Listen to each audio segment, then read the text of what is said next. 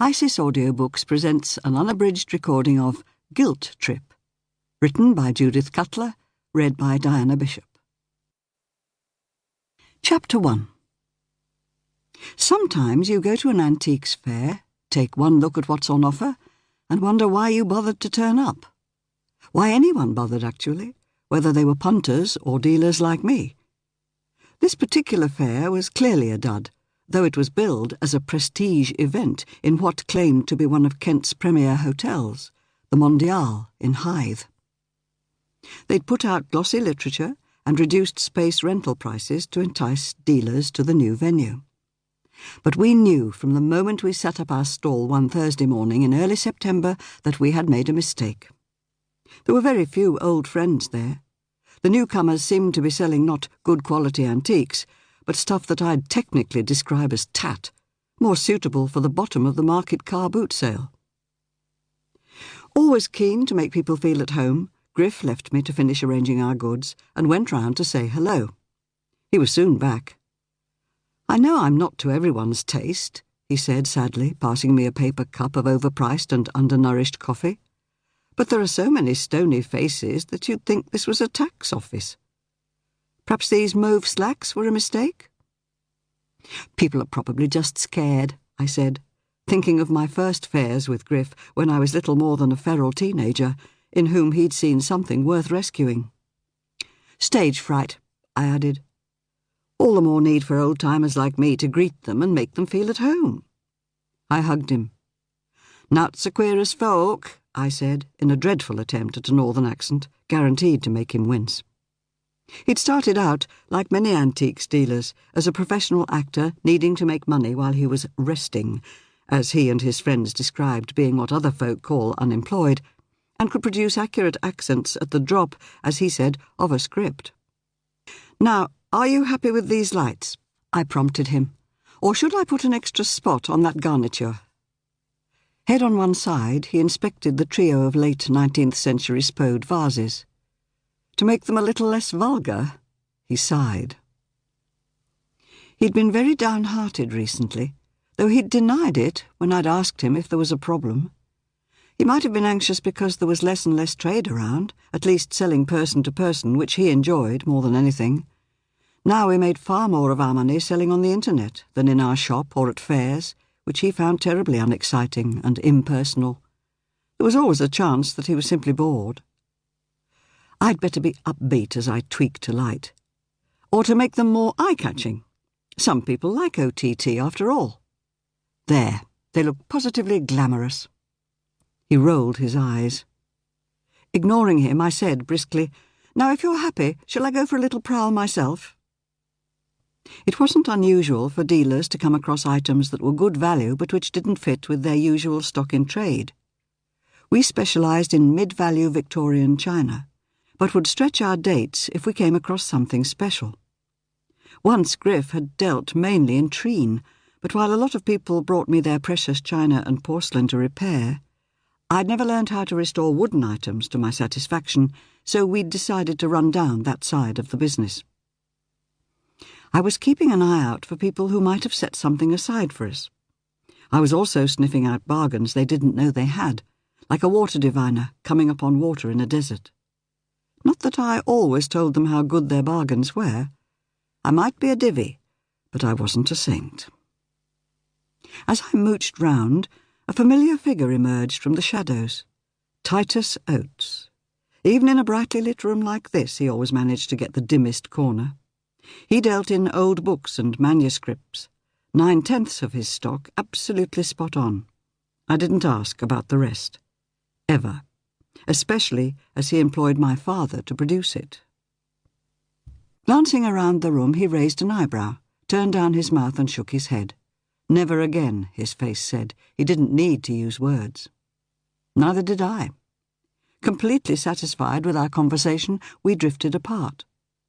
But then he summoned me back with a minute jerk of his head. "Sad about Croft. Bankrupt. Topped himself." And he was gone.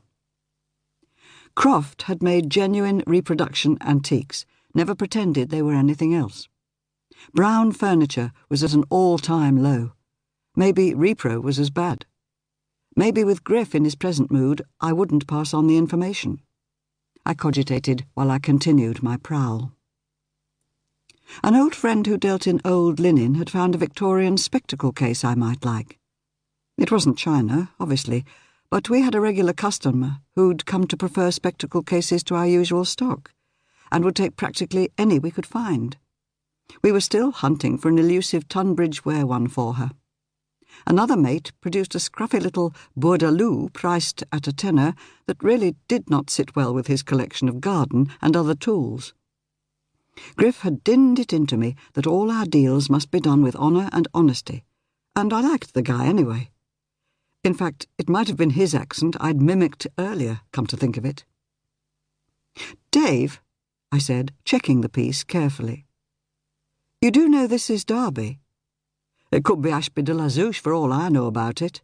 Just some sauce boat with flowers on." "Flowers, yes. Sauce boat, no. It's a sort of portaloo." "You what?"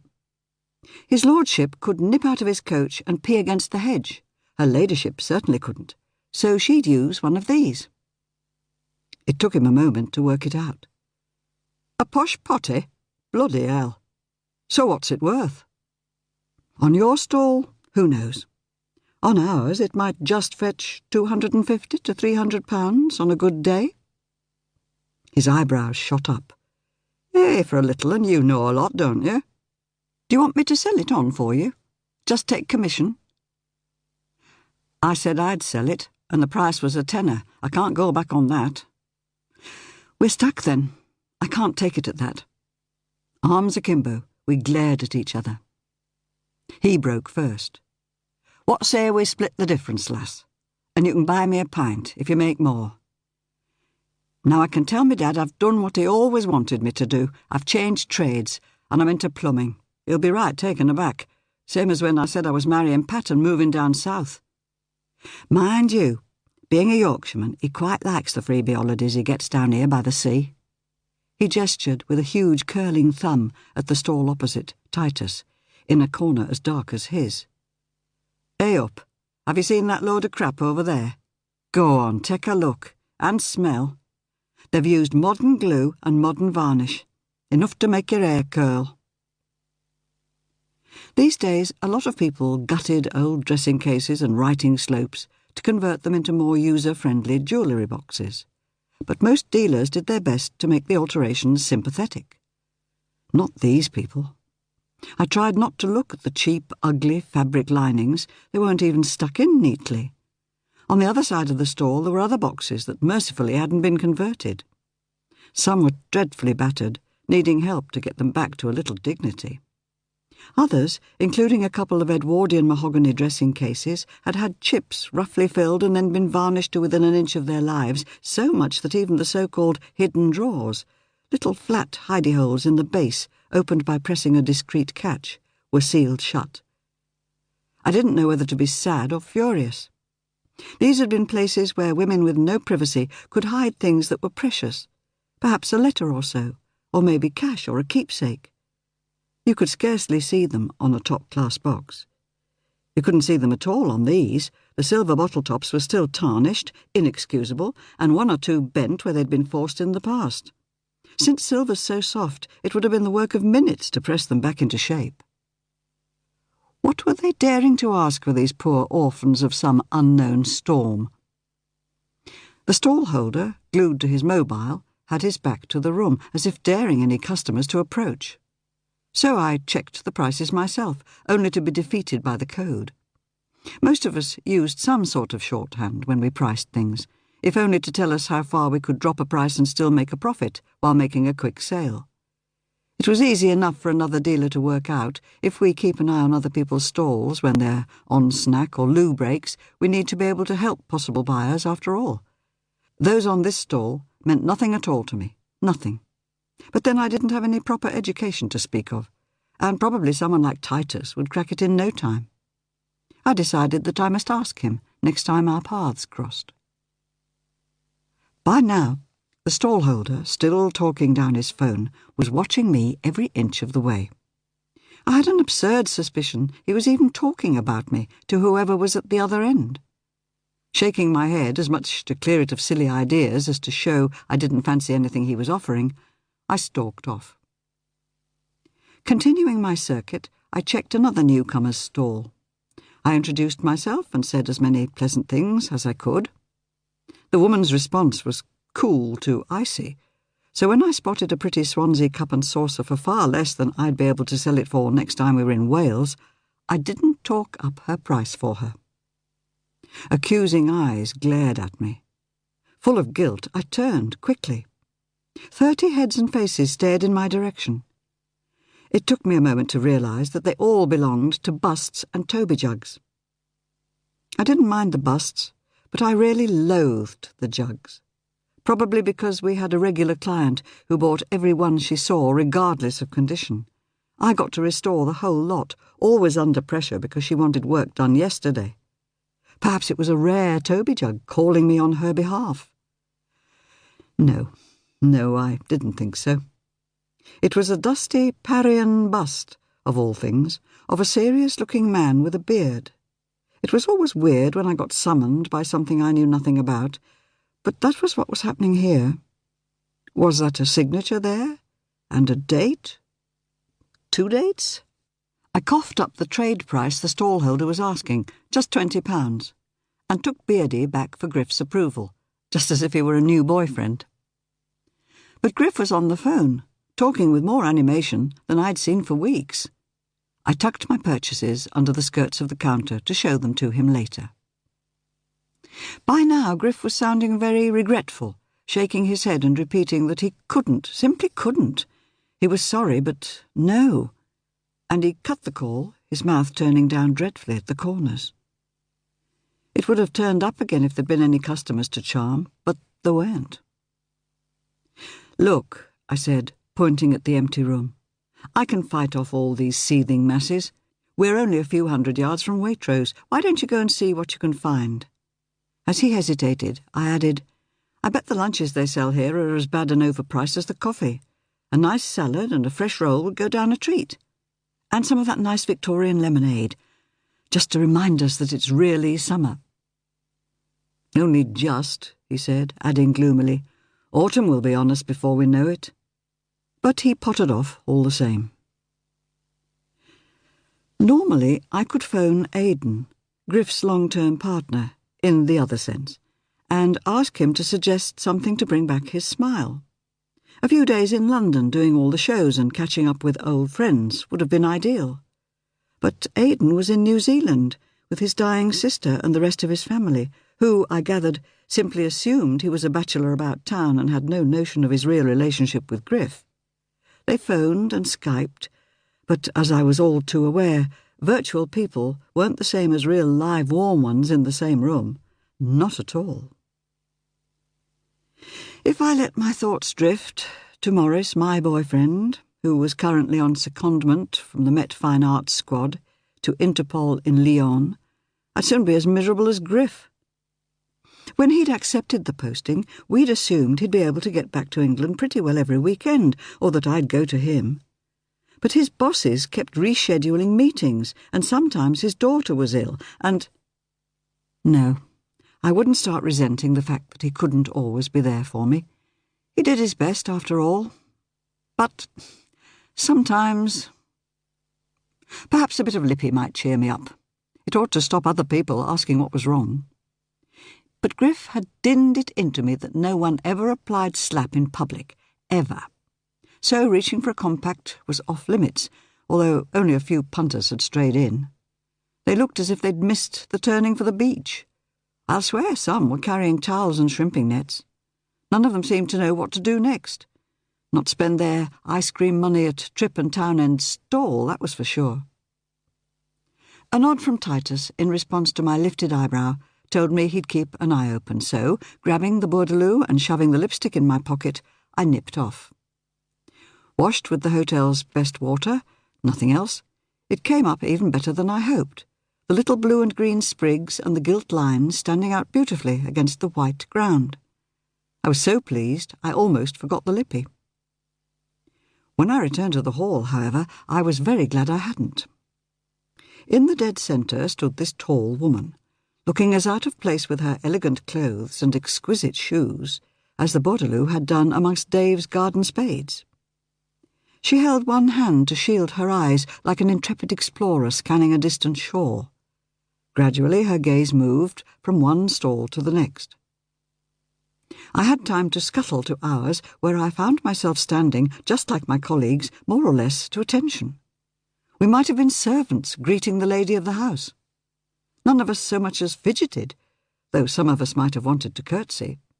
I certainly did, until I told myself that but for a quirk of fate I might have been a lady, or something similar. At this point my chin went up, all of its own accord. At last it was my turn to be inspected. But this time she stepped forward, her hands spread out as if in disbelief. "But where," she asked the whole room, not loudly but very clearly, "is Griffith Tripp?" In the past I'd have squared up to her, asking, "What is it to you?" Now, some of my father's aristocratic genes must have made me say, without a single squeak, "I'm his partner, madam. Can I help you?"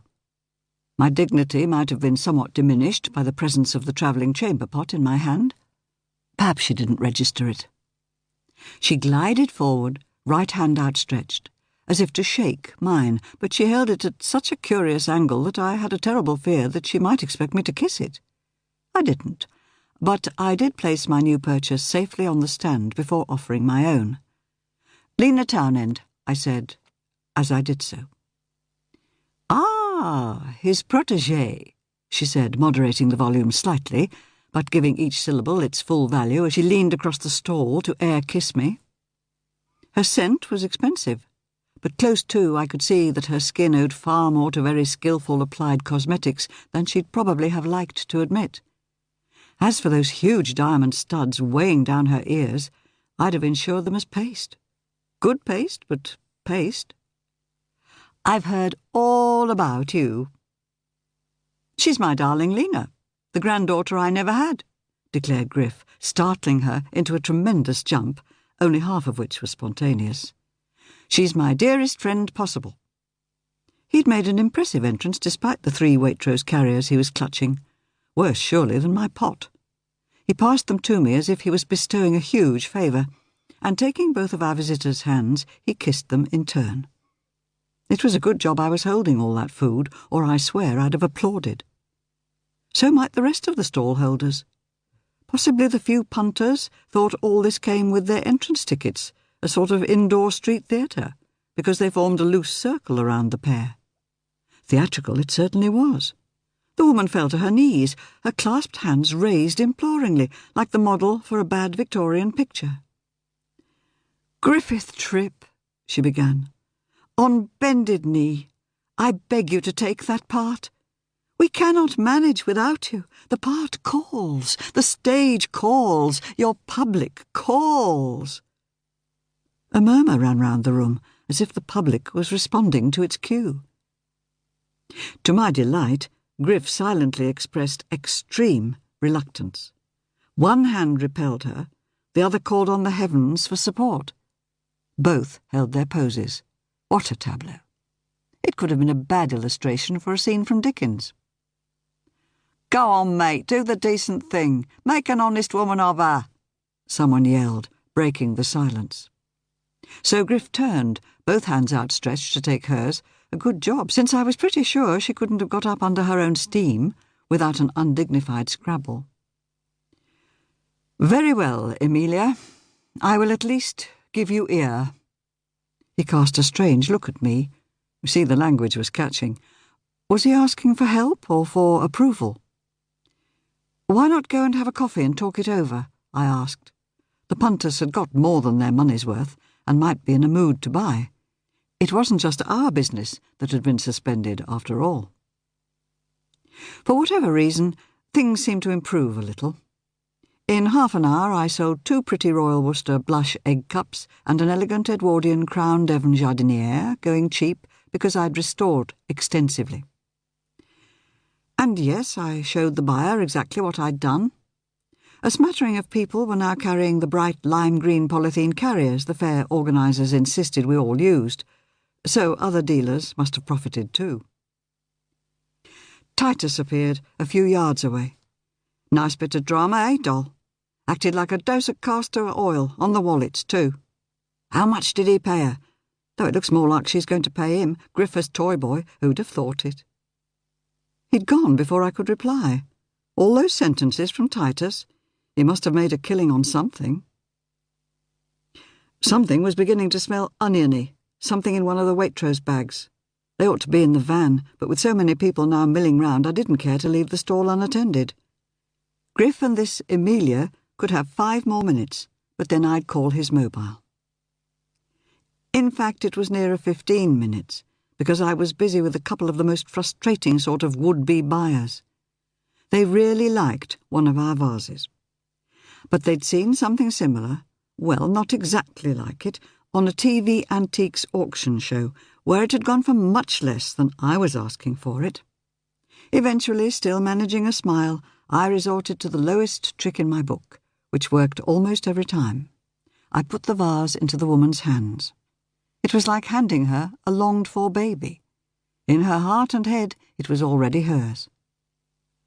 Their cash was still warm in my bum bag when Griff reappeared. I hugged away his apologies. It wasn't the first time I'd held the fort alone, and I was sure it wouldn't be the last. So what has this Amelia woman persuaded you to do? Is it so obvious?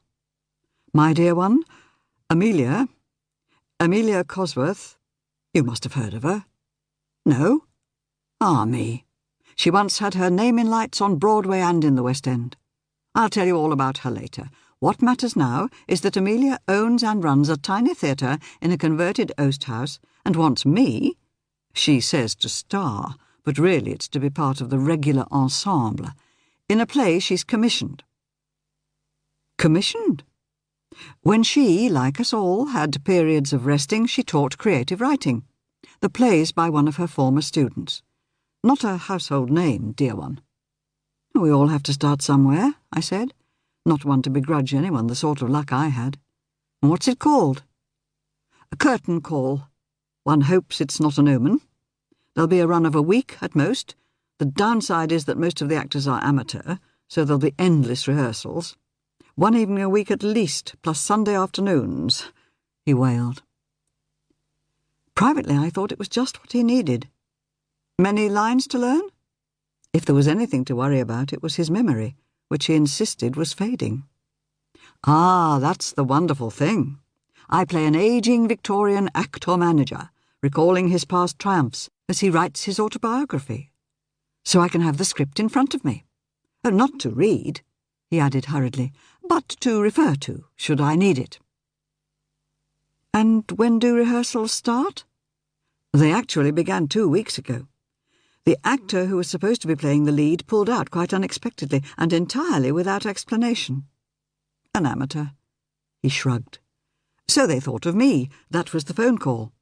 And then Amelia turns up here, so OTT. There was something he didn't want to admit. She certainly put on a good show. Perked up everyone's sales no end.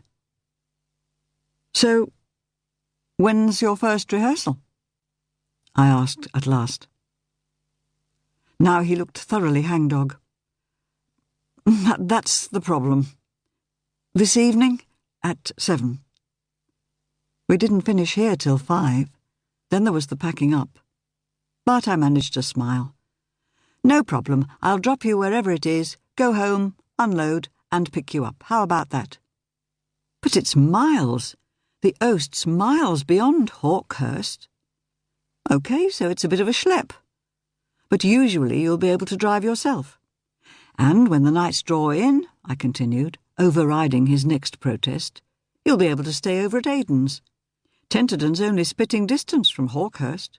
OK?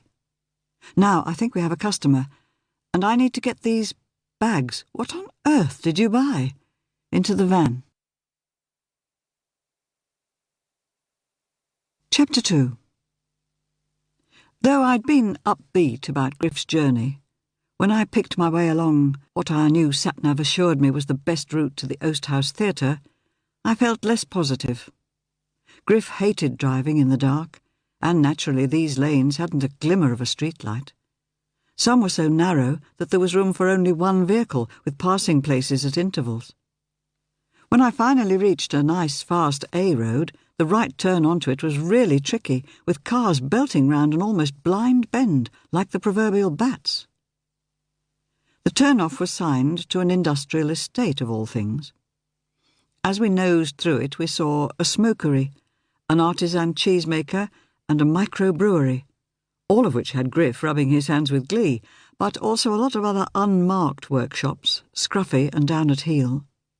The Oast House lay at the very far end of a badly surfaced road, with a car park so rutted that I'd have welcomed a 4x4.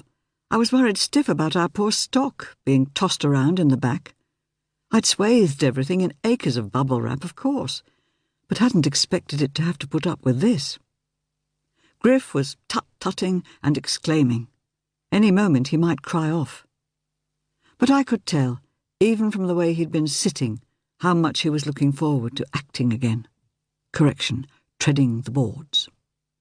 Not that there were many boards to tread, as we discovered when we finally arrived at a longish, rectangular building attached to the roundel of the Oast. I think you'd call it a space, not a stage.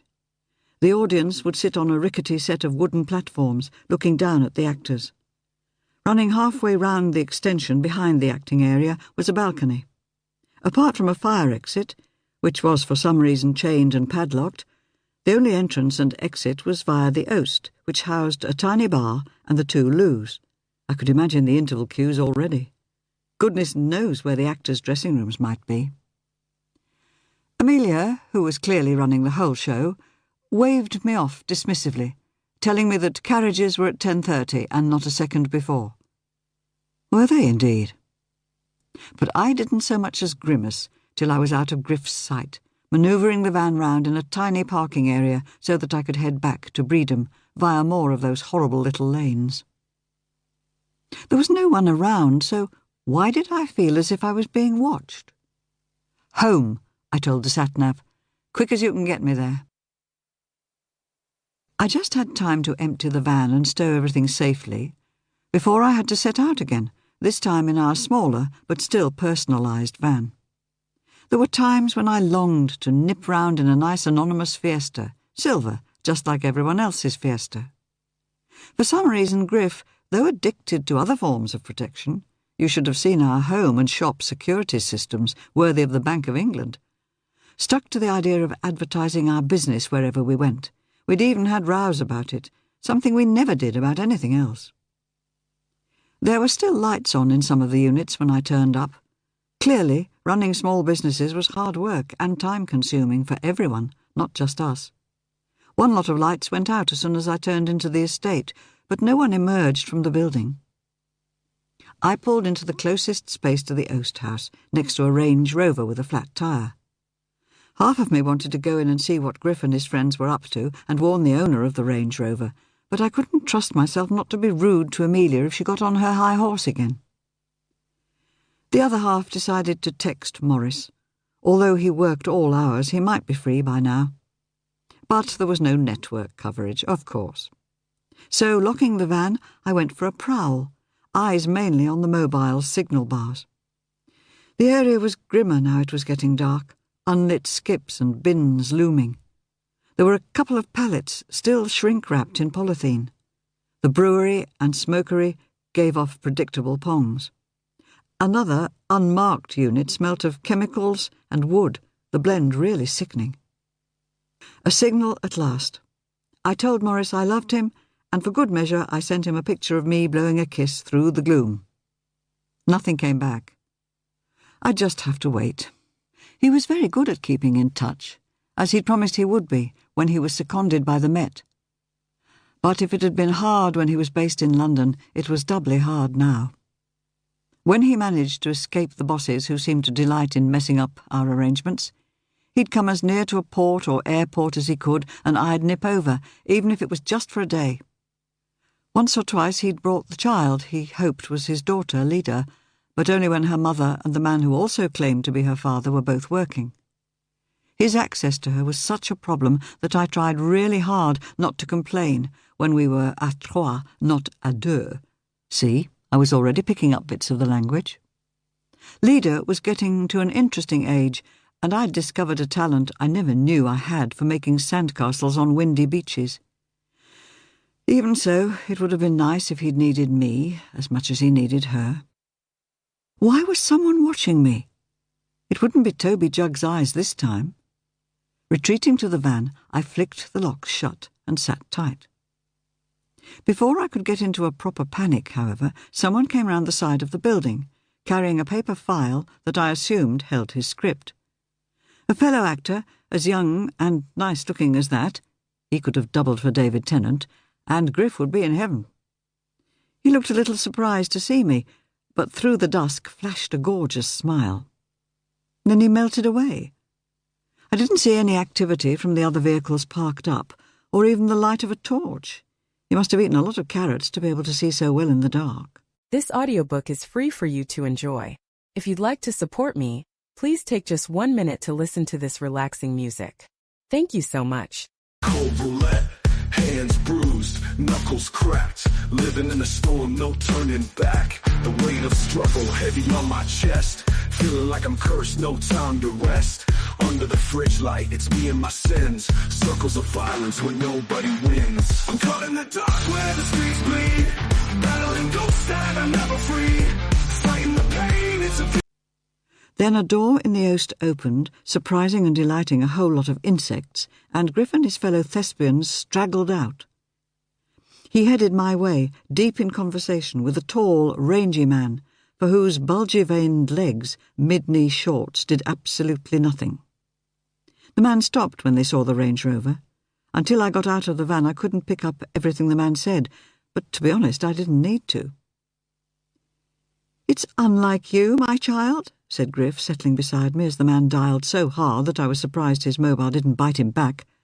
"Not to have done something about that poor man's car. I don't mean to change the wheel, heaven forfend, but to come in and tell us of the problem. He could have called the AA or whatever, and they'd have been here by now." "I only just arrived," I lied, not terribly proud of myself for ogling the David Tennant look-alike, "and I didn't know the etiquette of interrupting a rehearsal."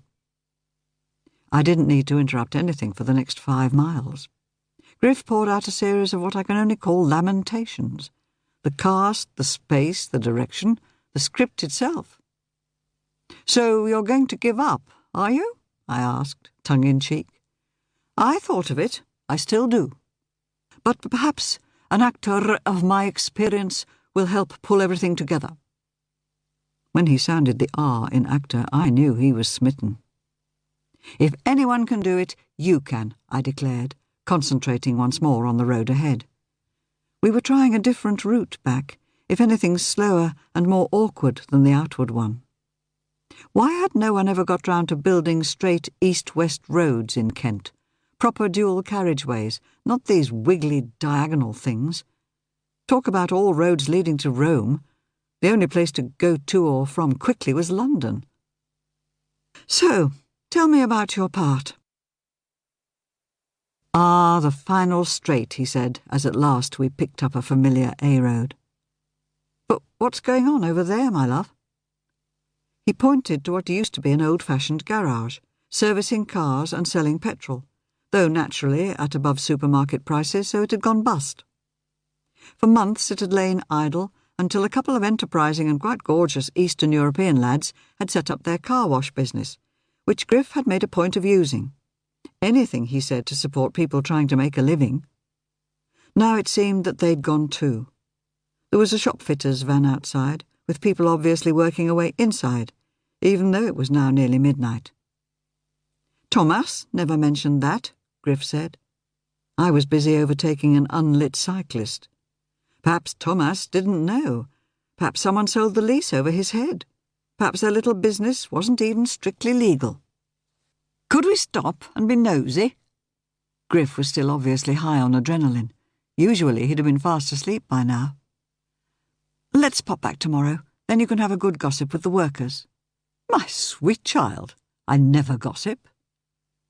All the same, the following morning, over breakfast in the garden, he reminded me of my suggestion. "I'd love to," I said, not very truthfully. "But I've got to get that Worcester figurine back on her feet so the owners can collect her on Monday. Why don't you go on your own? But remember, Mrs. Walker's got a wedding dress fitting and can't mind the shop today." "Oh, I'll be back by 11. Never fear." When Griff was having a good chinwag, however, he tended to lose all sense of time, so I took my work things down to the shop. I didn't expect any interruptions, the way business was, nor did I get any, till a large delivery van pulled up outside.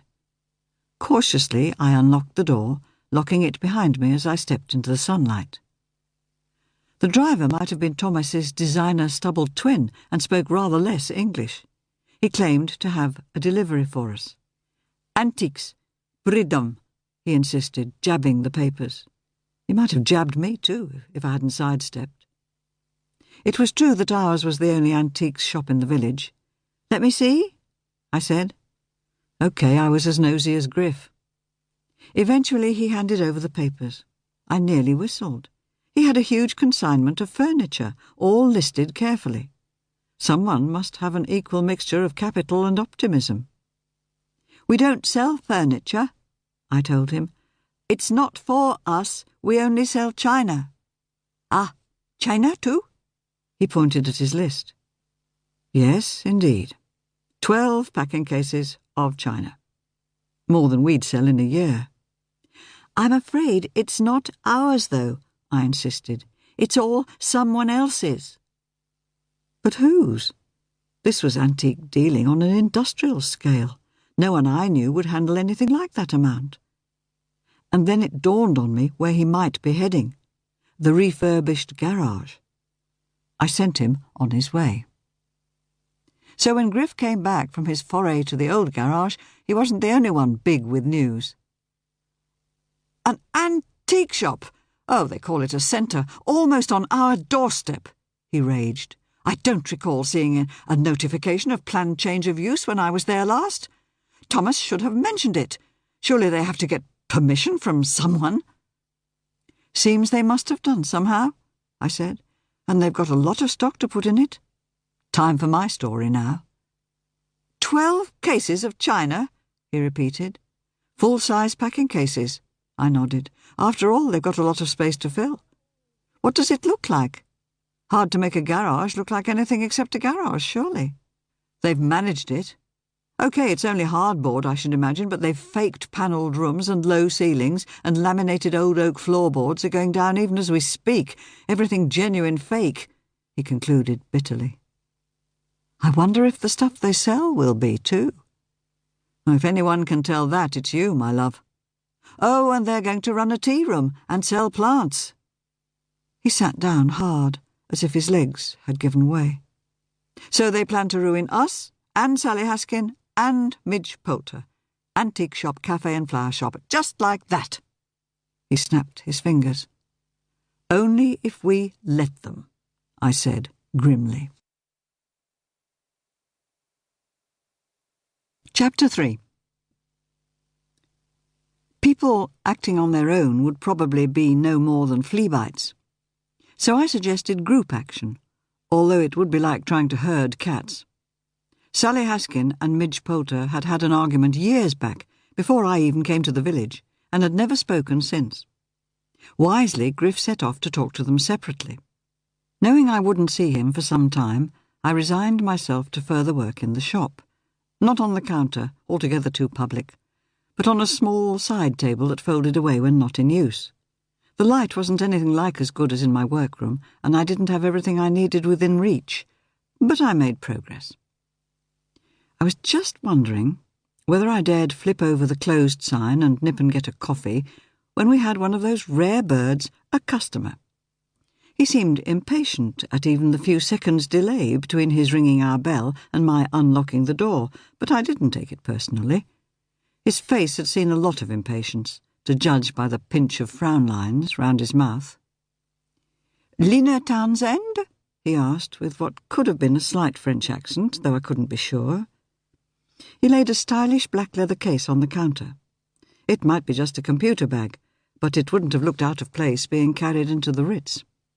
Even so, I didn't like things being slung on the counter like that, so I raised a cool eyebrow.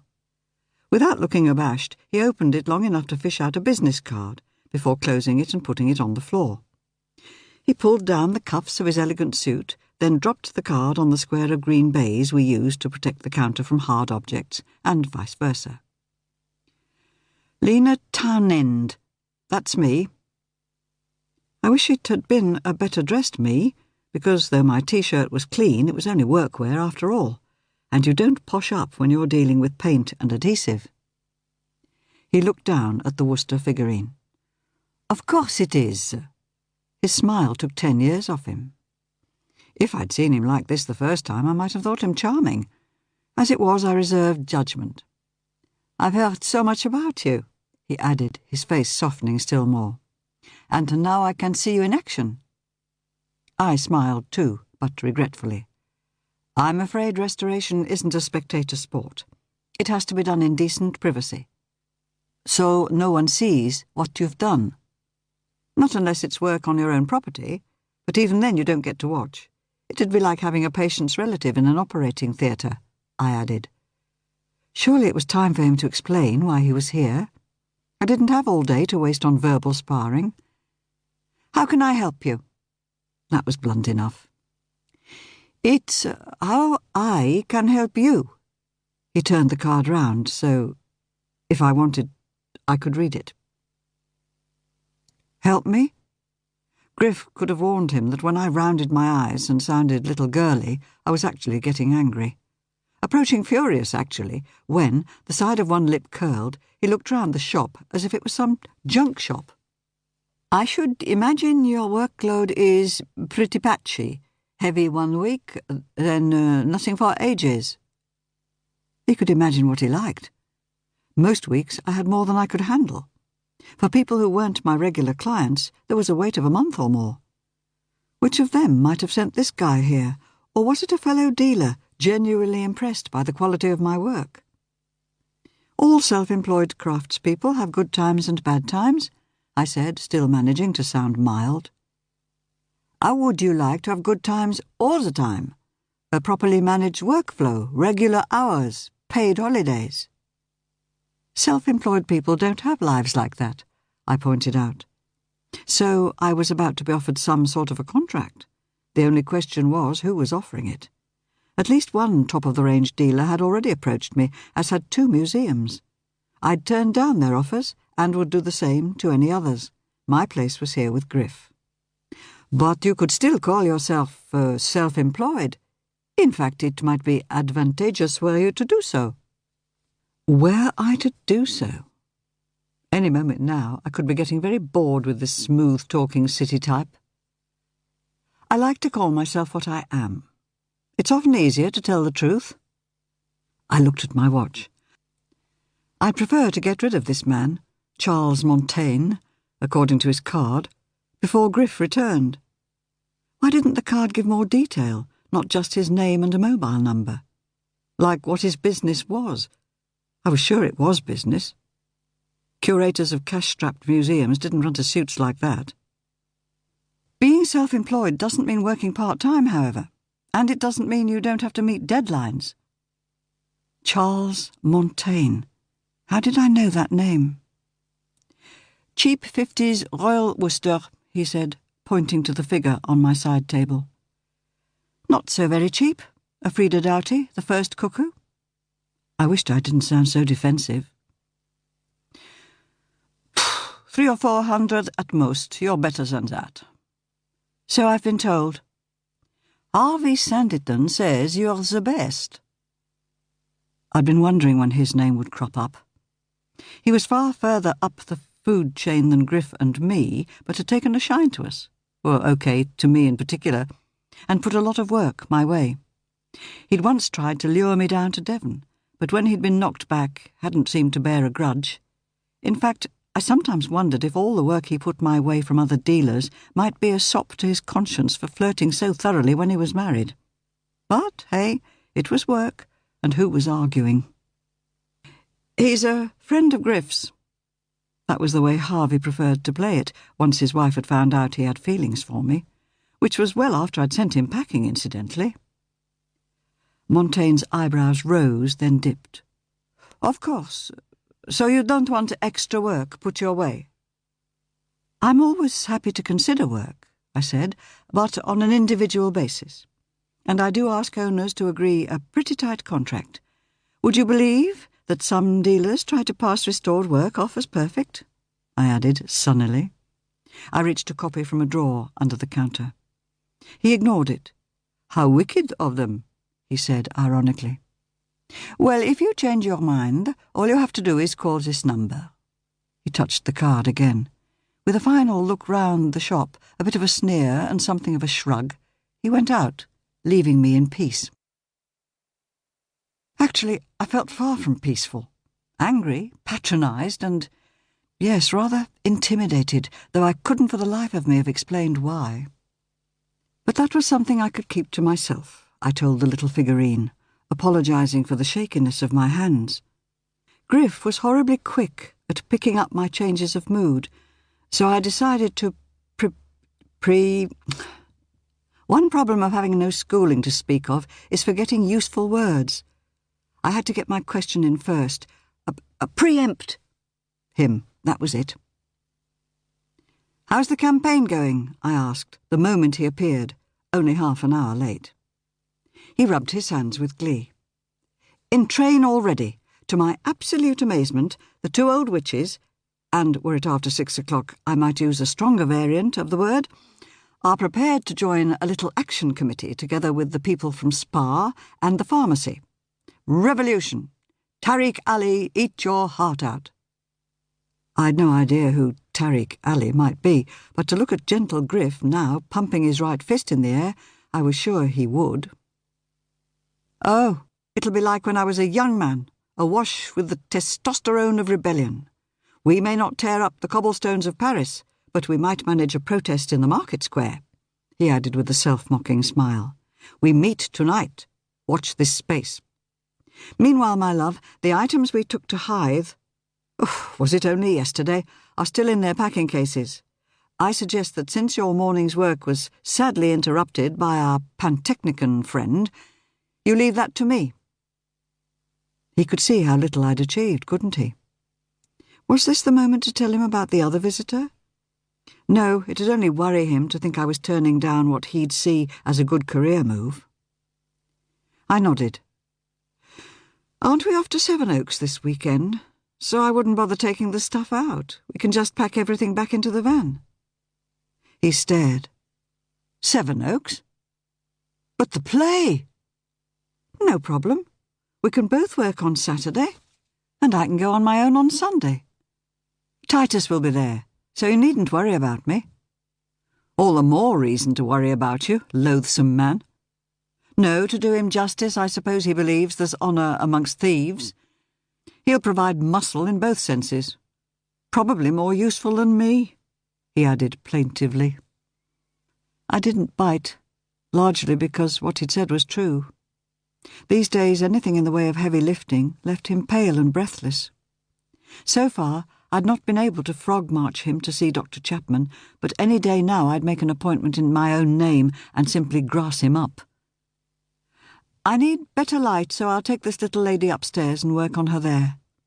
Half true, anyway, and the best I could manage.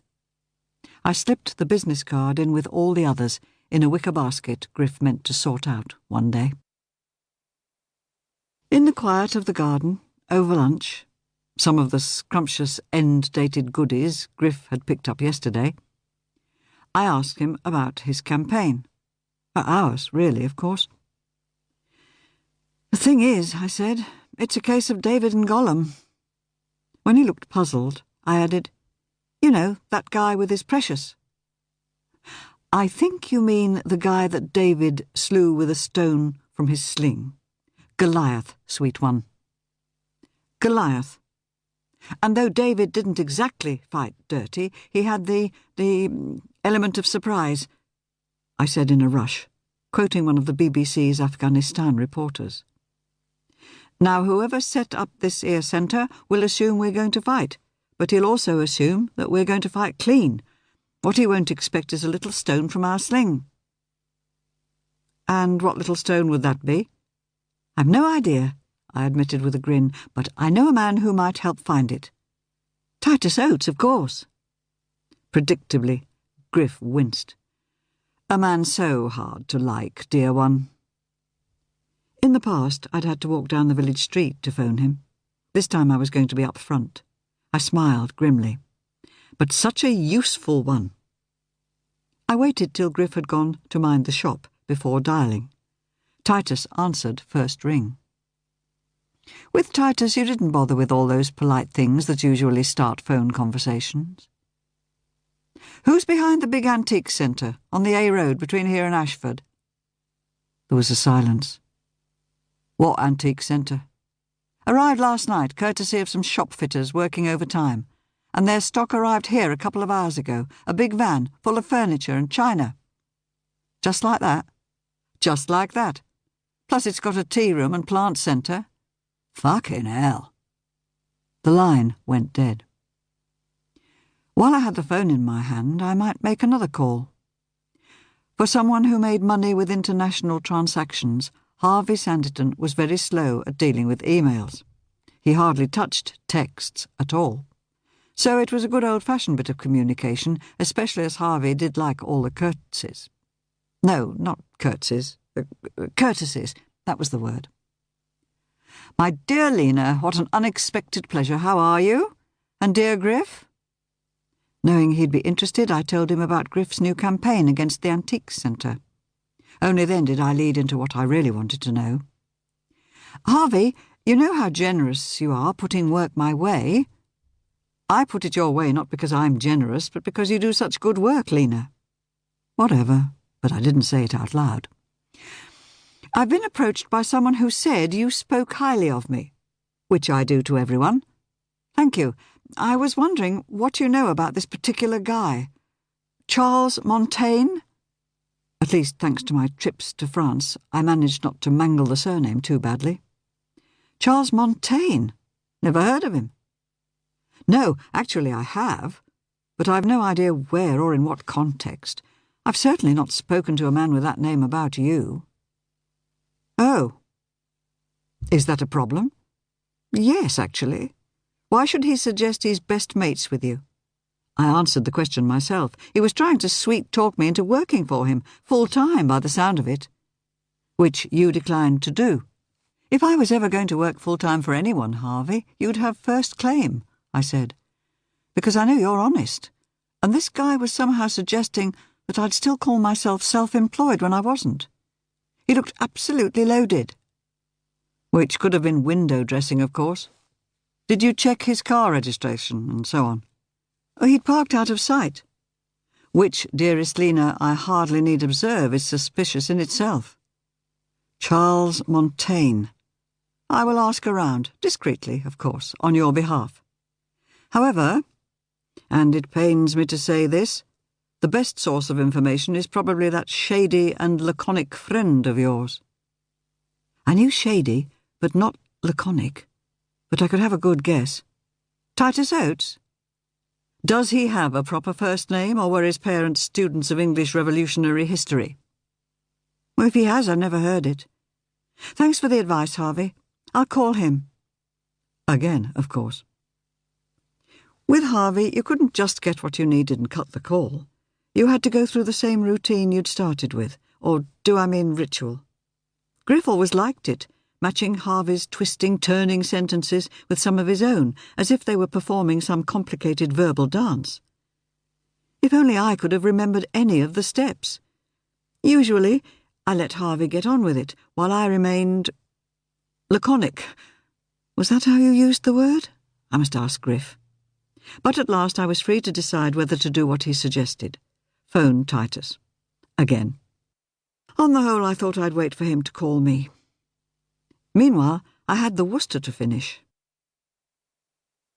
"My child, I did hope you'd be coming to the protest meeting this evening," Griff said, putting a cup of green tea on my work table. "But here you are, still toiling."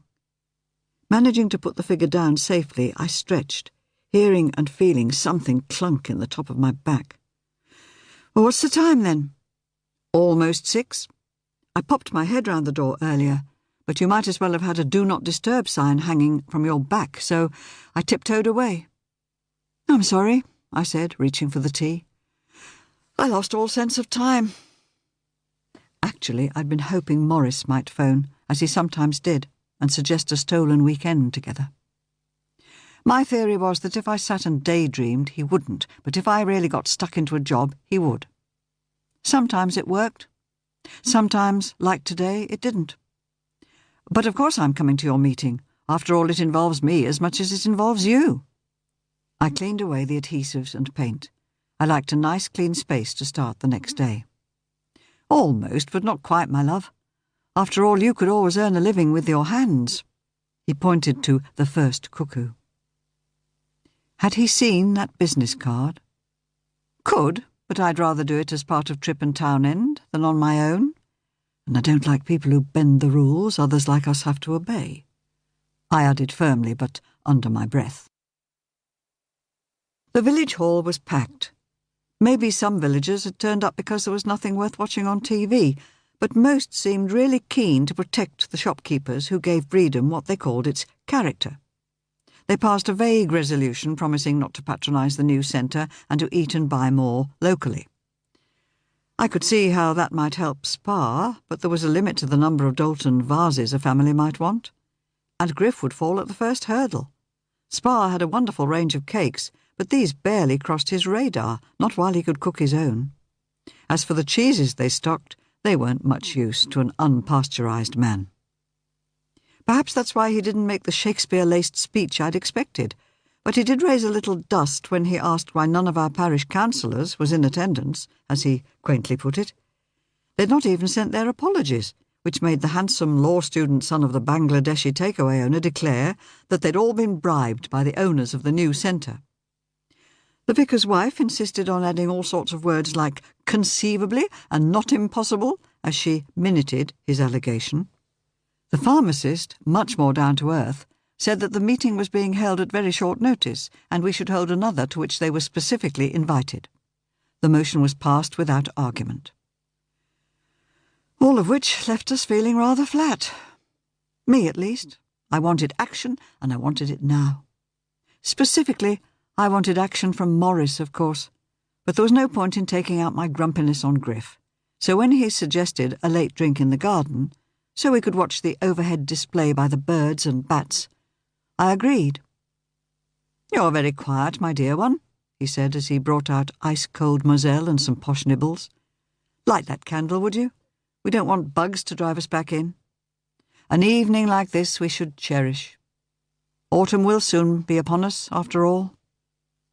Season of mists and mellow fruitfulness," he added sadly. Autumn, with rough channel crossings and nowhere for leader to play. Unpleasant drives across to cold church halls for antique fares that hardly paid. Probably ferrying Griff in the dark to this Oast House Theatre. It was a good job I didn't have a cat, or I'd probably have kicked it.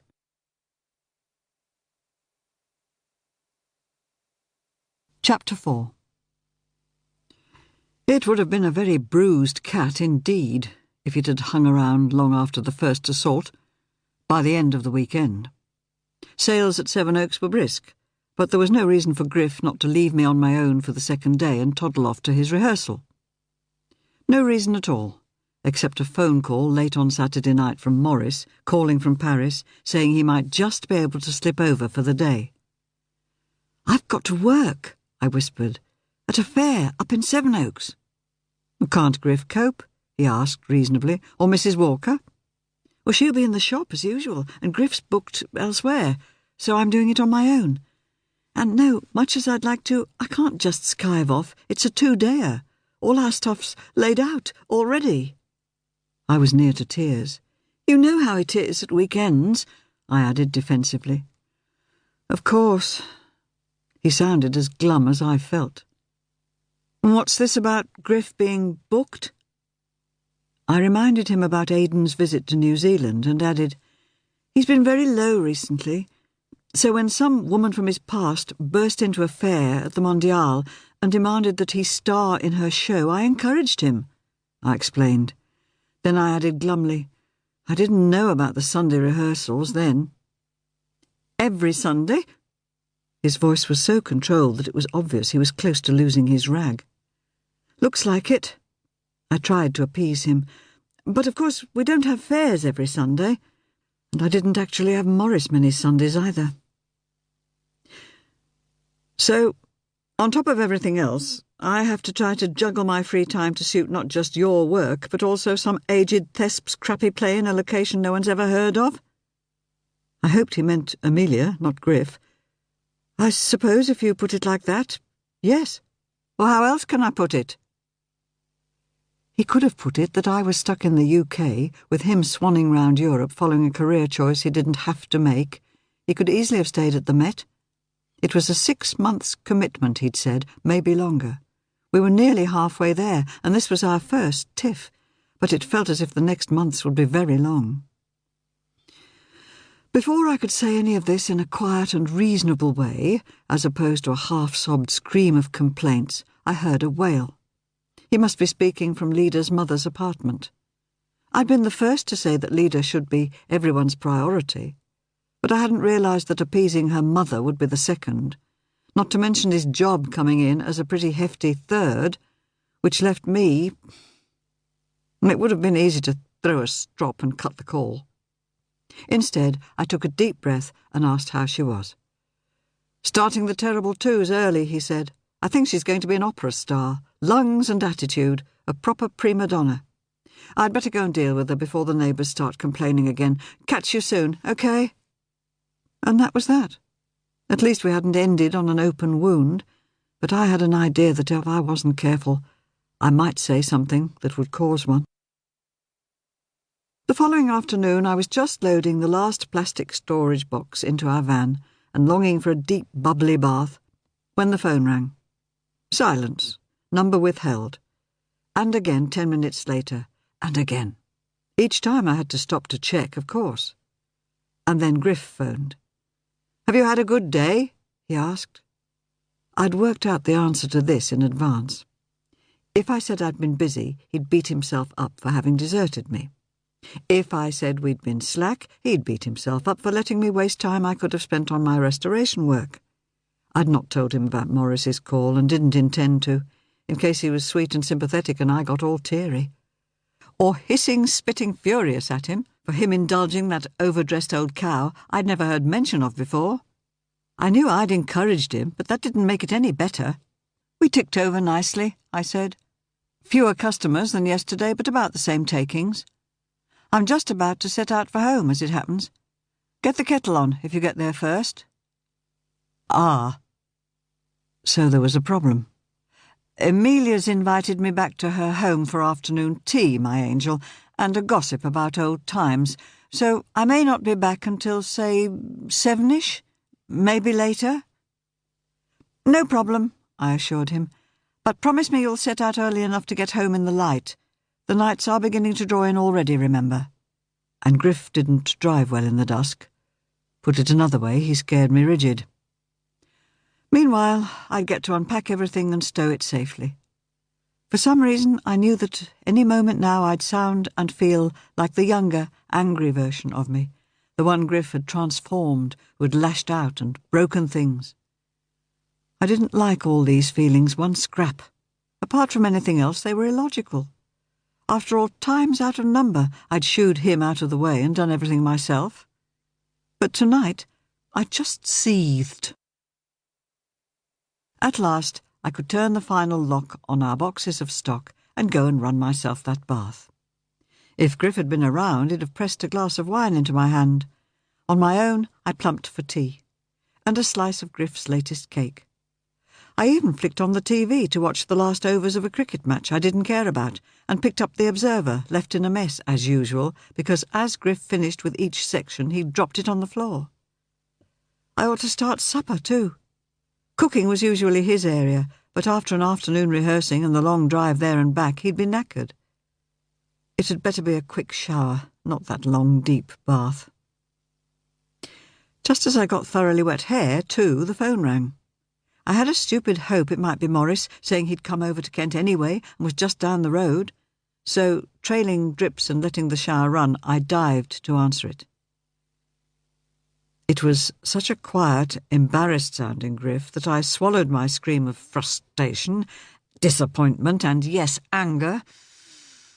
I did manage to tell him to call back in 2 minutes when I'd turned off the shower. This time he sounded even more embarrassed. I've been boxed in, loved one, and I can't move the van. I can't persuade a taxi firm to come out here and collect me. Where's here? Out at the Oast. I thought you were going to Amelia's. And so I was, but 2 lorries have absolutely trapped the van, so I simply can't shift it. Actually, he sounded as breathless as if he'd been trying to push them away. I didn't want to call you on your mobile in case you were driving. Police? Private land, according to Amelia. She's terribly upset, as you can imagine, talked very briefly about driving me back. I can't even reach our overnight bags, or I'd find a pub to put me up. Give me 2 minutes to throw some clothes on, and I'll be on my way. I cut the call before he could protest, and before I could scream aloud. Whoever had manoeuvred those lorries into place really knew their business. They'd backed in at right angles to the little van, with about 2 inches between their huge tyres and our bumpers, one at the front, the other at the rear. Then they'd unhitched the trailers from the cabs, which had now disappeared. The trailers couldn't have parked like that by accident, and no other vehicle had been singled out for such treatment.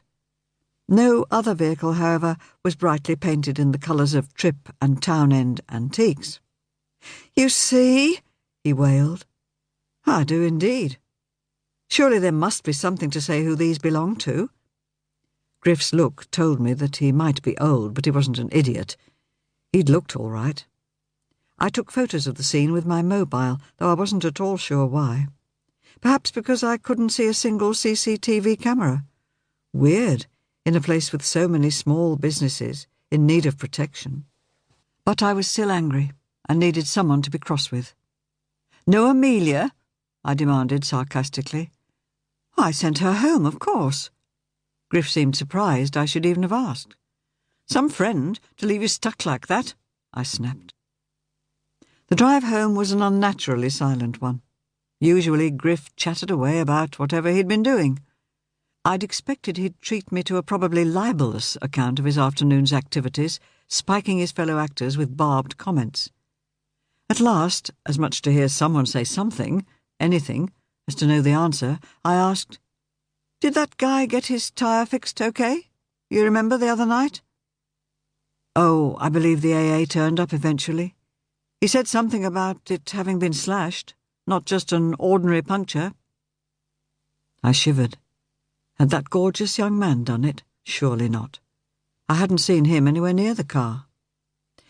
And you can imagine what tyres cost for a monster mobile like that. He's a solicitor. Wonderful orotund delivery.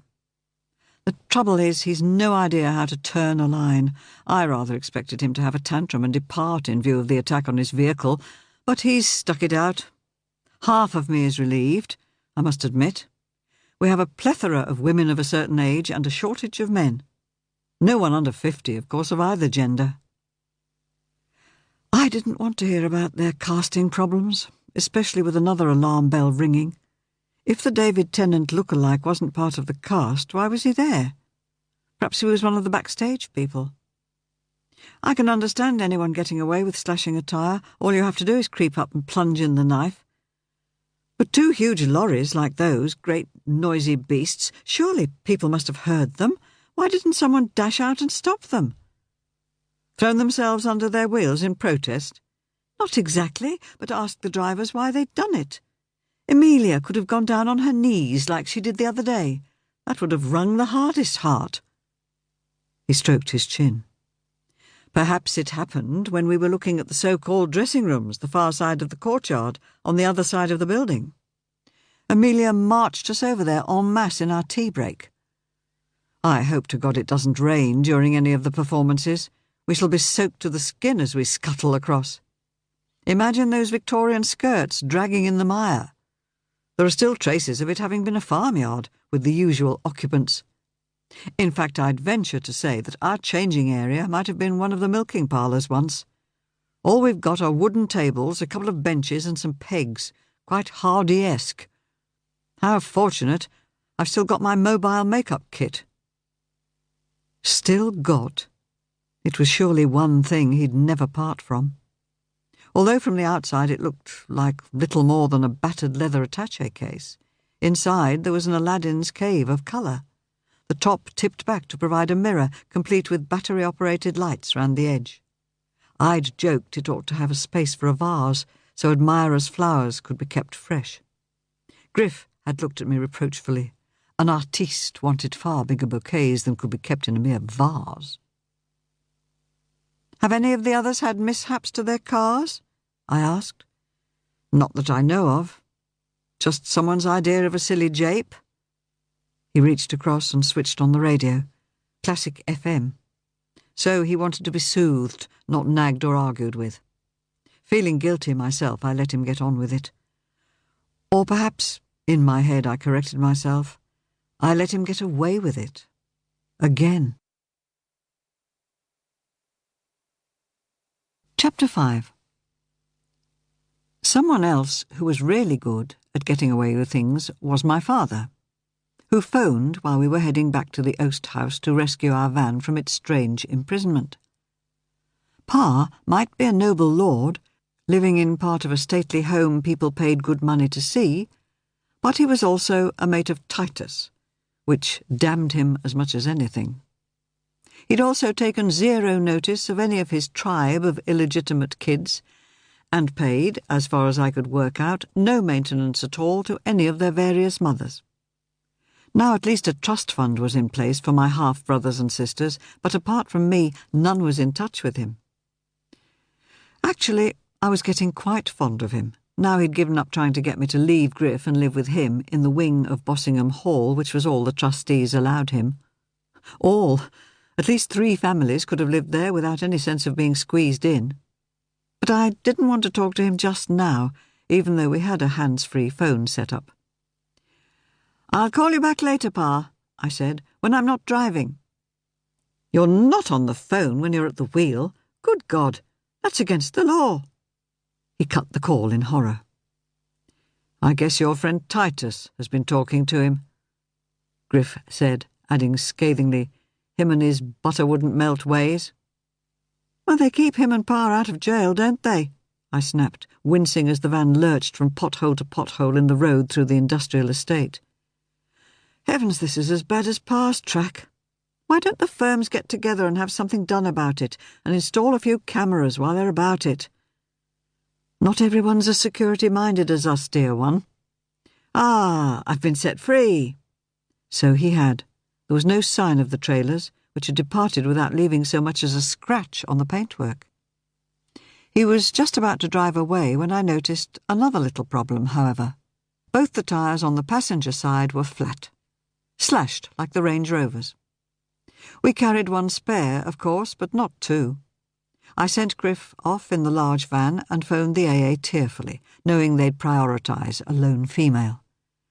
I didn't sit twiddling my thumbs while I waited for them, of course. I had a good prowl round, hoping to follow the lorry tracks to one of the units so I could go and offer several chunks of my mind, but there were so many ruts and the ground was so dry that it was hopeless. The AA man who turned up within 40 minutes might have wondered why I'd parked in the middle of nowhere, but he didn't ask any questions I couldn't answer. I'd worked out a few hints about a relationship with one of the guys working nearby, with the possibility of a vengeful wife, but didn't need them. Job done in virtual silence. We exchanged smiles and went our separate ways. My route home could be adapted to go past my father's place. I called him to let him know I could drop in. I should have known it wouldn't be as simple as that. "Are you anywhere near a supermarket? Because I'm low on quite a lot of things." He dictated a list, including, miraculously for a man once addicted to pot noodles to the exclusion of all else, such things as salad and fresh fruit. I assumed he wanted me to stay and lunch with him. Work apart, and how many hours had I wasted this morning, I was happy to be away from Griff for a bit longer. Nothing would ever stop us loving each other, but we had snapped at each other a bit recently. Correction, I had snapped at him. Waiting till I thought he should be home, I called to say I was stopping off at Sainsbury's and asked if he wanted anything. "That means Ellam's out of champagne, I suppose," he said. "Well, it's on his list," I admitted, trying not to sound cross, with either of them. "And loo rolls and porridge oats. It's over a week since I saw him, so I'll feed him while I'm there." "But what about the first cuckoo?" "What about it? I finished it." I reckoned I had done all I could for the poor Worcester girl. Actually, for a double amputee, she didn't look at all bad. She'd never be absolutely perfect, and I'd put a note in her box to warn her owners that the porcelain was more brittle than I'd have expected, but she could grace a display cupboard again. "But aren't the Harpers collecting her this afternoon?" "You can do the biz, can't you? The invoice is in the box." "Well, I was thinking of... Oh, very well, I suppose I can see to it." He sounded really pettish, not like himself at all. I was almost ready to ring back and ask what was wrong, and even promise to get straight back, but for once I thought I'd put Pa first. And I might even return to Bredon via Canterbury, where I could have a sniff round Fenwick's end-of-season sale. Pa emerged, blinking into the sun. Since his hands smelt strongly of soap, I assumed he'd been working on something for Titus I didn't want to know about, and had had to scrub telltale ink off his fingers. He helped me ferry goodies into the kitchen he still managed to keep clean, nodding doubtfully as I produced a different flavoured green tea from his usual blend. But the heavily discounted cases of champagne produced a broad grin, and he stowed 2 bottles straight into the fridge, where a couple from a previous batch already lurked. It was a couple of seconds for him to open one, pouring nice cold bubbles into a fine Georgian flute I really ought to confiscate and sell for him. We ate the flan I'd bought, with a bowl of salad and some nice bread, which was a good thing because I found myself getting outside of another glass of fizz. The routine was that before I left I would hunt around to find items to sell. I made a note of them, Pa initialed the record, and once I'd got rid of them, taking 10%, we both signed them off. The saleable pile was steadily diminishing, but I reckoned there was still enough china alone to keep him in Champagne for the next 5 years. After that I'd have to bone up on other things, such as silver and the odd antiquarian item. He held open his front door for me. Not the seriously elegant main one, of course, with the fabulous flight of steps leading to it from the oval gravel carriage drive, but a side one, originally meant for the steward, whose room Pa lived in, as I carried a box of assorted Victorian figurines to the van. As usual, he scowled when he saw it. "That's shocking pink. Not really the thing, you know, Lena. Never liked it. Couldn't you persuade Griff to have something a little quieter?" I tried to look at the van with his eyes. The fuchsia was either eye-catching or vulgar, depending on your viewpoint. "I've been trying to get rid of the small van altogether," I confided, feeling instantly disloyal. I never ever criticised Griff, especially to Pa. But I ploughed on. I thought a nice little car or something. "I'll keep an eye open for offers on the ads on TV," he said seriously. "I'd have thought one of those jobbies that looks as if you're going to drive across the Sahara would be useful." "A 4x4. Not very environmental," I said. "And the only time I'd need it is when I come to see you. When are you going to sort out this business with the trustees and get the track fixed, Pa?" I stared glumly at the potholes. "When you get something without your name blazoned all over it." He pulled a face. "We should take the family name, you know. Nothing distinguished about Townend." "Well, I don't think Lena Ellam would work," I said, taken aback by the offer. "Wouldn't be Ellam, you silly girl. That's the title. The family name is Doughton, remember?" "Lady Doughton?" I repeated stupidly. No. You'd be Lady Lena, I think. Lord, years since I even held Debrett's, let alone open it. Wonder where it is." He rubbed his hands over his face, as he did when something worried him. Lady Lena. Doesn't sound very good, does it? You'd have to revert to being Evelina, and then I think I'd have to adopt you first. They won't do wrong side of the blanket courtesy titles. He scratched his head, looking more puzzled and confused than he ever looked doing the killer Sudoku. Look, Pa, I'm too old for anyone to adopt me. Griff and I had looked into it a few years back, and there was no chance then. In any case, I'm happy being straight Lena. But you're not, are you? Happy, I mean. Look at you. You look as if you've lost a guinea and found a rusty button. Had a row with that old queer of yours? He peered at me. No, it's worse than that. Dear God, Lena, you're not up the duff, are you? He sounded as outraged as if he'd practiced foolproof contraception all his life. No, I said flatly, putting the cardboard box down so I could fish out my keys. Chance would be a fine thing, I added mentally. How long was it since Morris and I had had a nice, uncomplicated night together? He narrowed his eyes still more.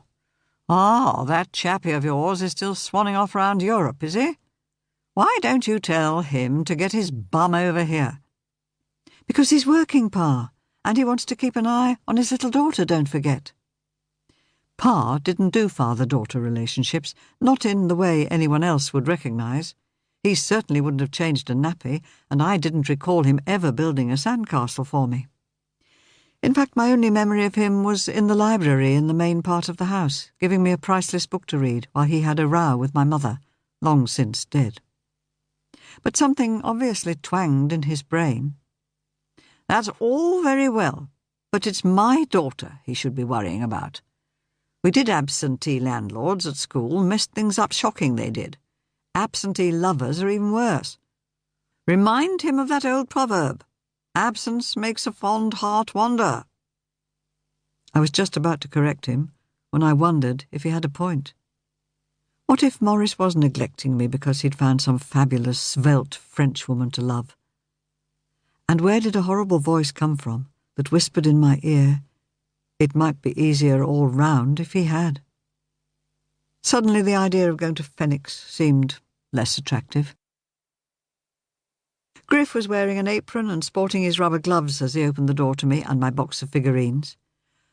Oh, don't bother with that rubbish. Where did you find this? Closing the door with his heel, he flourished something in his left hand. After the bright sunlight, I could scarcely make out what his treasure might be. This! He held up the Parian bust I'd bought in Hythe. I'd forgotten all about it. 20 quid from that stall with all the heads and Toby jugs, I said dismissively. But what are you doing with it? I was just about to clean it up for you, my dear one. He turned to the washing-up bowl. I could see the detergent bubbles from where I stood. No! Put it down, Griff, for God's sake. I beg your pardon?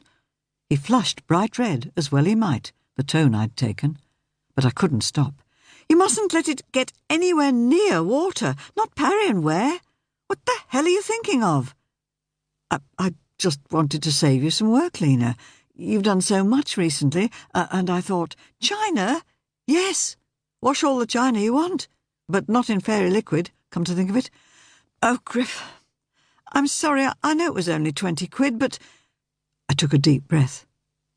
We never argued about money. And here I was, yelling at my mentor, just as my teachers had yelled at me. I'm sorry. A good dust, that's all. You can do him all sorts of damage if he gets wet. Here, come to Lena, you poor thing. Diddums.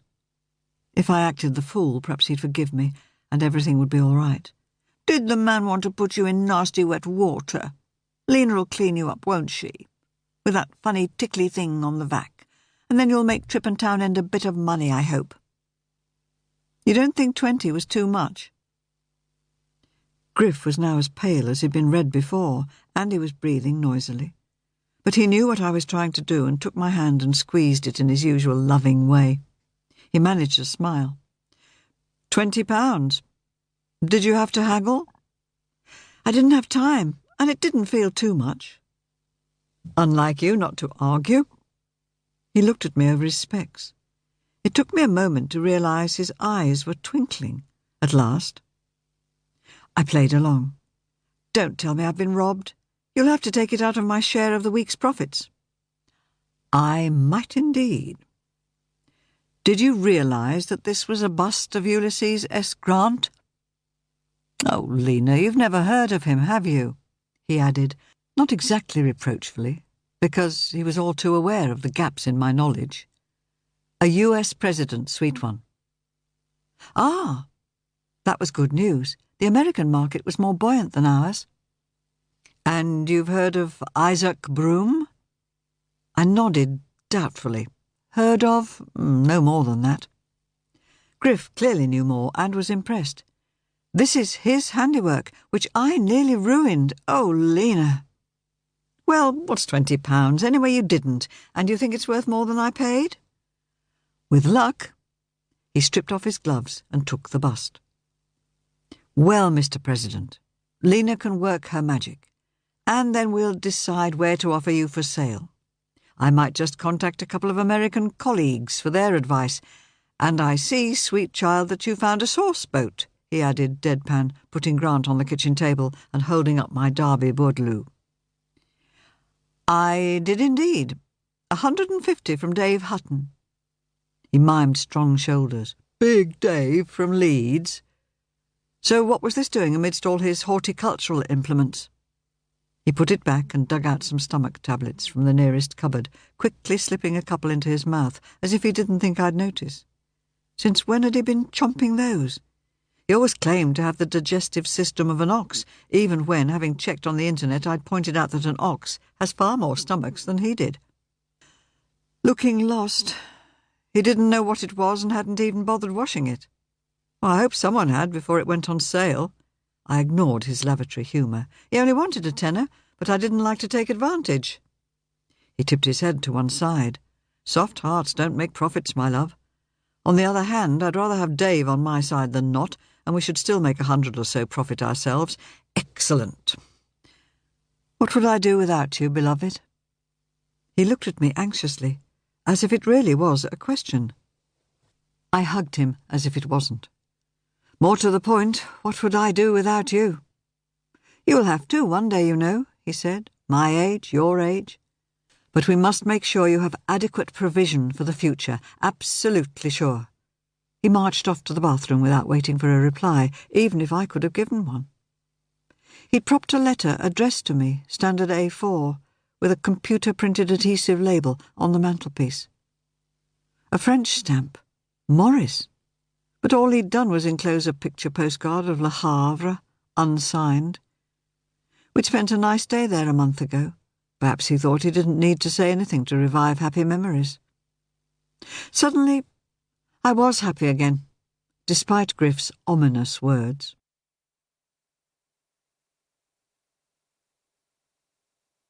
Chapter 6. We've decided to skip the next couple of weekend fairs, I told Morris happily when he called about 10 minutes later, knowing he'd hear the smile in my voice even if he couldn't see it on my face. So I'm free to hop the channel any time you want. Actually, both venues were too far away to justify the fuel costs against the small returns we could expect, and Griff was getting twitchy about my doing all the driving and having to do most of the setting up on my own. But economics hadn't really weighed with me when I helped make the decision. I just wanted to spend my free time with Morris, and Leda, too, if she had to be part of the deal. There was a long silence at the other end of the phone. I could feel his sigh. I'm really, really sorry, he said at last, and he sounded it. I've got to go to Krakow this weekend, and the chances are I shall still be there or in Budapest the following weekend. It's really manic at the moment, but at least it means my leave is stacking up nicely, so when the case is closed, we should have a good long break together. I think I made a joke about breaks and my job repairing them, in which, of course, you didn't really take long periods off. People didn't stop taking chunks out of their best vases, and they didn't stop wanting them repaired in less than no time. But there was no point in telling him that, not really, so we nattered a bit until we ran out of things to say. I forgot to thank him for the card. swallowing a lot of emotions I wasn't at all sure about. I arranged my face into something like its usual lines, and because I didn't want to spend the evening howling and tearing my hair, went along with Griff to the second indignation meeting in the village hall. This time we should hear what our parish councillors thought of the Antiques Centre. The councillors were our neighbours, friends of a lot of us, but we bayed for their blood as if they'd helped decorate the new Antiques Centre themselves. To be fair, they did look dead shifty, especially when the vicar's wife raised the accusation, thinly veiled, that they might have made money out of the deal. But without hard evidence, all we could do was huff and puff. However, one enterprising soul said that if they couldn't give us hard information, we'd have to go to the media, and all of a sudden they said that if we'd adjourn this meeting, they'd come back with all they could find next week.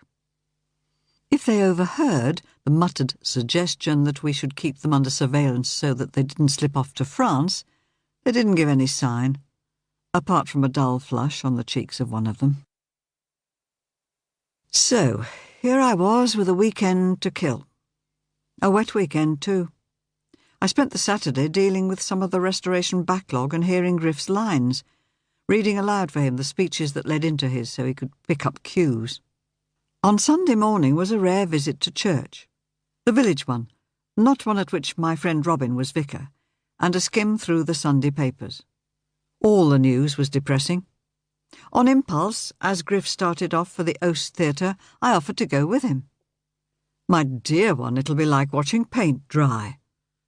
All the same, I caught the note of relief in his voice at not having to drive. Now, where's that bag with my script and props? I can mind the van. I might even go and have a look at some car showrooms, actually. We can't go on worrying about it, Griff, can we? We need the sort of car anyone could drive, with those complicated number plates no one would remember belonged to us. But I've always had a fuchsia van. Well, you'd still have the big one. But think of the times we've had to hire anonymous wheels. It's time we bit the bullet and got a nice little hatchback, same as everyone else's. Heavens, if we got a low-mileage second-hand one, we could even keep the van if you insisted. There's just about room in the yard. He chunted away for most of the journey, even suggesting that it wasn't appropriate to swan into showrooms wearing jeans and trainers. I let him get on with it. It wasn't often I got the bit between my teeth, but now I had.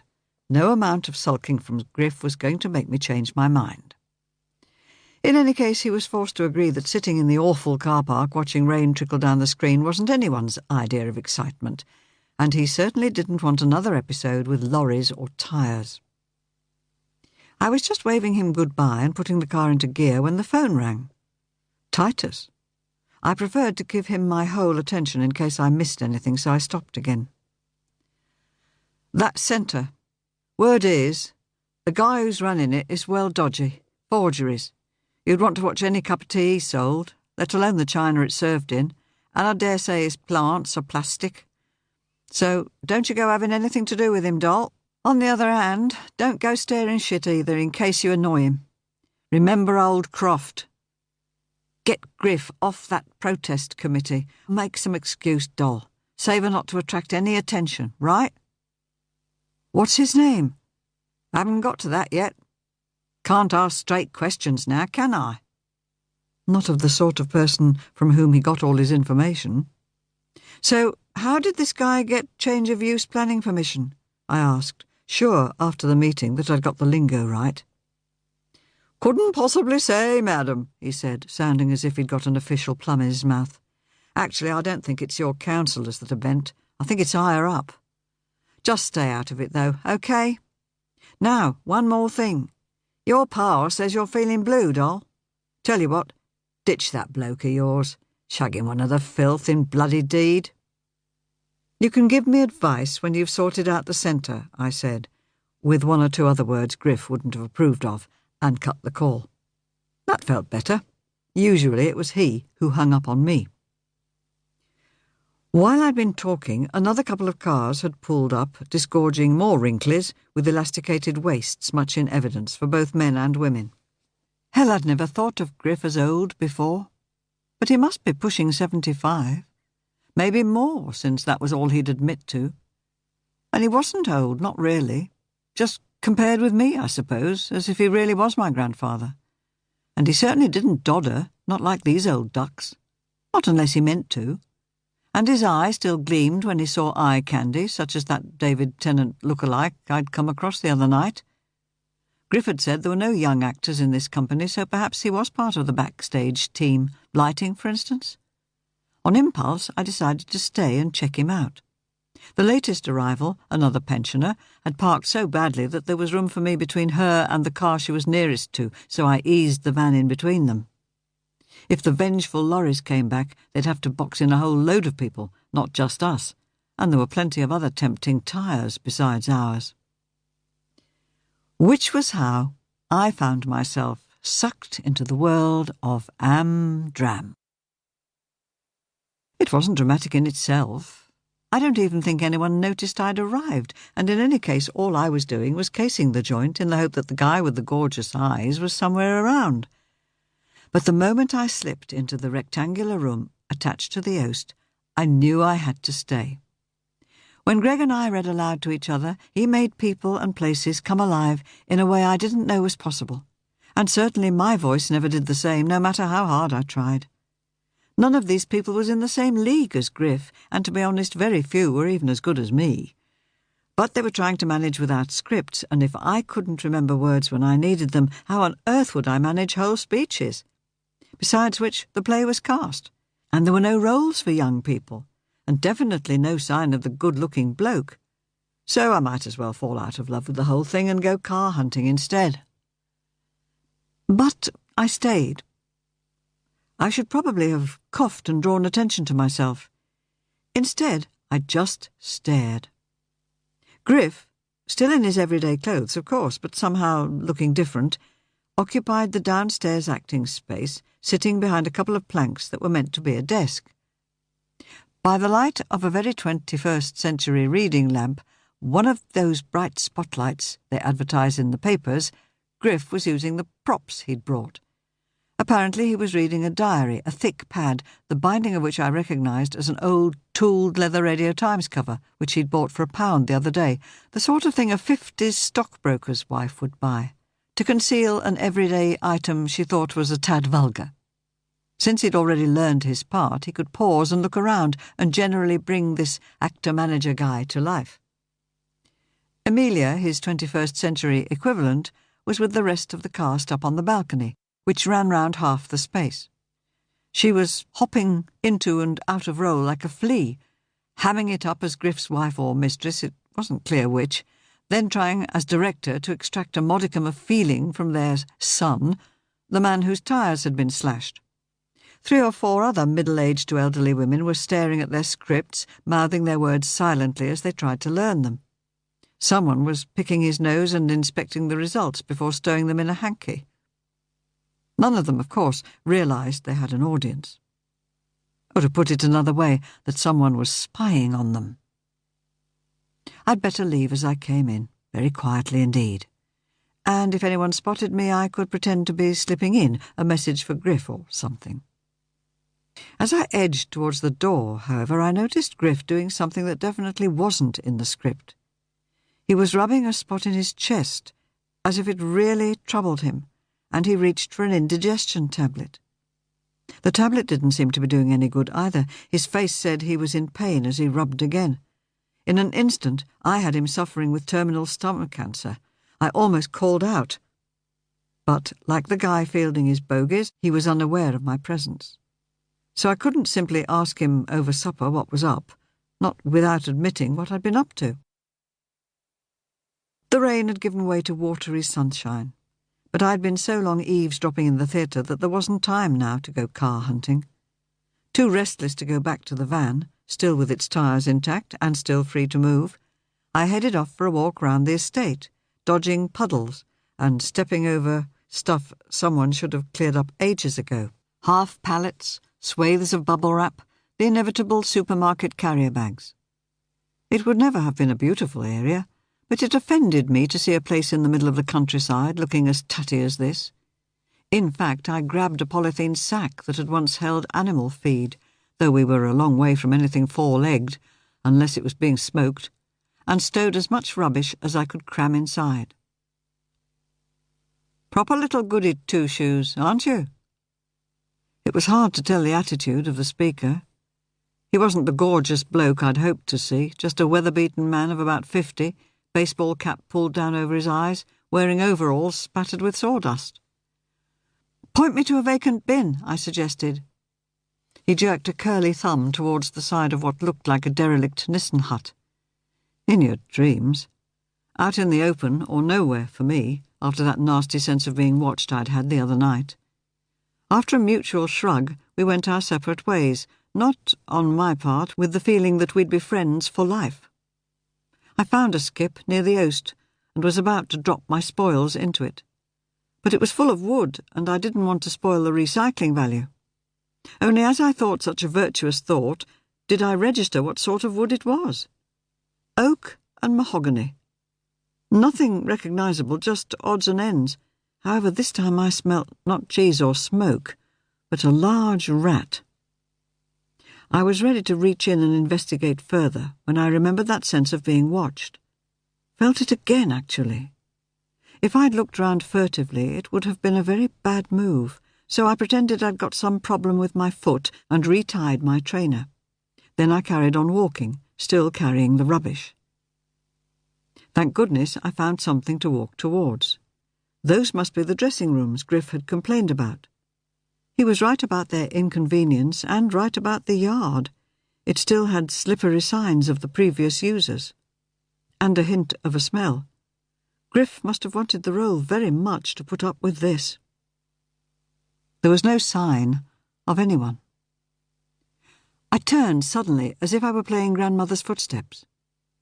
Yes, although against the sun it was hard to see who it was, someone was standing next to our van, and it wasn't Griff, let out early for good behaviour, but that guy with the lovely eyes.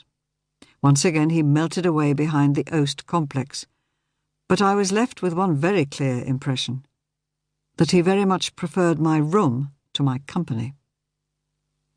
I counted 60 elephants, then followed.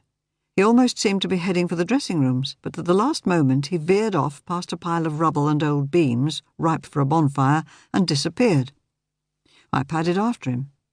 Why not? Anyone could go for a walk.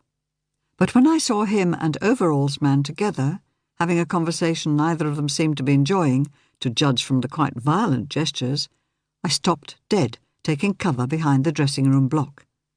It was too far to hear what they were saying, of course, but from the way they both pointed, I had a feeling they might have been talking about me. There were voices behind me. The rehearsal was over. I slipped back towards the cars and was in the van when Griff appeared, most unusually for him, laying down the law to a woman in her late 40s who didn't like what she heard. I leaned across to open the passenger door, which put an end to the argument. Wrong. Griff got in, but was silent and huffy. He obviously wanted the last word. At last, possibly hoping I didn't notice him chomp another Gaviscon tablet, he launched into an account of his afternoon, starting with the woman I'd seen him with.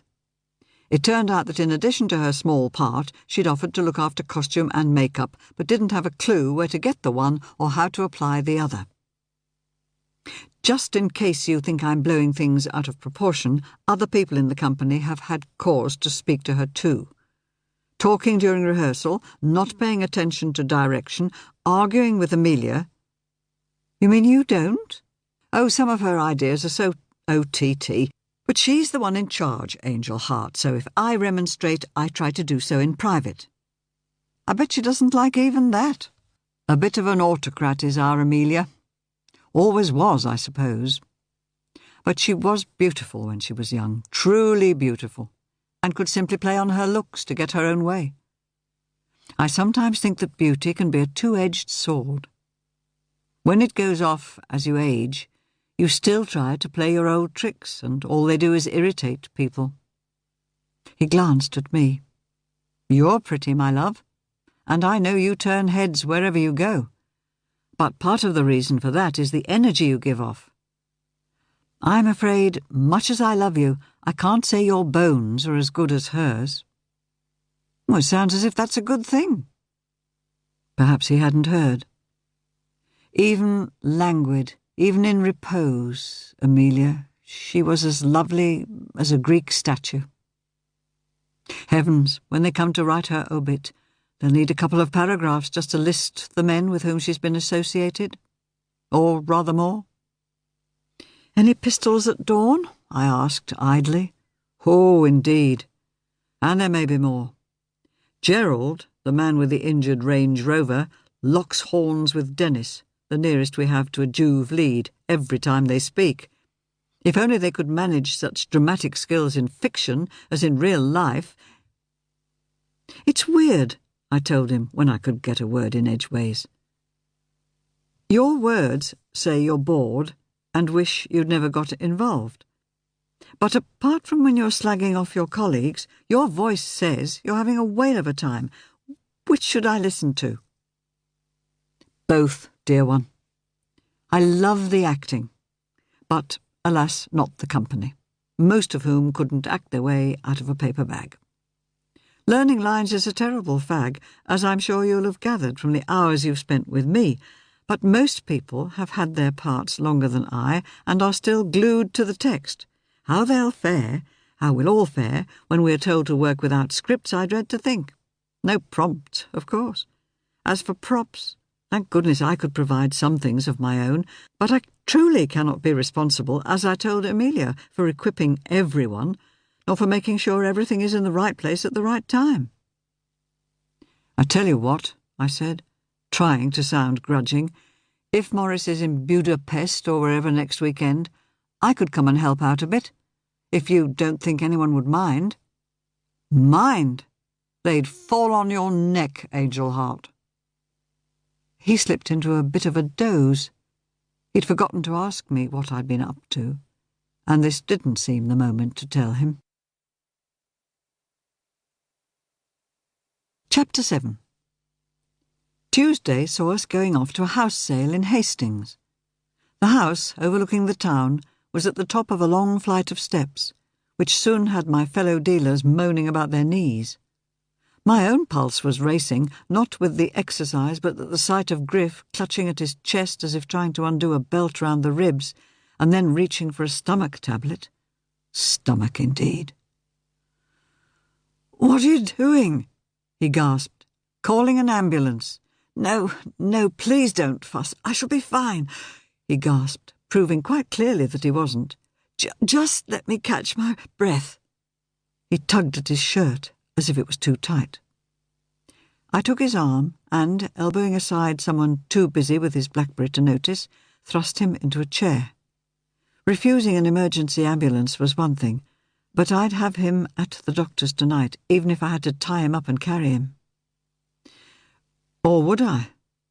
My phone call, made from the top of the offending steps, wasn't promising.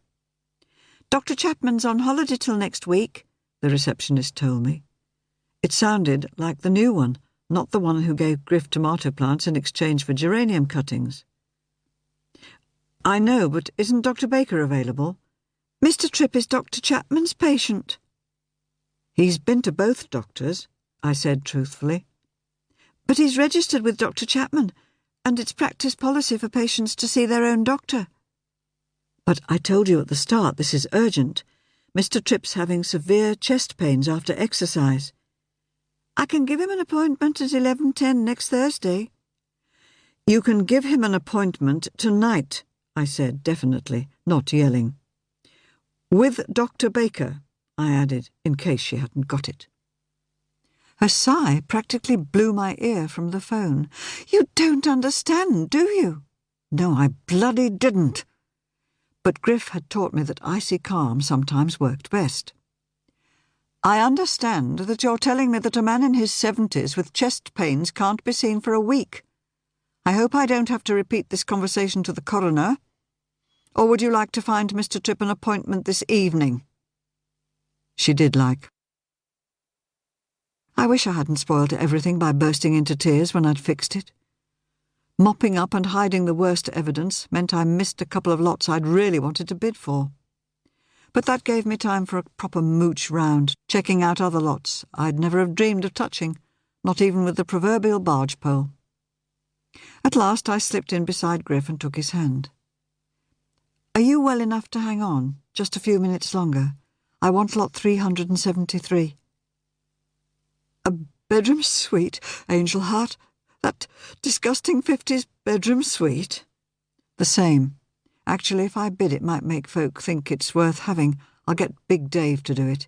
He owes me a favour after all. Don't move till I've paid our debts. Then I'll bring the van round for you. I'm not an invalid. But he handed over the paperwork I'd need without a squeak. Dave was happy to take the roll of notes I pressed into his hand, and since he was hanging on for the garden tools right at the end, didn't mind bidding for me. He earned a kiss when he promised to load it onto his pickup truck and bring it back to Bredon for us on his way home to Herne Bay. And then I was more than happy to leave. Watching me from the far side of the room was none other than the guy who'd run the Treen stall back at the Mondial in Hythe.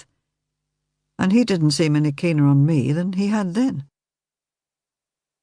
All this fuss over a touch of indigestion, Griff moaned as I settled him in his favourite chair and brought him a glass with some aspirin dissolved in it.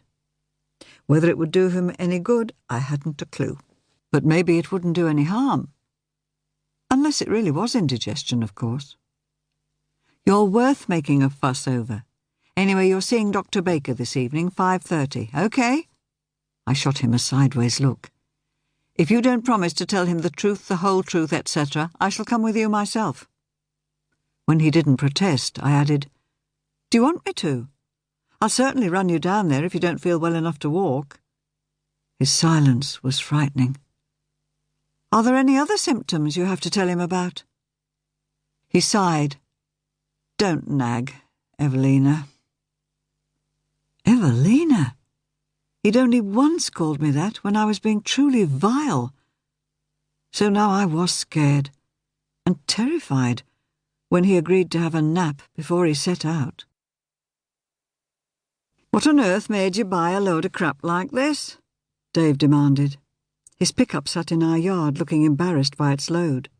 Here's your cash. It only set you back a £5. One man's crap is another man's collectible, I reminded him with a grin, pocketing the notes without even checking. Collectible? I don't know that I'd even house my hens in it. You've got hens, and they'd like a home? They can have this. Arms akimbo, he stared. You spend a £5 on something and want to give it away? Been too long in the sun, Lena? Give me a hand up, will you? Thanks. This is what I wanted, not the poor ugly stained wood. Standing in the back of the pickup, I opened the door with a flourish. He was tall enough to peer inside, without having to do my gymnastics. Clothes. His voice oozed disgust. Yes, clothes. A load of 50s and 60s clothes. Retro's big at the moment, Dave. And I might not want to sell them all. I like wearing them myself. He pulled a face. I know. I've seen them, and very pretty they are, some of them. Don't do anything for me, mind. They make you look like some doll Griff's dressed up. You're young and you've got a nice figure. You should be dressing young. I couldn't think of anything to say. I grabbed armfuls with the hangers and passed them down. There, you can have the rest for your hens. Might want to check the dressing table drawers too while you're at it. Unless you mean that for my chucks too. Although I was fairly sure he was joking, I did check. Nothing. But then I turned back to the wardrobe and its big long drawer. It was held down with one of the many ropes Dave had used. He looked at his watch as I tugged. Don't want to embarrass your hens, Dave. For the first time he was less than gracious, chuntering under his breath, and then he had to jump up on the truck with me to yank the drawer free. A load of paper slipped out into the body of the wardrobe. Old Vogue and Butterick dress pattern envelopes. I squealed with pleasure at seeing them, and fury at having them disappear in front of my nose. Even Dave couldn't reach them all. Tell you what, Lena, I'll bundle everything else up and drop it by next time I'm down this way. How would that be? He obviously wanted to be on his way, and it was time I shunted Griff down to the surgery. Brilliant, I made myself lie. But don't let the hens anywhere near, will you? You're a right funny one, he said, making one last sweep and coming up with a few more. First you buy a potty, and then you collect paper fit for nothing except to wipe your arse on. But each to his own, that's what I always say. And it may not be Chuck's Lena. This lot'll do well starting my wood-burning stove if it's all the same to you. So long as you get the Bakelite handles and knobs off, Mary Penny might make a bob or two on those. You sure you weren't born in Yorkshire, lass? You mean I'm tight as a tick? I just don't like wasting anything, Dave, and that's the truth. Griff insisted he could walk to the surgery, and got quite angry when I argued. In fact, he wasn't happy about my part in the whole business, so I resolved to stay out of the way, lip-buttoned, till he wanted to talk to me. Making any start on preparing supper was a no-no. He regarded that job as his, and I only helped by invitation. But there were emails to check, the china he'd bought to wash, and when I'd done all that, there was the huge treat which I'd saved up, like a bar of chocolate, of sorting through the dresses I'd acquired. As you'd guess from the paper patterns, some of the dresses were homemade. Not that this meant they were any poorer in quality. But there were some Marshall and Snellgrove's own lines, a 60s Mary Quant to die for, and even some rain shoes. Heaven. Pity they were way too large for me.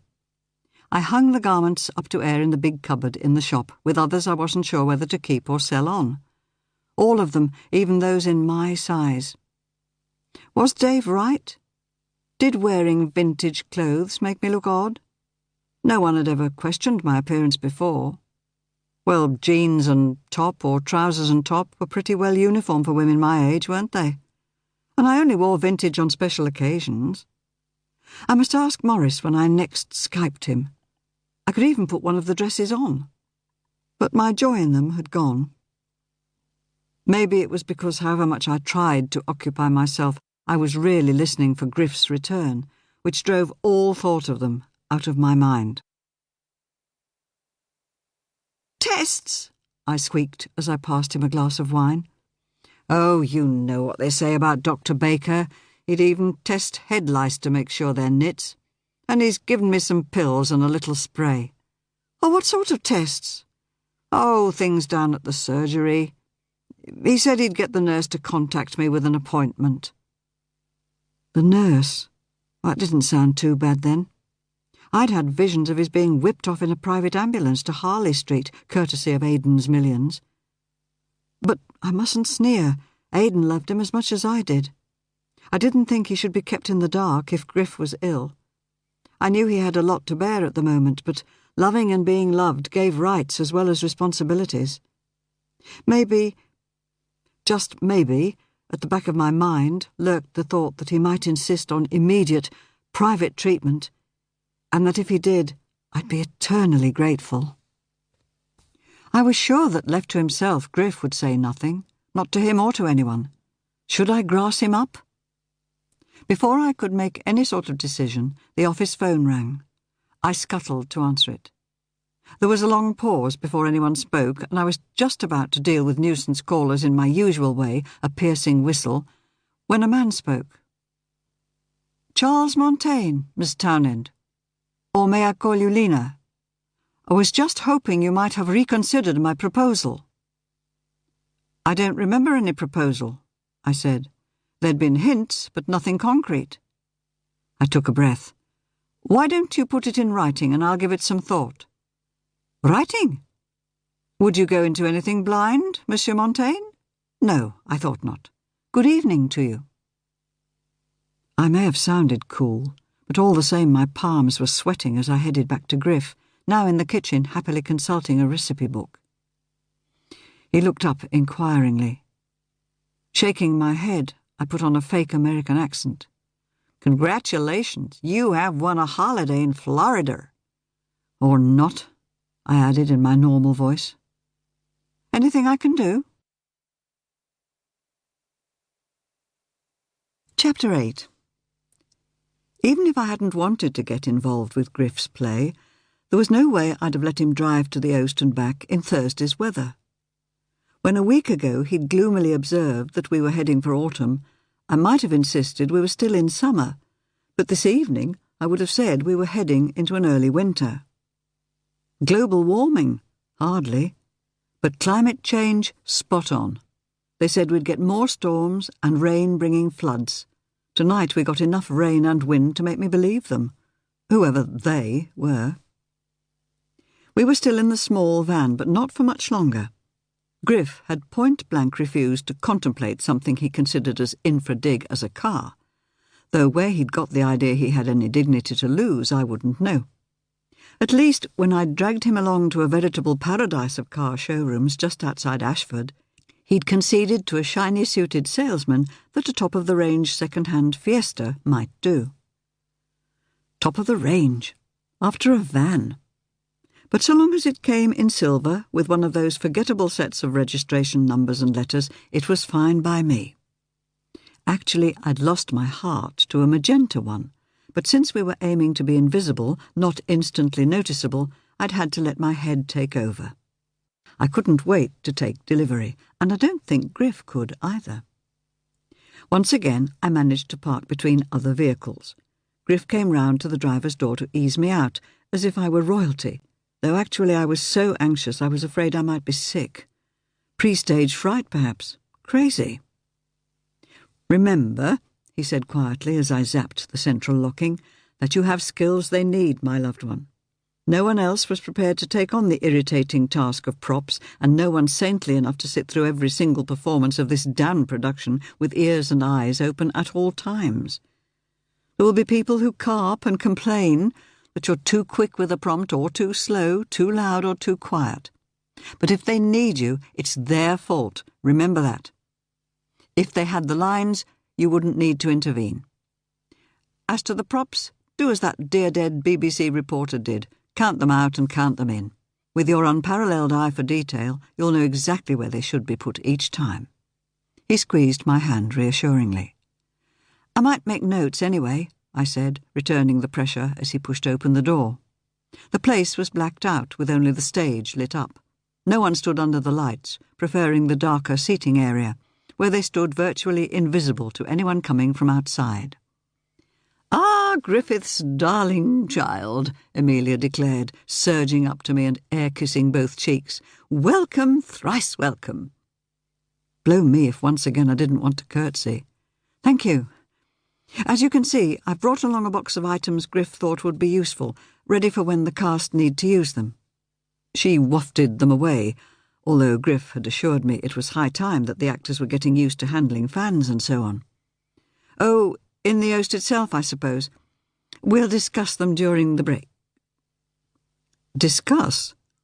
What was there about fans and smelling salts bottles to discuss? I caught Griff's eye. He raised his eyebrows to heaven and mimed slitting her throat. It was easier to do as she asked, so grabbing the box I elbowed the heavy door open. There was a stack of plastic picnic tables in the middle of the roundel, and I plonked my burden on there. Dusting my hands, I returned to the others. "Vina, you could sit over there," a woman in dun trousers declared, pointing to the furthest point from the stage.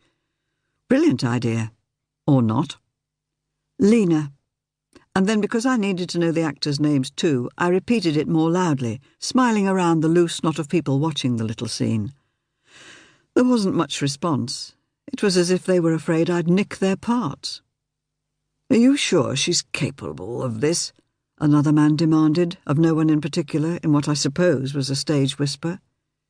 It certainly meant every single person in the space knew that he doubted my skills. I knew his, of course, picking his nose. "Absolutely. My darling Lena can do anything. She has never, ever let me down in anything," Griff declared in an equally carrying voice. "It's a matter of timing," Noseman muttered, not quietly enough. "Sensitivity and timing." Though I was ready to throw the script that I'd scanned and printed for myself at him, I smiled and confined myself to recycling Griff's earlier comment to me. "If you actors know your lines, then you won't need either from me, will you?" Armed, as Griff had suggested, with pencils, a rubber and even a little torch, I tucked myself into a corner. I was still fizzing. Mostly excitement, I think, though a bit of anger lurked too. "Dear Griff, such a clever child," Amelia said, almost ready to pat my head as if I were a pet dog. "But what about the warm-ups?" a voice demanded. "They're so intimate, so private." Amelia permitted exasperation to flit across her fine brows. "But Evelina is now part of the company. She may wish to join in." Griff hadn't mentioned anything about intimacy or privacy. I shot him a look. "I have yet to hear of a prompt needing voice exercises," another voice said. "I should have thought they were exactly what a prompt needed. No point in the girl whispering, or we won't hear her." I caught Griff's eye. "Maybe if I come back in 10 minutes. Not waiting for a reply, I headed out. Now the fizz was definitely anger. Head down against the rain, I strode round the worst part of the industrial estate, not even bothering to dodge puddles. The litter could stay where it was too. There was no sign of either of the men, though a smile from the one with the gorgeous eyes and soulful expression wouldn't have come amiss. In fact, a smile from anyone would have been nice. A large van drove off from what seemed an empty unit, the driver negotiating the potholes as carefully as if he was carrying a load of cut glass. I fancied he turned his face away as he passed me. But there was no time for speculation. If I was late back, it would look as if I'd had an attack of pique. Griff was already in place at his plank desk, though there was no sign of anyone else. By the sound of the thunderous thuds from the roundel, they were climbing the stairs to the gallery. Whatever exercises they'd been doing, walking softly wasn't one of them. Lights, camera, action. Or whatever. What had all seemed so glamorous when I'd peeped round the door now seemed desperately slow. No wonder Griff got frustrated with his fellow cast members. He knew, instinctively it seemed, how to turn a line, how to make the right gesture and when. Amelia did too, even if I found everything she did a tad exaggerated. Even with their scripts, the others missed lines, fumbled for words, waved their arms round vaguely. I chipped in once or twice. Puncture Man turned on me. "Why should you think I need a prompt when I have the script in my hands?" "Because you turned over 2 pages at once and missed half a scene." How to win friends, I don't think. Come half-time, or was there a technical term? Someone produced glasses and wine. A glance at the bottles told me they weren't worth risking my licence for, so I slipped off to the van to find the bottle of water I always kept handy. And practically ran into the David Tennant look-alike, standing remarkably close to our van. Again. "Can I help you?" I asked, not as if I thought he needed help. "Yours, is it?" He didn't look guilty, not even slightly fazed, and I liked his voice, which was a nice light baritone. "Yes." Usually I say which half of the partnership I am, but not this time. "You had a bit of difficulty the other day." It was hard to tell whether he was being sympathetic. Not much warmth in those eyes of his. "Brilliant manoeuvring by the truck drivers," I countered. "But they didn't need to slash the tyres." When he said nothing, I added, "I lost a whole morning's work sorting that out." "Work?" he repeated, as if the concept was strange to him. "Yes, work. No work, no breakfast." "But surely all you do is stand in a shop and take people's cash." "Yes, but you need to have the shop open for that, and saying I stand there all day taking cash is rather like saying all a doctor does is look down people's throats." His eyes gleamed briefly. 6 years of study, a mountain of student debt? He made a this-high gesture over the top of his head. "Apprenticeship and learning on the job." "Learning what?" "Try social history, history of art, furniture, porcelain." For some reason I didn't want to mention my restoration work. In any case, why was I putting up with all these questions? It felt more like a cross-examination than a conversation. "And you, what's your area of expertise?" To my surprise, the question, more formal and aggressive than I'd intended, brought another brief twinkle to his eyes. If I knew what was amusing about it, I'd try again. When he smiled, he really was as attractive as I'd first thought. "Oh, this and that." Not interested in either, I reached into the van for the water bottle and zapped the locks again with the extra pressure on the button that set the alarm. But he hadn't finished. "So, what's going on in there?" "Amateur dramatics." Now the skin round his eyes crinkled nicely. "Are the public allowed to buy tickets?" "I should imagine the answer is yes, please. You put on a show, you want an audience." "When's it on?" I clapped a hand to my mouth. "No idea." We both collapsed into giggles. "Isn't it rather important to know when you're going to perform?" "Might be if I was. I'm just prompt and props, and it's time I went and laid a few out," I fibbed. "Will you be here every Sunday?" What if he was asking all this so he could try to break into our premises, in the belief they must be empty? Bring on those anonymous wheels? Or what if he was casually going to run into me again? I tried a sideways approach. "Assuming I can find someone to take my place in the shop again, yes. And will you be knocking around here, thising and thating?" "Assuming I'm not toiling to pay off my student debt." With that, I had to be satisfied. And guilty. Setting up a flirtation with another guy? Not good. Sorry, Morris. But it was so good to have a bloke look at me as if he appreciated me, not just my skills in building sandcastles for his daughter. "Only next time we'll try it with props for us all, dear ones," Amelia declared, wrapping up the session. "Teresa, is there any hope of those drapes you thought you might find? Oxfam, was it?" Teresa, the woman with whom Griff had had that falling out, had been way too busy. "Surely she should be doing it," she said, nodding at me. "She? The cat's mother?" But finding props was what I had volunteered to do, so I produced a smile from somewhere and jotted, "Any particular fabric or colour?" I asked. "Velvet, a nice dark crimson for preference," Griff said. He looked worn out, but obviously he wasn't too tired to remember we'd acquired some heavy curtains exactly like that in a lot we'd wanted. "Budget?" I asked, pen poised. Amelia's eyebrows went walkabout, at least as far as they could, post-facelift or Botox or whatever. "Darling, I've no idea how much things cost." "Neither have I, so I need to know how much you authorise me to spend. Do you want receipts?" I studiously avoided Griff's eye. "Darling, you make this sound like a business. It's not as if I haven't known Griff forever. I know he's not going to swindle me out of thousands." Did she indeed? While she and the others chuntered away about budgets, I got on with stowing the few props they'd used, most of which had found their way onto the planks that formed Griff's desk, which I had to take apart, propping the planks behind the boxes they stood on. Planks? No, something much more interesting. I held Griff back as the others drifted away. "Where did you get the timber?" "No idea. It was here when I took up the role." He asked, with what seemed an effort, "Why?" I pressed on all the same. "Did you have a look underneath?" "My dear Lena, why should I? How could I?" "Look at the patterner." I stroked them like other people stroke cats. "I don't know much about wood, Griff, or furniture, but I can feel when something's old and top quality, and this is both." "When have you ever been wrong about such things?" Managing a smile, he touched my cheek with pride. "Am I right in thinking that there's more of the same around somewhere? More planks like this, and maybe some legs?"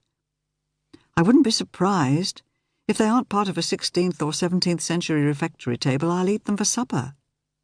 I added more seriously, "The thing is, Griff, I'm not exactly the flavour of the month round here, am I? So maybe it's you who might just ask where they come from." I had a pretty good idea, of course.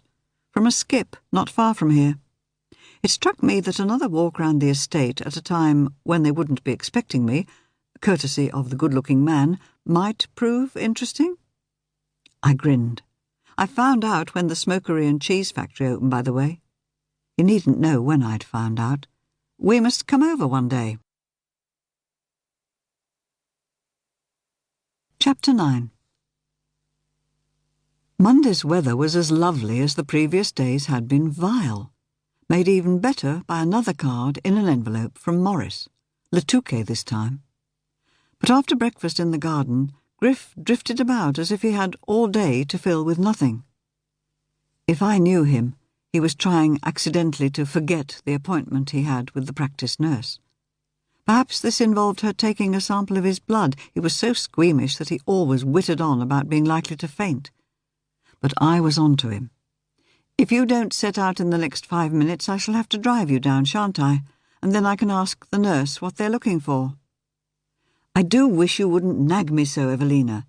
I'm just looking for my glasses. Here. I passed him his case. Reading glasses, unless you've put the wrong pair in again. Scoot. He scooted, oozing resentment. What did he think was wrong with him? Something he didn't want me to know about? Had he confided in Aidan? I could scarcely email Aidan and ask, because any secret wasn't really mine to tell, and simply asking would reveal there was a secret. What if I looked his new pills up on the internet? I might get some clues there, but then what would I do with the knowledge? If I taxed Griff with it, he'd know I'd been spying on him, something we'd both sworn solemnly never to do. For years the pact had worked.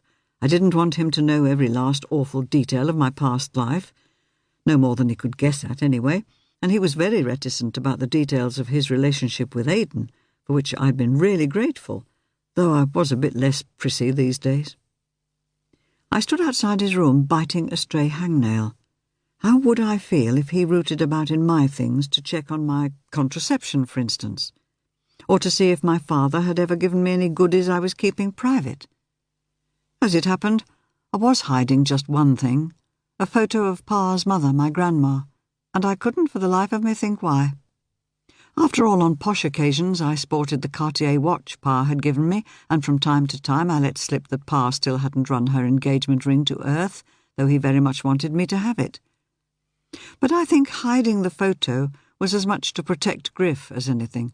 The less I was involved in my past, his theory ran, the more I'd be locked into his present.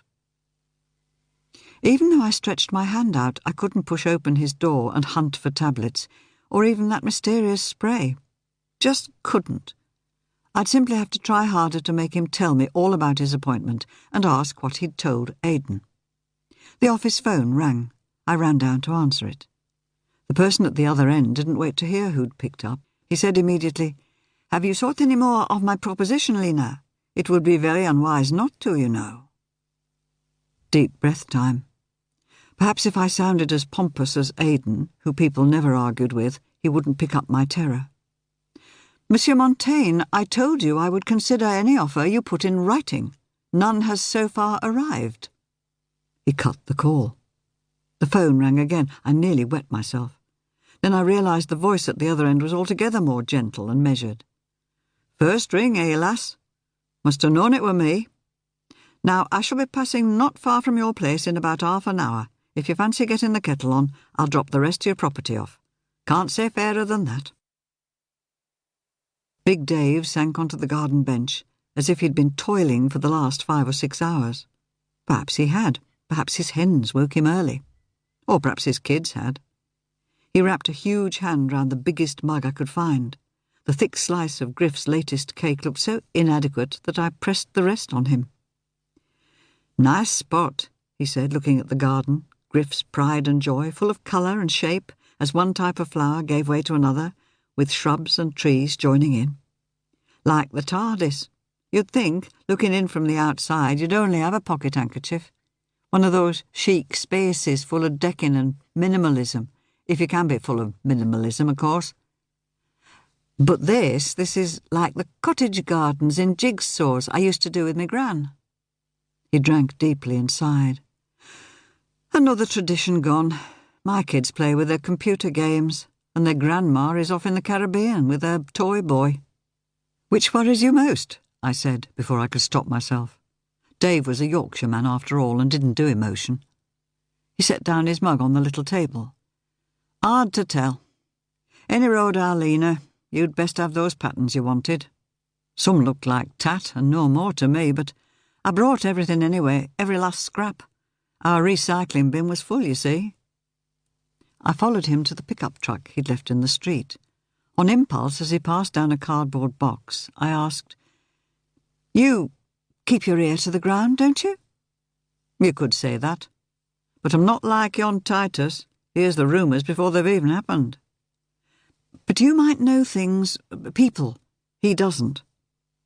What do you know about some guy called Charles Montaigne?" He stared. Having me on, aren't you, lass? More your line than mine. Be seeing you, right? Oh, and the Chooks say thank you kindly for their new extension. Right, and thanks. I spoke to a cloud of exhaust fumes. You could almost feel those nasty little particulates hurtling into your lungs, and went back inside, remembering, of course, to lock up so I could pore over my booty. But what had he meant about Charles Montaigne? I was so puzzled that I stowed the mugs in the dishwasher and washed and drained the now empty cake tin before I opened the goodies. There were more standard patterns, simplicity and the like, but then there were some ordinary large envelopes, complete with stamps. My fingers shook. Could these be Spardia patterns? These had never come in the traditional packets that home dressmakers bought at haberdashers. What a lovely word! Another to thank Griff for. You had to order them from the factory, which then posted them to you. They consisted of an illustrated instruction sheet, or sheets, and unprinted pattern pieces which were pre-cut at the factory to your exact size. Very rarely, a collector would get the bonus of the envelope the factory had sent it out in. And here were two.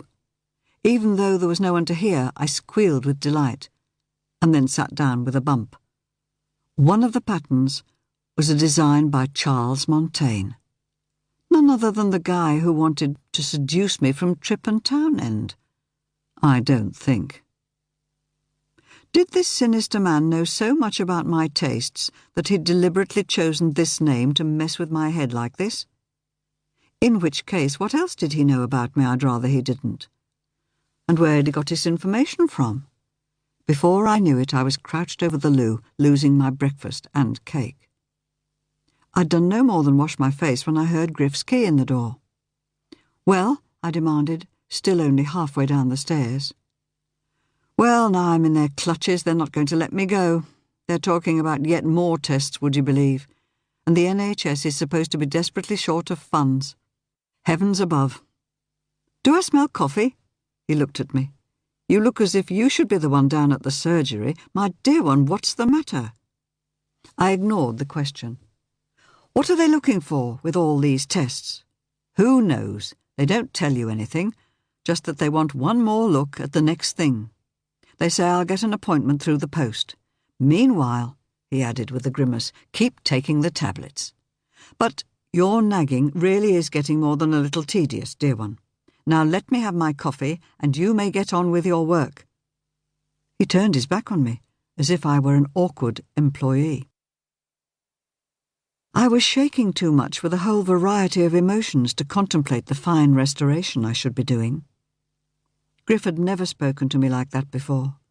We might never have shared confessional secrets, but we shared love.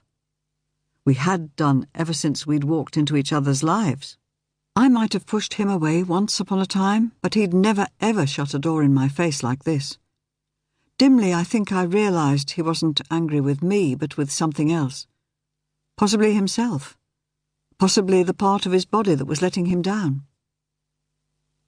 If only I could have turned to Morris. If only I could have been encircled in nice, comforting arms and told everything would be all right, even if it wouldn't. But that would mean admitting that Griff was ill, maybe very ill, maybe... But he couldn't die. He couldn't leave me. He mustn't. I almost shouted aloud that he must get well, must. I don't know how long I sat on my bed, trying not to cry. Eventually, I thought I'd better do as I was told, get back to work. Though I couldn't risk handling China, at least I could deal with any internet business that had come through. First, however, I idly checked my personal emails. I got so few I didn't bother more than a couple of times a week. There was the usual rubbish wanting details of my bank account as if, and nothing much else. I nearly deleted the one from New Zealand on the grounds I knew no one from there. But I opened it, to find it was from Aidan. I might have known he wouldn't do email talk. My dearest Lena, I trust you will forgive me for intruding on your valuable time. However, when you know the reason, I'm sure you will understand my reasons. Though Griff is usually the most regular of correspondents, I have hardly heard from him recently. Any communications have been terse to the point of abrupt. I wonder if you might tell me if I have offended him in some way. As you can imagine, this is not a request I make lightly, as I suspect that even if I had, he would be unlikely to confide in anyone, even, or perhaps especially, in you, whom he loves so devotedly. Furthermore, I would not wish you to break any confidences you may have shared. As you can imagine, life here is not easy. The delight of seeing spring arrive is more than tempered by the knowledge that my sister is entering prematurely into the winter of her life. And not enjoying the companionship I have relished for more years than you can imagine is making life even less bearable. I would be grateful, more than grateful, if you can cast light on the situation in Breedham. Your affectionate friend, Aidan. It must have cost him so much not to be able to reach for his favourite pen and sign with a flourish. But this time I didn't take any joy in mocking his pretentiousness. If it was possible, I felt sorrier for him than for myself. So what did I say in reply? Griff was still holding forth to Mrs. Walker, no doubt, but I guessed the subject was more likely to be her wedding than his health. Dear Aidan, I'm so sorry you're having such a bad time. I wish I had some hard news for you, but I haven't. Griff's never said anything to suggest any problems between you. He does seem... The first sentence might have taken a couple of minutes to type, but then I slowed down. To be suffering a lot from indigestion recently. Maybe he's stressed out after the arrival of another antiques shop in the village. It's not just any shop, it's a huge affair, with more stock than we could imagine handling and a tea room and a plant centre. Griff's joined an action committee to get it shut down. He's also joined an Amdram group with really poor amateur actors. There have been troubles with people parking there, slashed tyres and so on. I wish I could tell you more. Why not organise some Skype time and try to pin him down yourself? Love, Lena. Phew. Half an hour of head-scratching just to write a couple of short paragraphs. Somehow I'd have to tell Griff that he was treating Aidan badly, without letting on we'd been in touch. Hell, more pretending. But from me this time.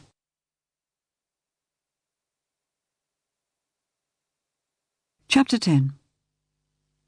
Chichester was a bit of a schlep for a one-day event, but we had promised the organiser, one of Griff's old theatrical friends, a long time ago, and Griff simply refused to consider pulling out. It was an early start, so we packed the large van on the Monday evening. He'd shown the barest interest in the dress patterns, although I'd have expected him to be as delighted as I was.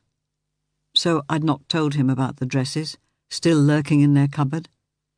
I might sell them as a lot to a specialist dealer, or see what I could do online. As for Ulysses S. Grant, although he looked very good after his thorough dusting, Griff hadn't reported on progress selling him, and in his current mood, reminding him wasn't an option. I relied on the sat-nav for the journey, switching it on without bothering to consult Griff. Really, this was the weirdest behaviour for both of us. All I wanted him to do was let me hug him and comfort him in the face of whatever illness he was afraid of, and if I knew anything about him, what he really wanted was a good cosset. Well, he had the cosset, in that I'd done all the lifting and packing, but it was a cold, silent one, because he simply didn't respond when I tried to be my usual self. Clearly we needed a miracle. What we got was the usual crowd of dealers, which was much more comfortable for Griff than the newcomers we'd met in Hythe. Without a backward glance, he left me to set up our table while he went around, meeting and greeting as if he was royalty.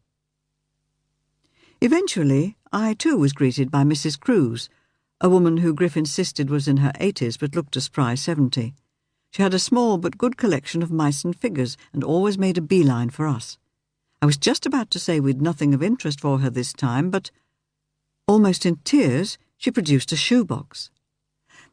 "I broke the poor girl's arm last week," she said, unwrapping a figure of a woman feeding birds, and a separate smaller package containing half a tiny arm. "I was going to contact you, but I thought you'd be here, and you'd be able to save her. See, it broke just below this flounce." I gave what I hoped was a reassuring smile. That'll make it easier to hide the repair. I'm afraid she'll never be perfect, Mrs. Cruz, but she won't have to keep her arm in a sling for the rest of her life.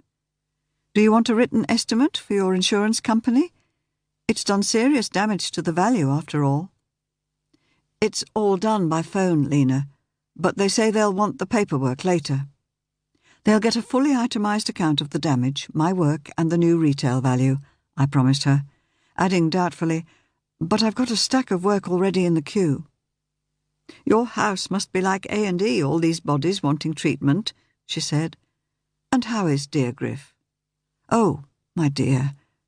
Have I said something I shouldn't? I have, haven't I? She fished in her bag a Jolly Radley, which I'd always coveted, and produced a tissue. It was easier to take it than to make a fuss. Putting her hand on mine, she asked, Have you two had a falling out? No, absolutely not. It's just he's not well and he won't tell me what's the matter. There, all blurted out, to someone I hardly knew. A friend of his, the ultimate betrayal. And he gets horribly tetchy when you press him? My husband's the same. A little head cold and it's man flu, but something that could be serious and you have to drag him to the doctor. Do you want me to have a word? I shook my head so hard my hair flew. Absolutely not. Please, please, please, I shouldn't have even mentioned it. He'd be furious. And that seems to make whatever it is worse, I added, in for a penny and in for a pound. She nodded slowly, as if working out the implications. But then Griff headed closer, so she said clearly, I entrust her to you then, Lena, though I don't know whether to hope that triage means she needs early and immediate treatment, or if she can wait her turn. It's not as if she needed brain surgery, is it, Griff? She held up the figure with a whimsical smile. And how are you? Would you take pity on an old woman and take her for a proper cup of coffee? I can't bear these paper cups, can you? Taking him by the arm, she drew him away. As I packed the Meissen, I became aware of eyes on me, just like I had at that industrial estate by the Oast House.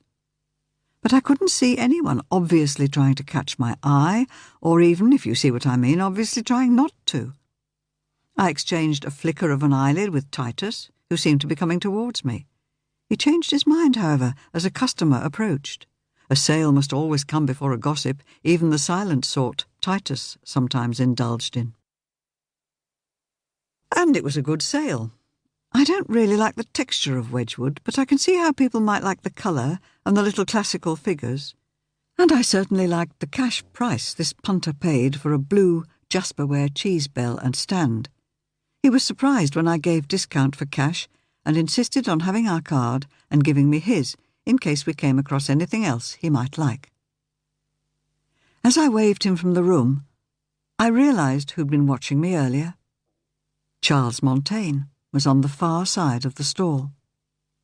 He smiled as he approached, not a smile I liked or responded to. You're a good woman, aren't you, Lena? Honest to a fault. Loyal, too.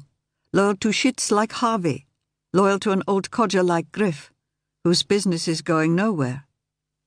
Loyal to an alcoholic father. Loyal to a guy with whom you are stuck in a long-distance relationship even though he thinks more of his daughter than he does of you. Isn't it time to break out? Refusing to be scared that he knew so much about me, I smiled as I parried his words back. If you want to make a purchase, Monsieur Montaigne, I'll be happy to attend to you. But I tell you I should want cash. I don't like dealing with people who hide behind... The bloody word went. I dived in for another. Behind other people's names. Suddenly it came back, and you might want to try a more original alias next time. His face told me that the joke was on me. He knew not just about my friends, but about the clothes on my back. I refused to let my voice shake. Good day, Monsieur Montaigne. With an exceptionally graceful bow, he scooped up his case, looking at the box with Bridget Cruz Meissen in it, and then at me. It's a shame when pretty arms get broken, isn't it? And hands, he said regretfully, looking at mine and turning away to merge with the punters as effectively as if he were Titus. All I could manage was to lean on the counter, trying to steady the pounding of my heart as I did my best to think. How much of this conversation should Griff know? None, if I could manage it. It would leave him as it had left me, clammy-handed and stiff-faced. Why should anyone want to go to all that trouble to find out about a china and porcelain restorer? Sitting watching my hands tremble, they had my permission now, wasn't the answer to anything, was it? I needed to consult someone. The obvious person was Morris, who was one of the people the so-called Montaigne had clocked after all. But there had to be other ways of killing cats. I didn't even have time to break a china kitten now, however, as we had a little knot of customers, all eager for service.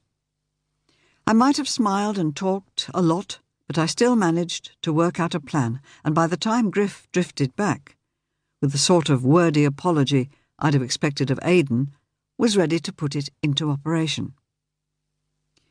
Heading off, apparently to the loo, I caught Titus's eye. He nodded, drifting towards the exit, where we gestured each other through at the same time. As if apologising, he said, "Didn't see the bugger's face, but I saw yours. And I didn't get his car number either. But it was a nice motor, black 7 Series BMW. And he was gone. At least I had a story ready for the security staff, 2 of which were handy. Which should I approach, the young one with zits or the guy who looked like a fat version of my father? Spreading my hands, I looked helplessly from one to the other and got both. I decided to keep the talk well away from antiques. "Look, I know I shouldn't be asking you this, but I don't know who else could help me." I blinked hard as if my eyes were smeary with tears. They both seemed to be soft-hearted, so I pressed on. "The thing is, some guy backed into my car the other day. It's only an old banger, so no harm done, but as he got out of his car to grovel, he dropped something. I didn't notice till after he'd gone. A wallet of photos, and I bet he's missing them like hell. And I think I saw him earlier. My friend says he's already driven off. I don't suppose you've got any CCTV footage of the car park, have you? So I could check his registration?" Wide blue eyes, big innocent smile. What a lying toad. They even shared a brew of tea with me as they checked the footage. 7 Series? Yes, black. Could that be him? A warty finger pointed at a grainy image. Zits and warts. Some folk didn't stand a chance, did they? His mate zoomed in. "There's the number. But now what'll you do with it?" Writing it down, I wrinkled my nose. "The police, I suppose," I said, truthfully this time. After all, I had not just Morris to call on, but someone much nearer home, who fancied she owed me a favour. First of all, I'd got to get through the rest of the day being heartbreakingly polite to Griff, who was even more courteous to me. We might have been strangers meeting up after a long absence, neither minded. Even a dreadful tailback on the A27 and the sight of accident wreckage, which would normally have had us clutching each other's hands in horror, didn't do more than have him reach for classic FM. Chapter 11. Detective Chief Inspector Freya Webb's bulge was scarcely visible over her desk. She might not have been pregnant if it hadn't been for me. Well, that's claiming a bit too much credit, I suppose. The thing is, I'd been with my vicar friend Robin, a very ex-boyfriend of mine, when they met. When I could see the chemistry between them, I shoved them together a bit. But soon things went pear-shaped, and at one point he spoke about going over to Rome and becoming a celibate priest. A bit late, I told him, for that. She'd actually booked into a clinic for a termination, but he threw himself at her feet in the middle of a police budget meeting, apparently, and told her he adored her. Then these sensible, career-orientated people had decided they didn't want their baby born out of wedlock, and they'd married by special licence in one of the churches in his parish. Big ahs all round. So far, so fairy tale. But Freya was having, in her words, a totally crappy pregnancy. The sickness had gone on much longer than in the textbooks, and she was still looking totally exhausted at a point in her pregnancy when all her friends had told her she'd be full of beans and bursting with energy. Not many of them were senior police officers, maybe. DCIs expected to work more hours than God expected humans to work, including the Sabbath, when of course Robin was also working his surplus off. He had to keep his eye on some 6 or 7 churches. At one time I'd thought he was cracking up under the strain, but Freya had grounded him and made him clean his kitchen in whichever order. But even before I'd introduced them, my relationship with Freya had been touchy, definitely without Feely to follow. She and Morris didn't get on either, as she was inclined to pull rank. I sometimes thought one of the reasons he'd agreed to work for Interpol was to get promoted to the same level and not to have to call her Mom when she felt like it. I'd popped over to see her at Maidstone Police HQ the day after the Chichester trip, at about 7 in the evening. Griff was still being too polite to chunt her, and in any case he'd always pressed me to make more friends of my own age. Freya must have been a good 15 years older than me, but she more or less qualified. We'd agree to go on to eat in Maidstone, to find a restaurant that catered for whatever cravings she was enduring at the moment. Robin would be at 2 PCC meetings, one after the other. "Business first?" I suggested as she waved me to a seat the far side of a mass of paper files. "Always," she said. "If I can stay awake long enough, that is. Nothing personal," she added, not quite as if she meant it. I filled her in on the story of Charles Montaigne as best I could. It didn't take long before she started taking notes. And since he knew all about my family and friends, not to mention my taste in clothes, I thought yesterday's words constituted an actual threat. I finished, bravely dipping into jargon. She rocked her head. "There's always gossip in a profession like yours. Take your father. It must be common knowledge now that you're related, and equally well known that he's an alcoholic. You and Griff, well, you're not exactly top-of-the-range Burlington arcade dealers, are you?" "True. But me and Morris and Leda?" I'd not mentioned the most vicious details about the pecking order of love and didn't intend to, not to Freya. "That's a bit more worrying, especially if they know he has a daughter." She found a dusty-looking polo mint in her in-tray and chomped on it. "You kept that business card of his? Haven't touched it, have you?" Blinking hard, she peered at the little piece of card in its freezer bag, the best I could do for an evidence bag. "Only by the edges." I didn't like to add that it had been sitting in Griff's filing basket and might have been pored over by him. "You and I both know that even though the guy who gave it to you has changed his name, he wouldn't be able to change his fingerprints, would he? Or his DNA? You're taking this seriously." I didn't know whether to be relieved or scared. "I don't think a guy who finds out that much about you just wants to send flowers on your birthday." She rubbed her hands over her face. "Who else knows about this? Morris, of course? No? No. I didn't like to worry him since he's the other side of Europe, and/or worried about Leda." She threw me a funny look, rather spoilt by a yawn. "Griff?" "He's not well, and stress seems to make him worse." "Even so. After all, Mr. BMW might not regard him as his favourite person. Griff's got something, after all, that he wants." When I looked blank, she raised her eyes heavenwards. "You, of course. At least you've got that security system to beat all security systems. Which has taken these photos of Monsieur Montaigne." I passed her the disc I'd saved the best images onto. "And this is his car number. Please don't ask how I got hold of it." She jotted, raising an eyebrow. "Anyone else?" "Harvey Sanditon. The man Robin calls a pretentious prick." Not very clerical language, but I didn't argue. "The same. I phoned him when Montaigne first said I should work for him, to ask what he knew, which was zilch. He said he'd ask around. Actually, he suggested I ask another antiques dealer, who knows most things." I knew she wasn't going to like the next bit of information, so I made her wait for it. "Who is?" "A guy called Titus Oates." For the first time she sat up straight. "Oates! Now if you could help us to nail him—" "He's a mate," I said flatly, so I wouldn't even try. I didn't complicate things by saying he was a mate of Pa's, too. "I didn't hear you say that." And Oates said, "He knows no more than Harvey, but he did help me out yesterday when Montaigne came over.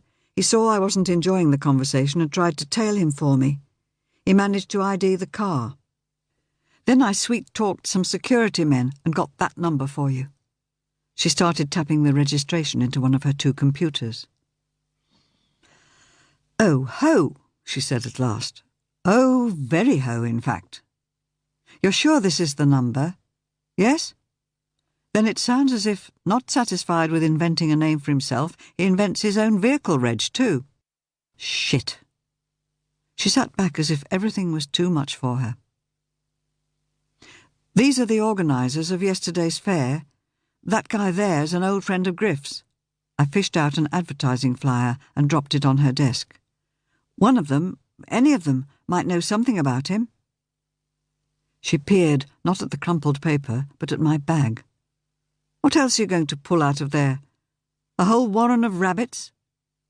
She stopped grinning. "It's not like you to have passed up the chance of digging this information out yourself, Lena." "It's the company I keep, turning me respectable." "And?" I didn't want to pour out the whole Griff business again, so I looked at my watch. "What time did you say you'd booked that table? It's nearly 7:30 now." No wonder she looked so tired if she regularly worked so late. "Let me just get all this straight in my head," she said, checking over her notes, point by point. She made a special effort to look at the note and the paper I'd given her.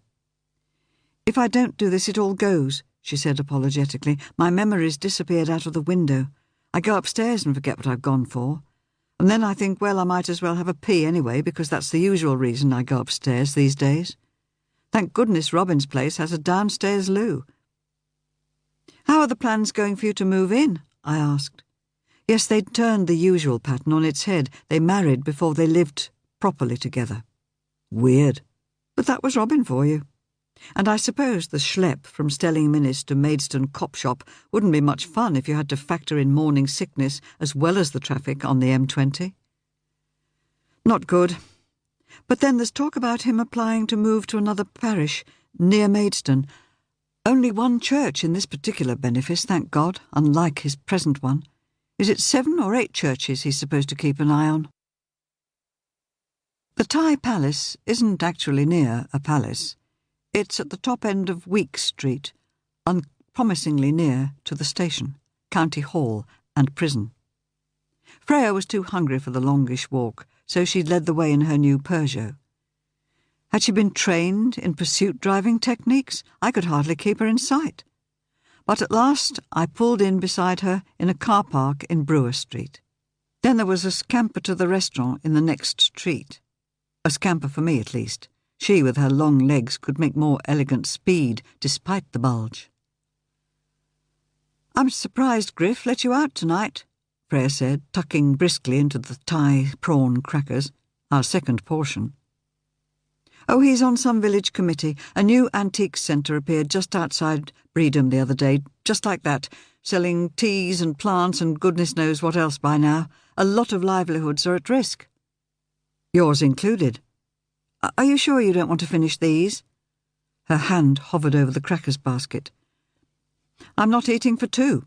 Though I have to say, bulge apart, you don't seem to have put on an ounce." "Not supposed to at my age. Supposed to watch all sorts of things, including blood sugar. Considering it's a natural process, there's an awful lot of scientific monitoring." She scooped some more sweet dipping sauce. "Whose baby is it?" I blinked. "This centre. Whose baby?" "No one seems to know exactly. It must have a name. Bredum Antiques Centre doesn't give much away." She sighed. My stupidity always made her sigh.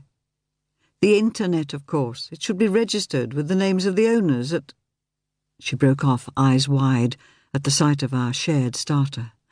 "Doesn't it all look lovely? Now, end of shop. Absolutely no more work talk for either of us." By the way she tucked in, she meant it, so I didn't dare ask where I should look for information.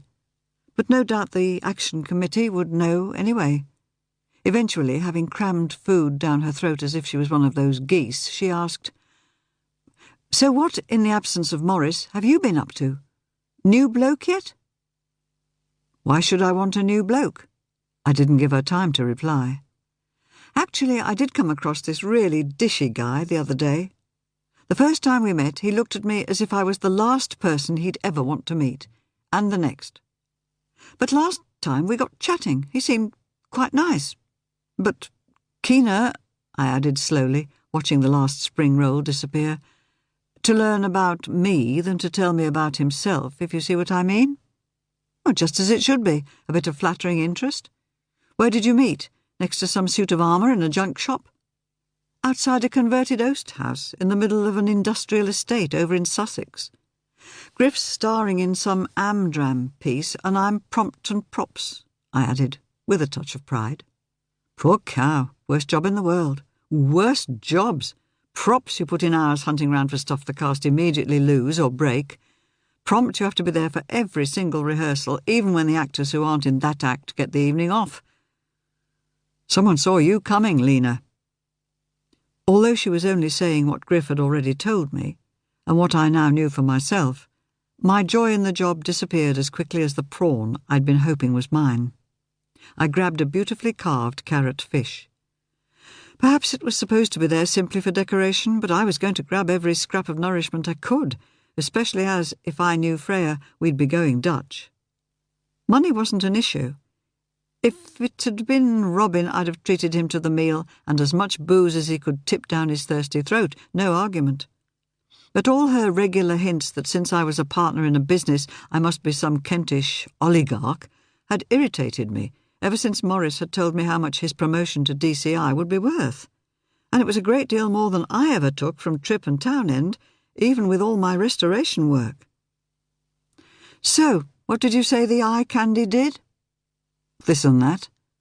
And there's such a wide range of individual units out there, from cheese to carpentry, it'd be hard to guess which this or that. It's a horrible scruffy place, with badly maintained roads, tatty old buildings and rubbish everywhere, and yet it's got this little theatre in the middle.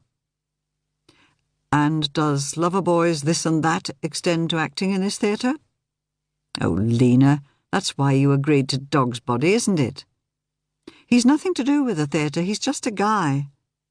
And I had a sudden unpleasant memory of him talking to the man I'd encountered when I was picking up litter. And a weird memory of sawdust and a skip full of wood, and another of the lovely old planks that had become Griff's pretend desk. Something else was flying right at the edge of my memory too, if only I could catch it. But as the waitress removed the platter that had once held the starters, now with not so much as a lettuce leaf left, Freya said, "That's what you should be wearing. That sort of thing, anyway." She nodded at the fitted jacket and severe skirt. "If not in shot silk, imagine looking in the mirror and seeing that. Imagine being able to afford to wear that much silk. Oh, thanks to Griff and his eye, I've had the odd bargain at that gorgeous tie shop in Tenterden, but it's not exactly the sort of thing I could wear for work. Or you," I added, beginning to wish people would keep off the subject of my clothes. I wanted to grab my top and ask, "Is tradecraft fair trade good enough for you?" Better than going round looking like Heidi. "Didn't you read it when you were small?" she added, when she realised I hadn't a clue what she was on about. "Classic children's book, for God's sake." Oh, shit, I'm not supposed to say that. Anyway, her clothes. Just like all that retro stuff you insist on wearing. All you need is white socks and Mary Jane shoes. Oh, and possibly a ribbon in your hair. Well, retro's big at the moment, and getting bigger thanks to Mad Men on the TV, so I'm actually at the cutting edge of fashion. And looking like Heidi. Her eyes swivelled to the right. Wow! Are we supposed to get outside that lot? Our main course had arrived. No wonder they called it a feast for two. For quite some time there was no more talk, either shop or my fashion sense. I ate what I could and was grateful. At last she slowed down. "Tell you what," she said as she signalled for more water. Tomorrow I'll get one of my lads to go with you to this here antiques centre. Pretend you're setting up house, so act in love. Setting up house means furniture. That's not really my thing. Come on, you can tell a hawk from a handsaw. When she turned to quotations, she always took the wind out of my sails. Yes, but I'm China, not... You're also a diviner, Lena.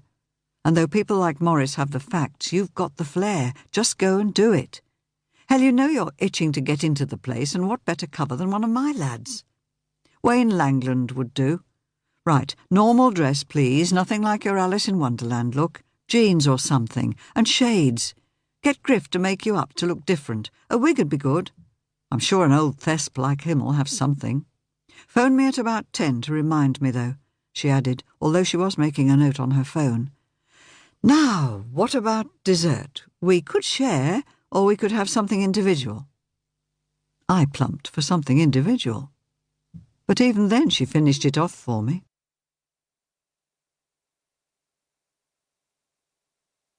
Chapter 12. Actually, asking Griff to fix my makeup was a brilliant idea, though Freya couldn't have known of the coolness between us, which would have been even frostier if Griff had known about my early morning call to Titus to warn him about Freya's interest in him. Ah, Titus had said, just that. No wild swearing, just that one syllable. Now, rubbing his hands with glee, Griff scrambled into the loft, aided, I'm afraid, by his puffer spray, though he did his best to hide the quick dose he needed. The spray might go into his pocket, but a sweetish chemical smell hung on his breath. He came down with a bin liner. When he opened it, it looked as if he'd been a member of a successful scalping party. Red hair cut short, blonde hair in ringlets, dark hair in a long cascade. I tried on one after another and posed like a small cartoon model. He wiped tears of laughter from his cheeks.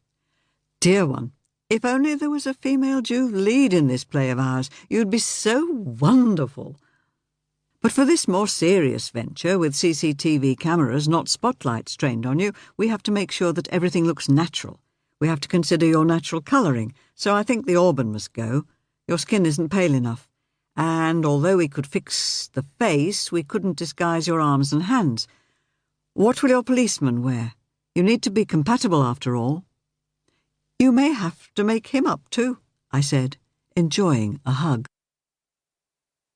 When Wayne Langland turned up, Freya having remembered to send him without any prompt from me, he didn't need any of Griff's skills. He was Mr. Average, from his trainers to the tips of his gelled hair. He could have been anything. He nodded approval at my appearance, which, under the tousled black wig, hinted at goth in its pale makeup and dark eyes and lips, but only hinted, nothing to scare the horses, as Griff said. Wayne plainly hadn't heard the expression. He jiggled his car key impatiently. If we take the car, their security system will record the number, I said doubtfully. But if you don't, they'll wonder how you got there, Griff objected. And only the police are allowed to check numbers on the DVLA database, Wayne said. Absolutely deadpan, I said. Of course. OK, so there are some leaks in the system. I wonder what DCI Webb would want us to do. He bit his lip. To act on your own initiative, I should imagine, Griff said crisply. As we drove down to the centre, via a very roundabout route, we agreed our backstory. We'd inherited a house, if anyone should ask, a late Victorian end-of-row villa in Maidstone, so we wanted to furnish it cheaply with stuff that wouldn't look out of place. Since the bottom had dropped out of the brown furniture trade, this all held together. We sketched a few rooms about the right size and had on our wish list a dining table and chairs, some bookshelves and a chiffonier. We decided we might argue a bit about any pictures we saw, but do nothing to draw attention to ourselves. It'll all be good practice, Wayne said as he crossed the main road, for when Livy and I set up for real. After we've paid off our student loans, saved a 20% deposit and survived redundancy, that is. Nice place you and your granddad have got. Worth a mint, I should think. All right for some. He parked, not very well, in a completely deserted car park, pulling on the handbrake with a vicious tug that felt strangely personal.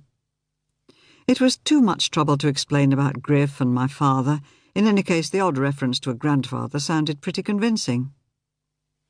"Is he leaving it to you, or is there anyone else in the family?" he continued. "Just me." He'd always assured me he didn't have any issue, to use his term. But what about Aidan? He might have a claim on the cottage, if not the shop, in which I was a proper legal business partner. But I couldn't imagine Griff wanting me turfed out of what had been the only settled home I could remember, and to do him justice, I didn't think Aidan would either. Wayne whistled. "Lucky cow," and then started chuntering about how brilliant it must be to be in my situation. Yes, with a great hole in the antiques market, and cash-strapped museums which couldn't afford my restoration services. But no doubt he just meant my housing situation. If so, I didn't think telling him about Pa's place would help the conversation. Changing the subject, I said, "If I stop next to anything and start saying how pretty it is, it means I think it's dodgy." "You mean nicked?" "Well, how would I know that?" "I mean it's a fake, or at best has been cobbled together from other old pieces." "And how would you tell?" "Years of experience." It was one thing arguing with Freya, another admitting a lack of expertise to anyone else, particularly someone I was coming to dislike as much as Wayne. Besides which, I'd sat up till the silly hours reading every book on fake furniture I could find on our shelves. "But you're only a kid." Whatever. I was getting rattled now. I was taught by a brilliant master who told me to use my eyes. They probably taught you the same thing at police college, so why don't we see how you get on? OK. Smile for the CCTV camera. Whoever had set up this instant old emporium had done a pretty good job. Outside it might betray its origins as a service station. Inside there were low beams and panelling and dim lights. You might almost have thought yourself inside a genuine barn conversion, if that's not a contradiction in terms. Hang on, I knew the proper word. An oxymoron. I grinned. Wayne thought I was admiring a pretty whatnot. I didn't explain. But he didn't need to know how hard it could be for me to recall the right words. Just in case you're wondering, a whatnot is the correct name for a little set of Victorian shelves, not me scrabbling round trying to recall what it's called.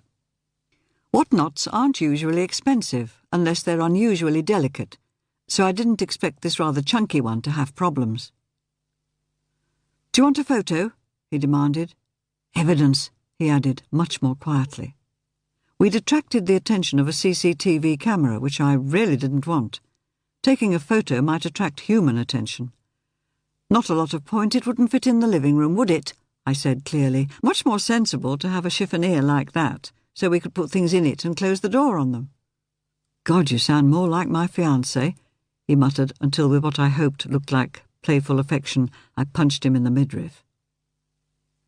"I said I wanted a chiffonier. Always did. The trouble is, this mahogany one or that pretty rosewood. Have you got your tape measure handy?" I pointed at the more expensive one, apparently Regency. It was an eye-watering £7,000, about twice what I'd have expected them to ask for a perfect one, though I had seen something similar in a top-notch shop in the Cotswolds for £12,000, and that one had even had a sold label on it, which must prove something. "It'd be a lot out of our budget," he said, back in roll, thank goodness. "But it's very beautiful," I countered, quite sincerely, squatting down to stroke the lovely wood. The feet were right, the drawers looked good, the brass inlay was spot on. So why wasn't I happy? Something to do with the fact that it had been placed firmly against a wall, so I couldn't see if the shelved back married up to the lower section with its drawers and grill doors. Since the place wasn't exactly bustling, my interest had attracted the attention of a saleswoman, so chic on her ultra-high heels, it was clear that asking her to turn the chiffonier round wasn't an option. Actually, asking her to do anything more difficult than slotting a credit card into a terminal wasn't an option. So I tucked my arm into Wayne's, shaking my head regretfully, and dragging him towards a nice set of glass-fronted bookshelves, just over a metre high, Victorian. Except they weren't quite right. Not with those feet. They'd been added later. I looked inside. Ah, here are the peg holes that would have fastened the shelves to a bureau underneath.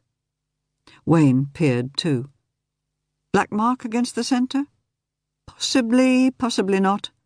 Not many modern houses have ceilings high enough to accommodate both the bureau and its shelves, but they could have done a better job with those feet. Talking of feet, take a look at that Victorian card table, the inlaid one. The one on the fancy stand? Yes, it's called a pedestal. And it's Victorian Gothic. See, it looks like a mini cathedral. Tell me what you see. It's a different wood from the top. Slightly different shape, too, but I'd make him sweat a bit. Go on. And the top looks as if it's been patched. He ran a gentle finger over a section that no one without the sharpest eyes could have spotted.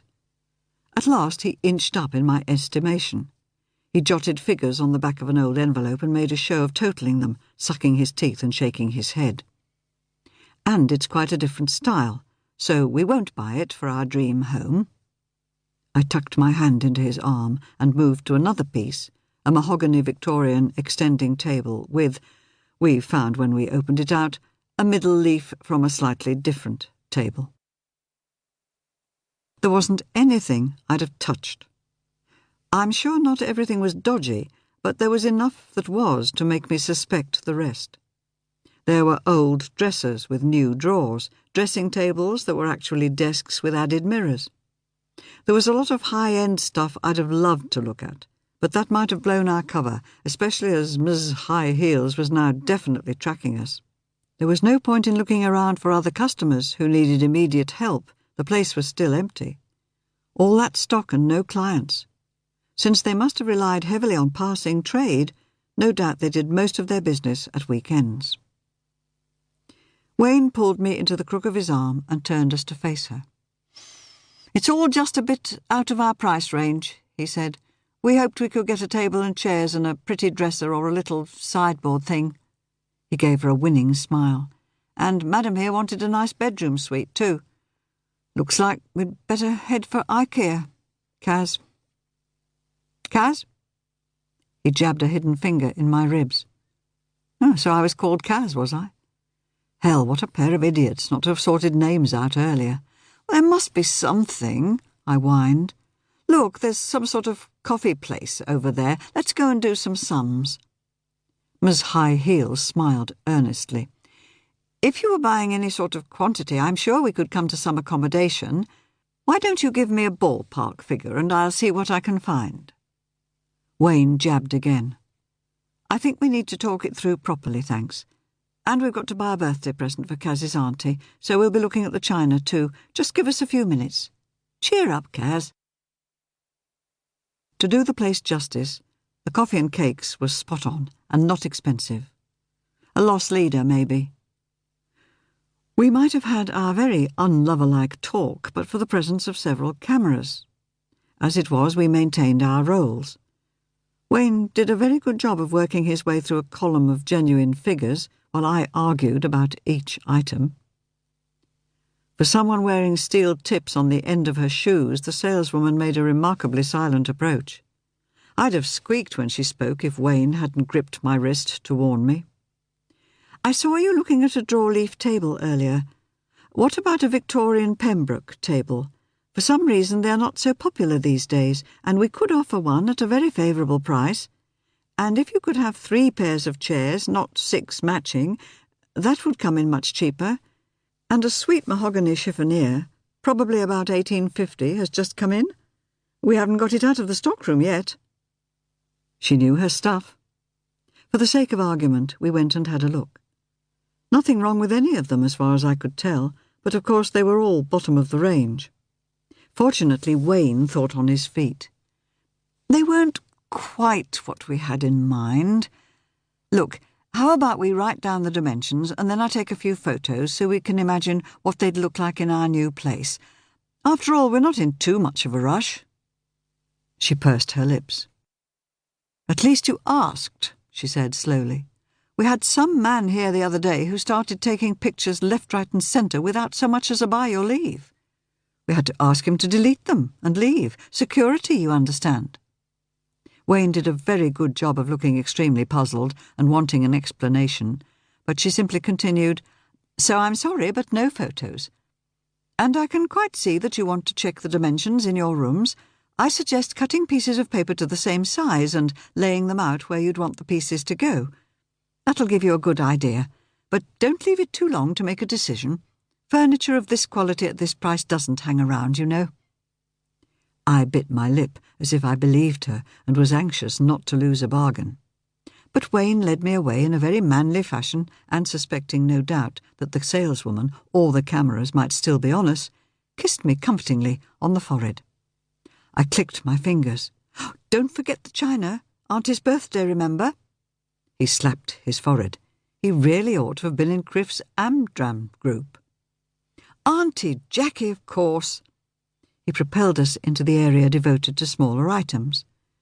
We were joined by an elderly couple who squawked every time they saw something they recognised from their youth and loudly regretted having given whatever it was away. Then a woman in her 30s paid using plastic for what she thought was a Martin Brothers bird. I could see from 3 metres that the maker's mark, supposed to be incised, was moulded. Ugly and a fake. Not a good combination. Ms. High Heels might not have followed us, but I've an idea a camera did. So I didn't risk a detailed examination of anything, despite having some very bad vibes. At last I alighted on a Victorian papier-mâché spectacle case inlaid with mother-of-pearl at only a couple of pounds above its proper value.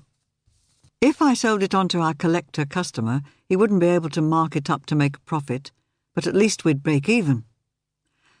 "Just right for Auntie Jackie," I announced. "She'll be able to use this every day," I added, as I was sure a Kaz would. "It's a bit precious for that," Miss High Heels said, appearing from nowhere. "Oh, she likes pretty things, and she's got a lot of vases and stuff. My mum's always on her to sell them," I said. As she wrapped the case, I added, "I don't suppose you'd be interested in buying some?"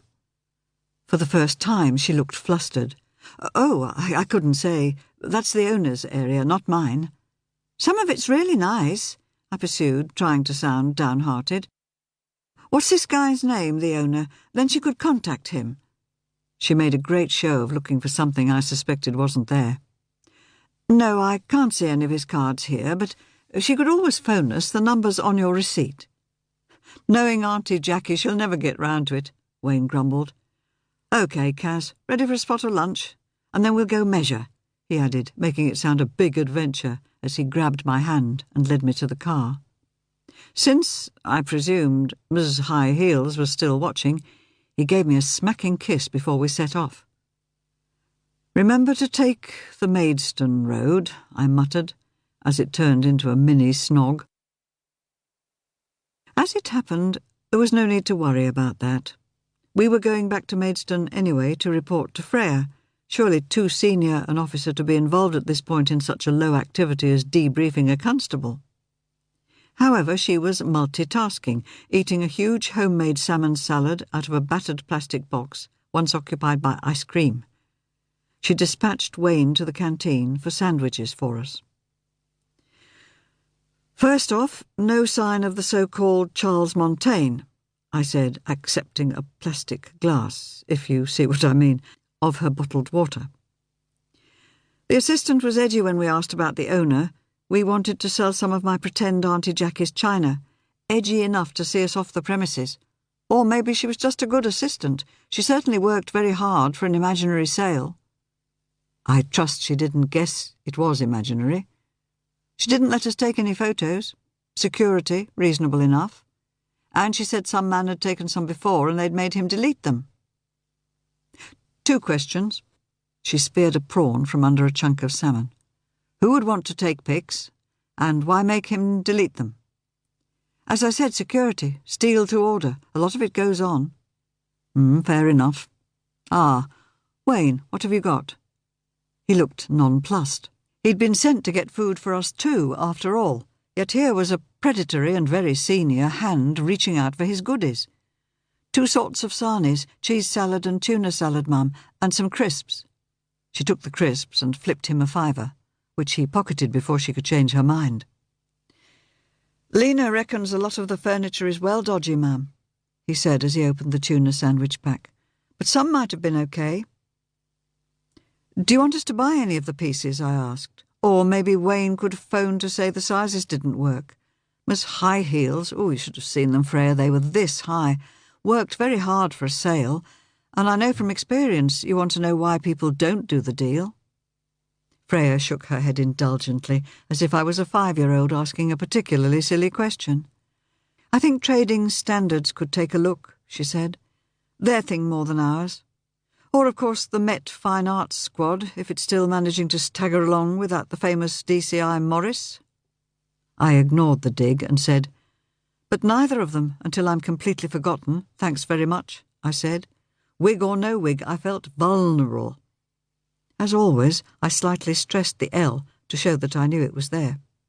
"I live only a mile or so from them, remember, and Montaigne is not the sort of guy I'd want to annoy further. We need some good reason to find out who really owns the place. Company's House says it belongs to Chartham Holdings, and it lists 3 directors, none of whom is called Montaigne," she said through her crisps, which she alternated with her salad. "But that doesn't mean a thing." "It means whoever's chosen the name knows my passion for vintage designer clothes," I muttered, before I remembered what she thought of my wardrobe. "Quite," she said, in the voice of my least favourite headmistress when she meant to stifle any more comments. "We bought a spectacle case, but that was all," Wayne said hurriedly, as if to head off any unpleasantness. "No china?" I shook my head. There was plenty I'd have liked to look at, but the CCTV camera was on us the whole time. Prices high, quality low, I'd say. And there were some objects so badly repaired that I'd have liked to strip them down and repair them again, which might just link it to Montaigne, though he can't be the only one with cracked vases. "Quite. Now, assuming this is part of a scam, we don't want to go in too early. If they're faking furniture, we'd want to take out the carpenters too." "Cabinet makers, really," I amended, wrinkling my nose. "They may be fakes, but they're adequate fakes. I wonder why they've suddenly appeared. I don't suppose someone with those skills has just left prison or returned from abroad." Freya's eyebrows shot up. "Teaching your grandmother, eh, Lena?" "Well, Kent police have been sucking eggs for some time, thanks very much." She looked let me get this one right. Ostentatiously, not ostensibly. At her watch. "What about the spectacle case, ma'am? Is it okay for Lena to keep it, or—" "Did she pay for it?" "Yes, right, keep it. No ors about it. It's no good sending it off for any sort of forensic tests, Wayne, because the world and his wife will have had their sticky mitts all over it, won't they? At least she got tetchy with other people, too. Wayne had to run me back to Bredom, of course, but on Freya's orders he chose a different car from the Pound, and I shed my wig, for which I was duly grateful. It was very itchy under there. I let Wayne in via the shop, so he could see what a real antique shop with guaranteed timelines should look like. To my surprise, not Griff, but Mrs. Walker was behind the counter. Mrs. Walker took to him enthusiastically, pressing him to take tea and have some of Griff's best scones. I let her get on with it, with only one thought in my mind. Where had Griff gone without telling me? Chapter 13. I was no wiser, and a great deal more suspicious, when Griff insisted on changing his shirt and putting a load through the washing machine that evening. He didn't tell me where he'd been, fending off every question with another inquiry about my doings down at the Antiques Centre. "I hope and pray that Freya didn't suggest you contacted that dreadful Montaigne person and agreed to work for him," he said at last, "just to flush him out." "To be honest, I'm quite surprised she didn't. There's still time, of course. What, off to bed already?" "A little tired, dear child, and we'll have a long day tomorrow. It's rehearsal day, remember, and we still need to run some of those props to earth." "So we do. Shall I risk hanging the washing out overnight?" "Why not? The forecast's good." I got on with it, thoroughly worried, because he often behaved as if he was the only one on God's earth who could peg a shirt. Was it time for me to talk to Robin to see what he could get out of him? or to suggest to Aidan that he should press him a little harder. The only consolation, I mused as I gave the washing whirligig a good-night twirl, was that, secrets apart, at least we seemed to be friends again. Although I was supposed to find all the props required, my restoration backlog was so bad that I gratefully accepted Griff's suggestion that he should run them to earth, preferably from our stock, not the items destined for the shop or the website, but the stuff that was waiting to be consigned to charity. Often we'd want a single item from an auction lot, and the rest was simply useless, as far as we were concerned at least. So there was a well-beaten trail from our place to the Heart of Kent hospice shop at the other end of the village. I was just checking the last brushstroke on a Rockingham teapot when I heard Griff calling up the stairs, more excited than I'd heard him for a week. "Angel Heart! Dear one!" I still remembered to put everything down carefully before I popped my head out of my workroom.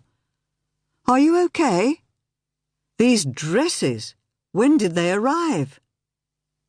"Big Dave dropped them off. You remember that sale when I bought a bedroom suite?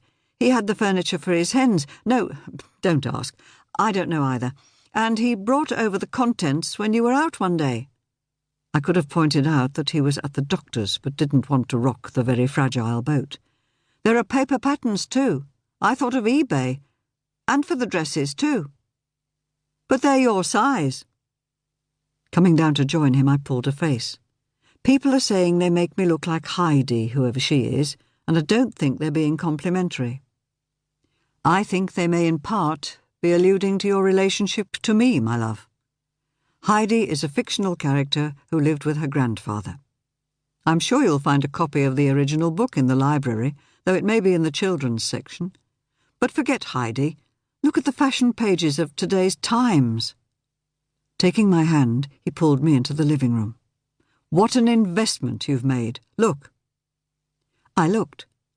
Fitted bodices, nipped waists, and full skirts were all over the place.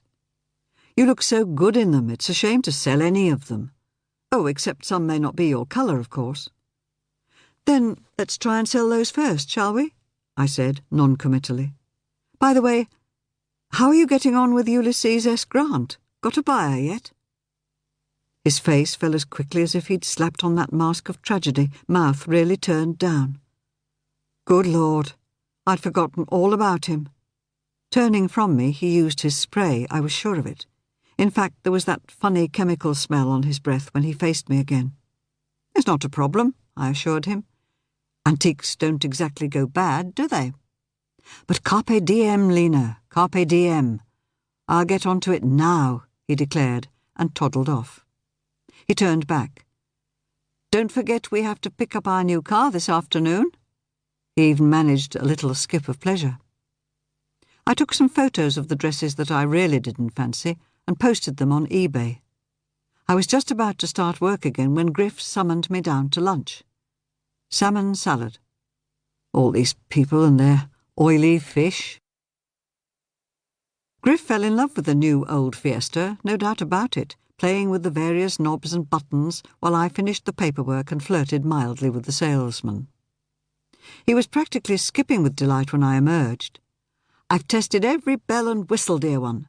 Did you know we had air conditioning and fog lamps? And look, you can open and shut the passenger window from the driver's side. Now, will that dear young man tell us how to use the radio and fix all these preset buttons? Oh, even a darling little mirror in the sun visor. Bliss indeed."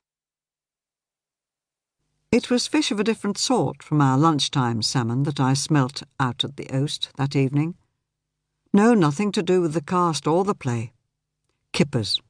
The smokery was going full out, and on top of all the other unlovely things about the industrial estate, now we got a burst of fish every time anyone opened the Oast door.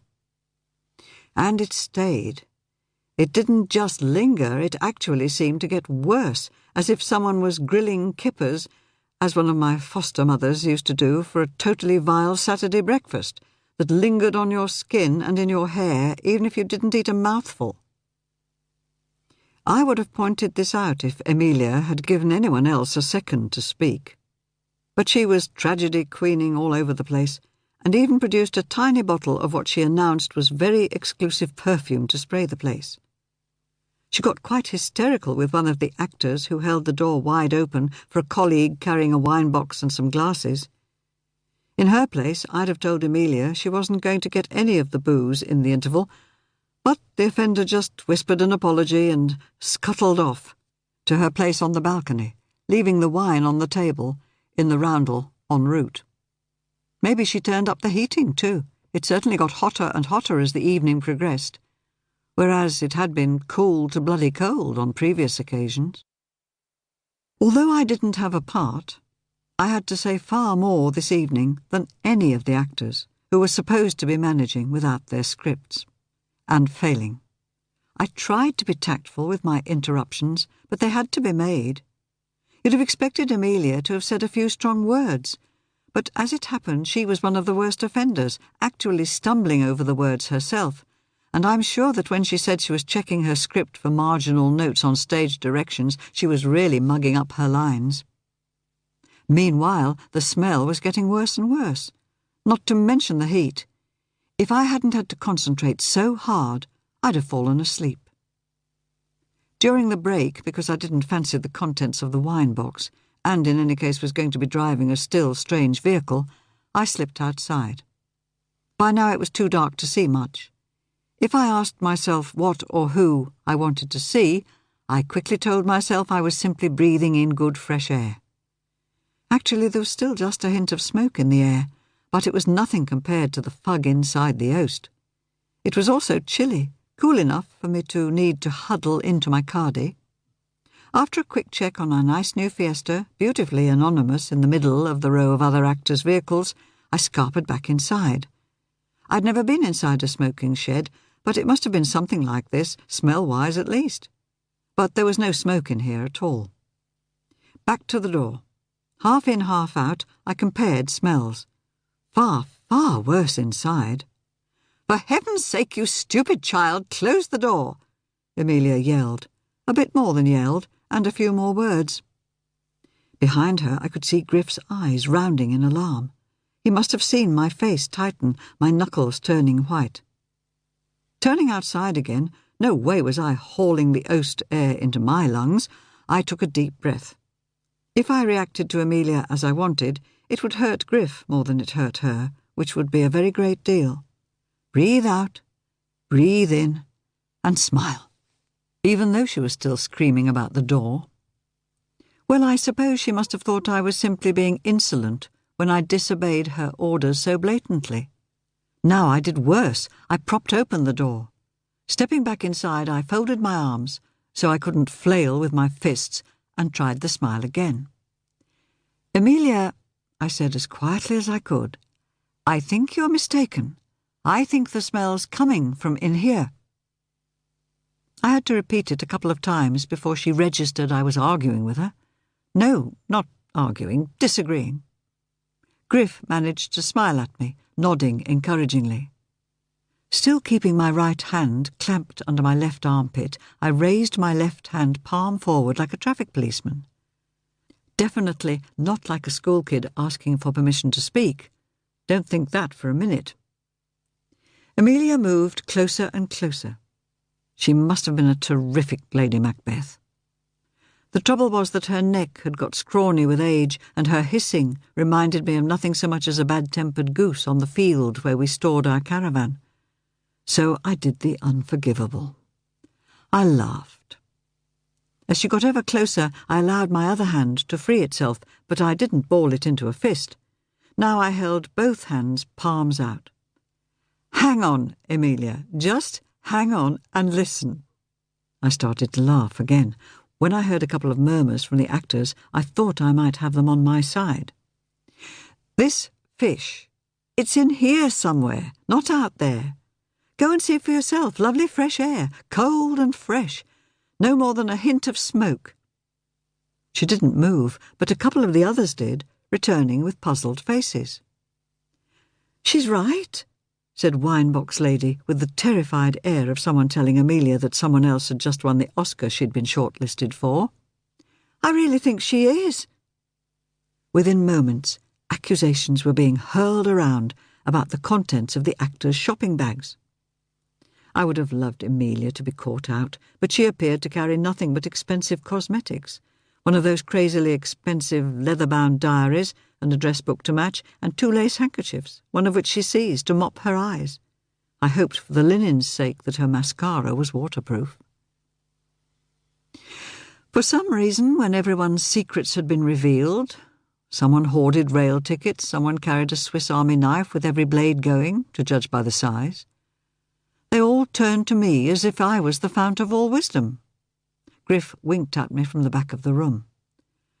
"First of all," I said carefully, looking at the flushed faces and undone top buttons, "could we turn the heat down and prop the doors open?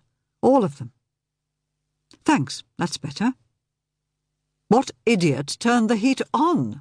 Emilia demanded. "We have to pay for it, remember? We agree not to use it till October, if my memory serves me correct." Having taken centre stage again, she looked around accusingly. Not surprisingly, no one owned up. "What if it wasn't one of us?" I suggested as she pushed her blazing eyes within inches of her friends' faces. "What if it was the caretaker or someone else?" "There is no caretaker," she declared. The solicitor, whose 4x4 tyres had been slashed, shook his head, but, looking at Emilia, said nothing. Then he took a deep breath. "Someone's got to be responsible for the upkeep and maintenance, but before we find out who, there might be another option." I was ready to revise my opinion of him, despite having first seen him wearing totally unsuitable gear for a man his age. "Do you not all agree that there has been sabotage?" he continued.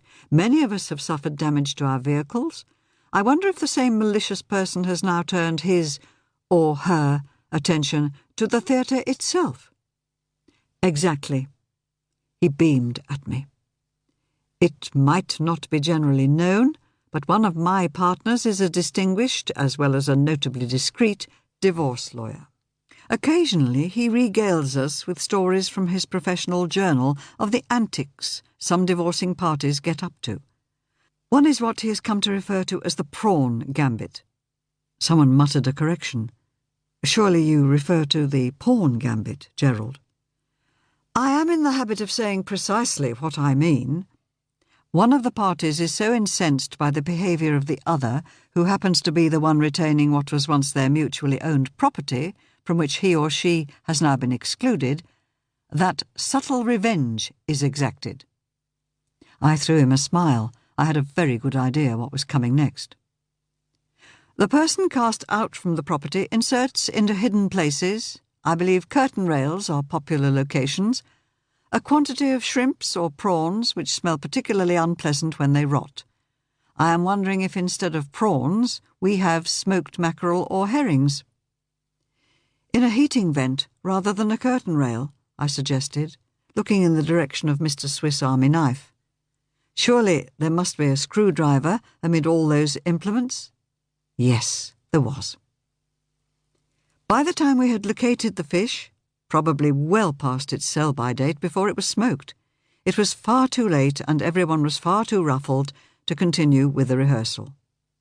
Gerald, the solicitor, called a quick meeting to discuss who might feel such hostility towards the troupe. "What's happened before might have been construed as simple vandalism. This feels more like an attempt to make us quit the premises altogether," he said. "Does anyone know why someone should make such an attempt?" Since their troubles had started before I even came on the scene, I kept quiet. There might, after all, be other useful information coming my way. "Of course we don't," Amelia declared. "Do we? As you so wisely said, darling, it's just some stupid yobs who should be horsewhipped. Now throwing open all the windows and doors has made the place very cold, and it's quite clear you all just want to go home." There was a loud murmur, some of which might have been agreement. She took it as such, gathering up her things. So it certainly wasn't the moment for me to ask where the planks used for Griff's desk had come from, or, something that I was now beginning to wonder, why the actor previously playing Griff's role had quit so suddenly. But we hadn't heard the last of Emilia. Rehearsal on Sunday will start an hour early and continue an hour later. Do I make myself clear? We simply cannot afford to lose time." For the first time, and probably the last, I found myself in absolute agreement with her. Chapter 14. Having been out of touch for longer than I cared to think, Morris phoned horribly early next morning. He said he'd got good news, bad news. Why was I surprised that there was bad? The good was that he was just about to fly to London for a meeting. Was there any chance I could meet him just for a couple of hours?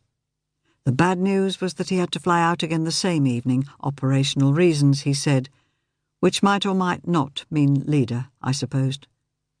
Even as I let the thought form, I hated myself. How could I be jealous of a toddler? For Griff, the only problem was my getting back from London. He was talking about meeting me and taxis and so on, before he even gave a thought about what I should wear.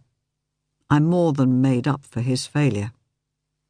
What with one thing and another, when we met in the nice hotel where he'd booked a room, Morris and I didn't have much time for the sort of conversation that anyone else would be interested in.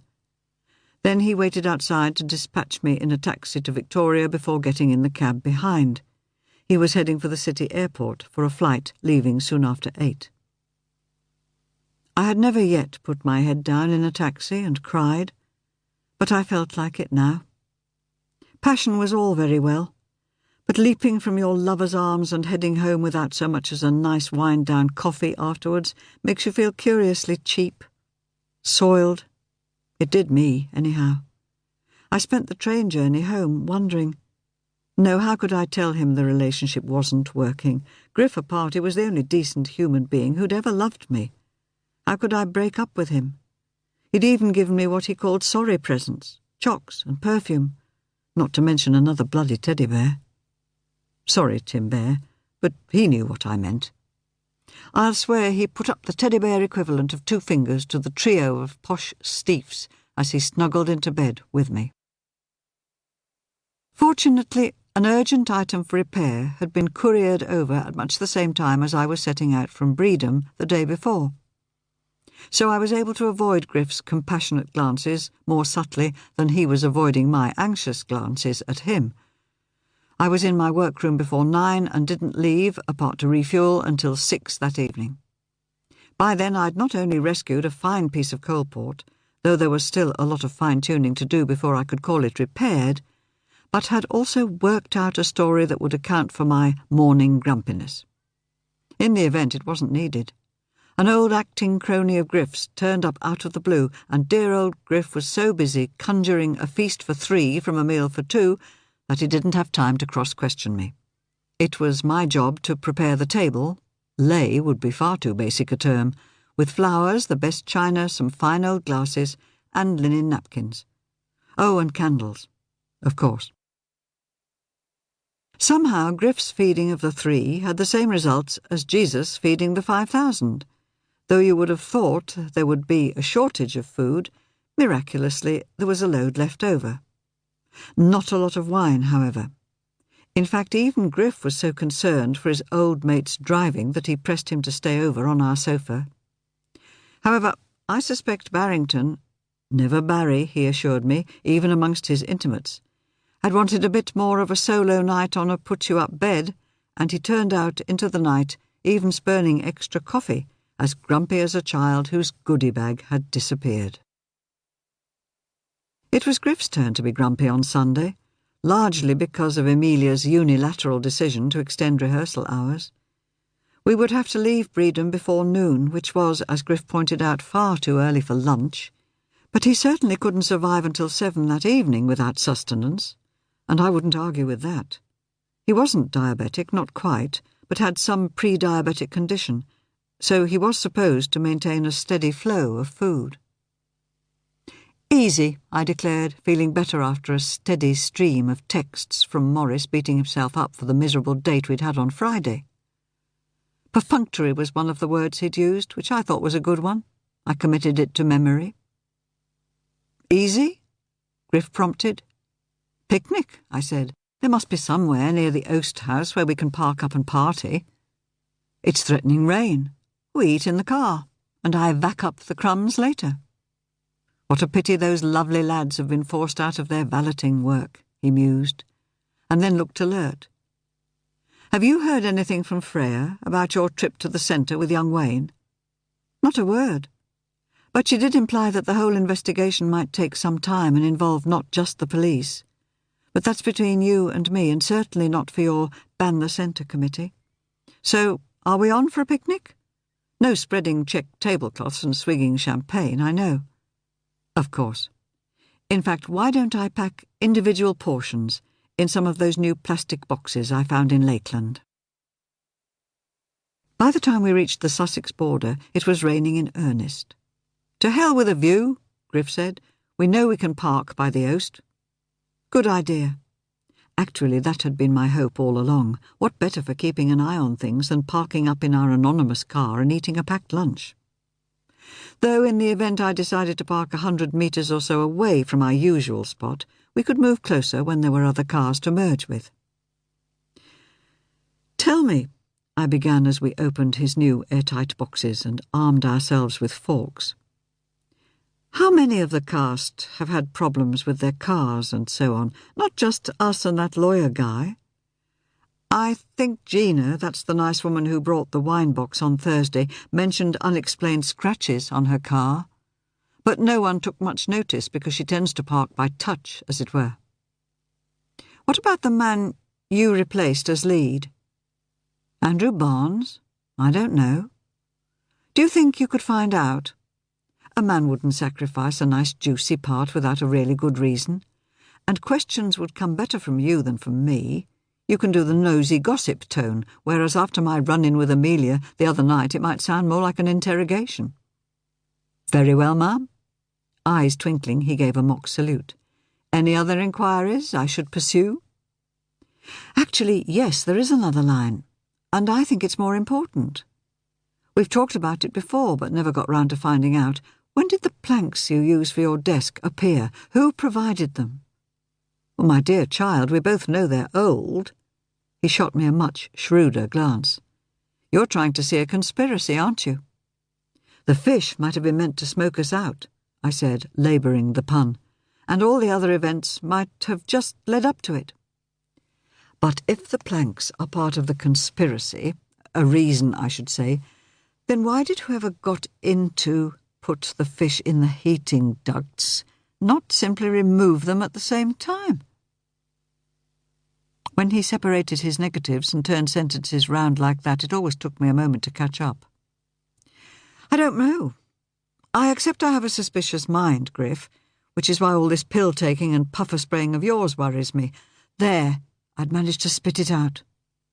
Not to mention all these tests, I added, in for a penny, in for a pound. My child, I didn't want to worry you, that's all. He stared at the rain trickling down the windscreen. I've just been having a touch of angina, quite normal for a man my age.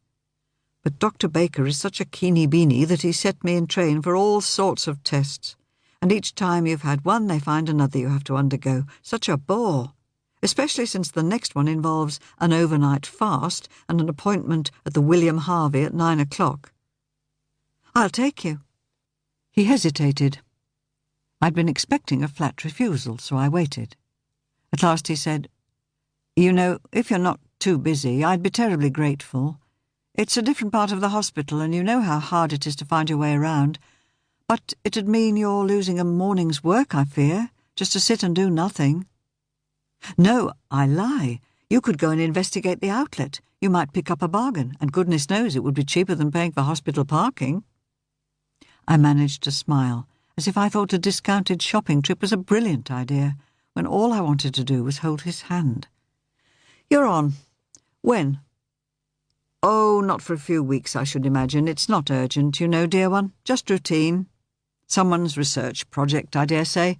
Nothing more. Some fruit, my precious. An apple, please. I took one, and a big, deep breath. There is just one thing, Griff.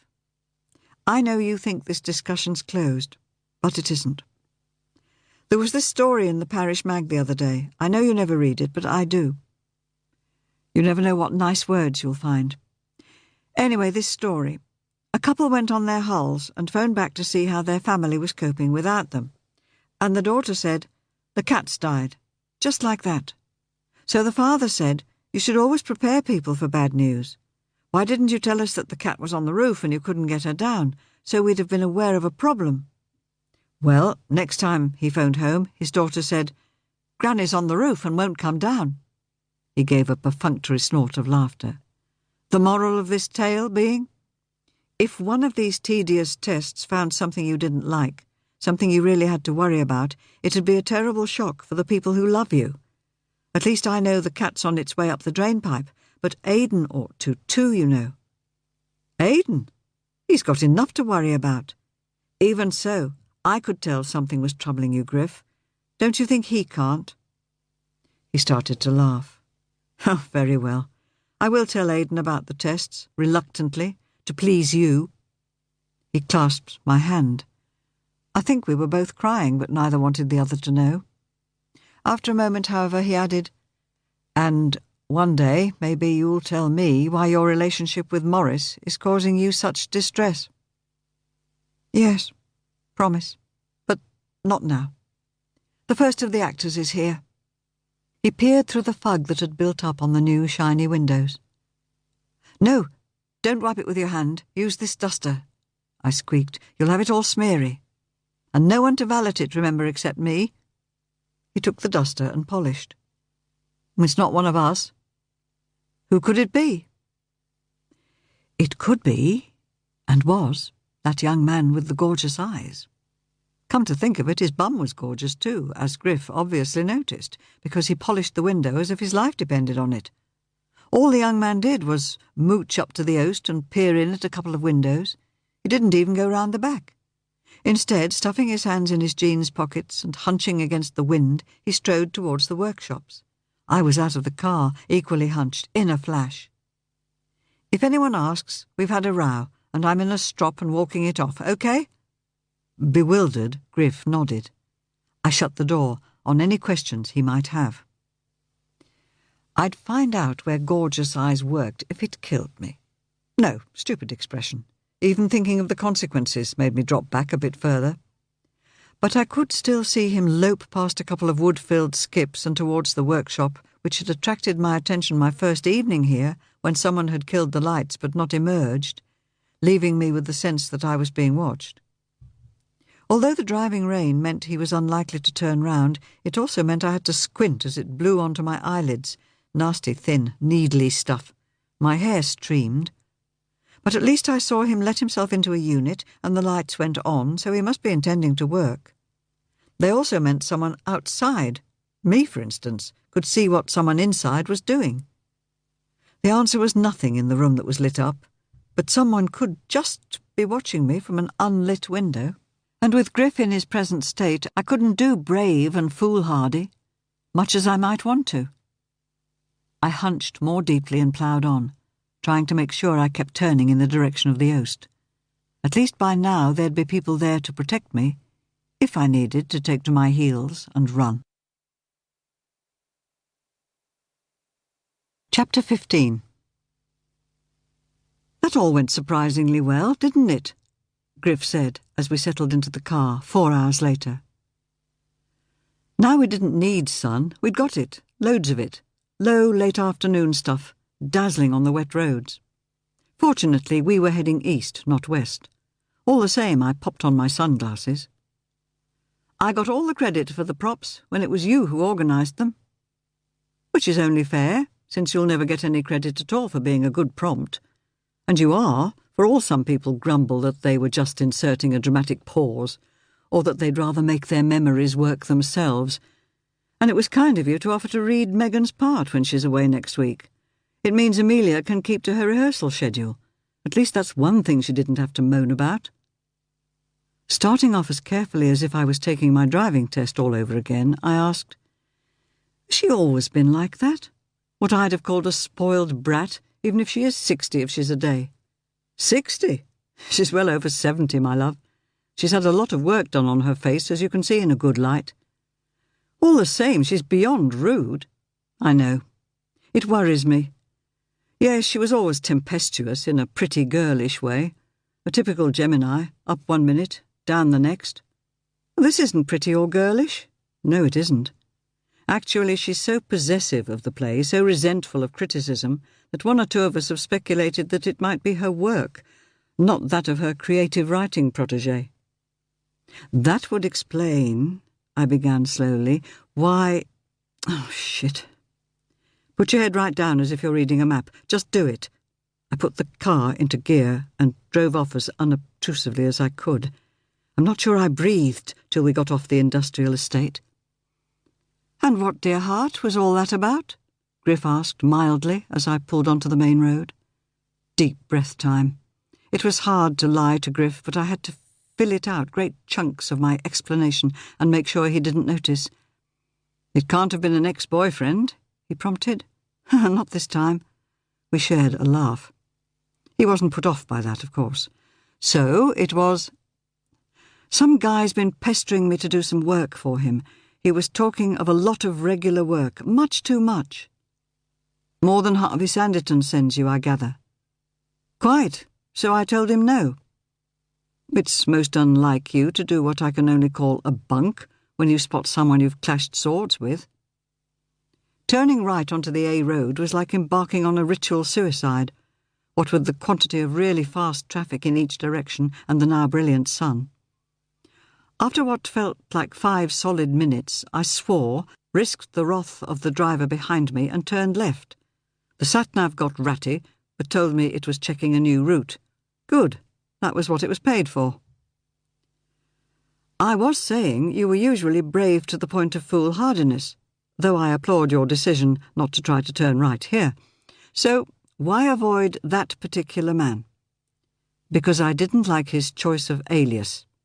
Charles Montaigne." Griff was silent for longer than I liked. Eventually he said, "I can see why you wish to avoid him. Such a choice suggests he knows your tastes in vintage clothes, my love, doesn't it?" "Yes, which is why when I was talking to Freya Webb, I mentioned him to her." "And her response?" Out of the corner of my eye, I could see him reaching for his spray. "She's taken note and will get him checked out." "But she doesn't know his real name, does she?" I was really anxious now, but I replied lightly, "I'm sure she has ways and means." More brightly, I added, "She's got his business card for a start, and that's got a phone number on it. Freya's good, you know she is." "I know she is when she's not enceinte, sweet one. Pregnant, that is." "I've seen the word in one of your Georgette Hare novels," I said. "Some women become terribly forgetful at such a time. I hope she's not one of them." I can't imagine her forgetting anything, though she did make a point of writing things down, and she did say something about her memory. Perhaps that's why she eats so much. The pregnancy, not her memory. We approached an island. "OK, Satnav, over to you." I obeyed its instructions. "Did you find a moment to ask Amelia why your predecessor had jumped ship?" "Andrew Barnes?" "I did indeed, while you were occupied in the gallery with your props." At first she was inclined to bluster, but when I pressed her she admitted that he'd complained of things happening to his car. "The same sort of things that happened to that solicitor's car? And to our van, of course?" "Possibly. The more I asked, however, the less she wanted to tell me. So I did something I wasn't proud of, but which you, being more streetwise, might applaud. I checked in that ultra-smart address book of hers. How much do people pay for paper and leather just because it's got a trendy name on it? And found Andrew's address and phone number. We're old acquaintances. No more, but I am quite prepared to contact him and ask exactly what unpleasantness he experienced." Then he caught me off guard. "That was a very attractive young man you pursued, my love. Is he an object of desire? In which case, trying to accost him when your hair is drenched into rat's tails is not the most sensible of moves." Drat and double drat. "I've spoken to him a couple of times when I've been waiting for you, and yes, he is very attractive. Lovely big eyes, cheekbones to die for. Nice bum, too, as I'm sure you noticed. I was interested to see where he works, that's all." I did not intend to tell Griff that when I'd popped out for air during the break, he'd swung by, oh so casually, and suggested that being nosy wasn't always the safest option. He'd really looked concerned, not the sneering sort of false sympathy I'd got from Montaigne when he'd talked about my hands, and he'd had an air of taking a risk himself just to speak to me. He'd ended what was hardly long enough to be a conversation with a few interesting words, however. "See you on Thursday evening, right?" And then he'd sloped off. "No, it isn't." "All, of course," Griff said. "You might just as well tell me, you know. This infernal machine says we won't be home within the hour, and I do so like a good narrative." "Your other bit of information first, then. Where did those old planks come from?" "Ah, I failed there. I'd clearly irritated Amelia enough." She threw over her shoulder some remark about Andrew, which, despite my miraculous new ears, I failed to pick up. He patted his hearing aids. "Which reminds me, loved one, Amelia isn't happy about my wearing them. Not authentic." "Well, of course they're not. They had ear trumpets in those days, didn't they? But they're pretty well invisible, even in the best light, and in the dim lighting she's promised, no one'll see. You could always grow your hair a little longer to make sure. Or agree to that white wig she's been bullying you into trying. It's actually quite fetching, you know. In a Wurzel Gummidge sort of way. You know who it does make you look like? That composer you say was a randy old bugger with a wonderful profile he liked to show off. Wrote music for pianists with 20 fingers, you said." "Liszt? Well, I never. I suppose I should be flattered, though given his proclivities, pretty obliquely," he added as dryly as he could, given that he was trying not to shake with laughter. It was time to cut him down to size. "Besides which, if you don't wear your new ears, you won't hear half of what your colleagues are saying. None of them speaks very clearly, you know. I don't know how the audience will manage. Some giant communal hearing aid, perhaps." Often I have to remind Griff about such things.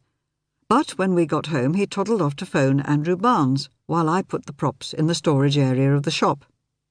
Mrs. Walker and her fiancé had done well with sales this afternoon. Perhaps the rain had driven people indoors. At least they were still patronising us small fry, or perhaps the sheer quantity of stuff at the New Antiques Centre had confused them. New Antiques Centre. Was that another oxymoron or a simple statement of fact? If I remembered, I'd ask Griff, who always laughed so obligingly at my jokes. What wouldn't make him smile was a note from Mrs. Walker to say that a well-dressed man had come in asking to speak to me. He'd not left a name or a card, but said I'd know who he was and that his offer was still open. Just. I didn't like his tone, not one bit. M.W. No, nor did I. On the other hand, he couldn't be in two places at once, and I'd certainly clocked him out on the industrial estate. But that was quite late in the afternoon, well after Mrs. Walker would have closed the shop and gone home. Phoning Freya on a Sunday seemed a bit OTT, but I'd certainly call her first thing. And if she didn't seem a bit more involved than she had before, then I might be forced to do something absolutely against my will. Raise the matter with Morris. Griff was looking very sober when I found him in the kitchen, unpacking the remains of our picnic and thinking about supper. I find I can raise no enthusiasm whatsoever for a réchauffage of yesterday's baked meats. "Oh, they've done very well. I think it's time to give them a rest in the bin or the compost heap," I said, sorting animal from vegetable as I scraped. "There. That gives you a nice clear run." He still looked grim when I came back in from the yard. "Did you make sure you put the lids back tightly? We don't want another visit from that fox." 7-foot walls, and they still got in. It was a good job humans weren't so lithe. All the same, it wasn't animals that were worrying him, I was sure of that. "Are you okay?" At least I could be blunt now we'd managed to have that little conversation. I pointed at his chest. "Oh, that's fine. The tablets really are helping. No, I'm worried because I can see you won't let me prevaricate any longer. As a result of my conversation with Andrew Barnes. He declined to say anything over the phone. Anything at all. In fact, we seemed to be having two quite separate conversations. Perhaps there was someone else in the room. Exactly. Someone who got to hear that it was a long time since we'd met, and why didn't we have a quiet drink together one day soon? I was afraid that that was all I'd get out of him, so I suggested he email me with a few dates. Then I went further. I asked him for his email address so we wouldn't lose touch. Before you ask, it's a valid address. I've already had a reply, and we're meeting at the Granville on Stone Street tomorrow. I'll book a table just to make sure. He grinned. To be sure of a table, but not him turning up, of course. Now, I've found some tuna in the freezer. Would you like it crusted with herbs or with saffron mayonnaise? I pointed to the pots on the windowsill. Whichever is better for your cholesterol, of course. At least I had important things to talk about when Morris and I Skyped later that evening. He just goes from one test to another, I said, and each seems more serious than the last. At least he started to tell you. He's probably more scared than you. After all, it's his heart they're interested in. My father simply wouldn't tell my mother what was going on. In the end, they were at a petrol station, and while he paid, she drove off, wouldn't come back for him till he promised to explain. And what happened to him? He laughed. Well, if I tell you he's off hill walking in the Lake District, even as we speak, you'll know there was a happy ending. He had to have surgery, which was actually worse for Mum and me than for him, I suspect, and there was a longish convalescence, but he's fine now. You know, the only reason you've never met them is that they're always jetting off somewhere. So, you're thinking Griff may have to have an operation? My voice broke. Sweetheart, don't panic. That's what all these tests of his are for, to find out. He keeps saying they're because of some research program, not that he needs an operation. He pulled a face. We both know Griff, Lena. Maybe he's right, maybe he's wrong, but the dear old NHS is pretty good once you're in the system. They won't do anything that isn't necessary, though. He narrowed his eyes. You're worried sick, aren't you? Why didn't you tell me before? Or at least say you were worried. I'd have spoken to him myself. It was better for him to confess. And we haven't really had much time to talk about anything, have we? I added. I didn't want a long-distance row, but having persuaded Griff to tell the truth, I might as well try it myself. Any moment, I'd get on to the Charles Montaigne issue. He bit his lip. I wish I could tell you I was hopping on a plane right now and could spend next week with you. But I'm up to here in work. We know there's someone exploiting rich people's gullibility by selling them tat at hugely inflated prices. Good luck to them. I thought you were over there to sort out Interpol communication, or lack of it, I objected. I was. I have. So he could come home. My smile soon faded, however. He'd not finished speaking. But when a French government minister is defrauded, no, I really must not talk about it. I'm sorry, not even to you, Lena. Though, I tell you, I could do with your divining skills. And you. Oh, Lena. At this point, the conversation at last took on a more personal tone, and I went off to bed feeling a lot happier. That was what I told myself anyway. Though I still hadn't told him about the problems with gorgeous eyes and Charles Montaigne, had I? Chapter 16. Since I couldn't raise Freya on either her landline or her mobile, I emailed her the details of my sighting of Charles Montaigne and the apparently friendly warning from Gorgeous Eyes.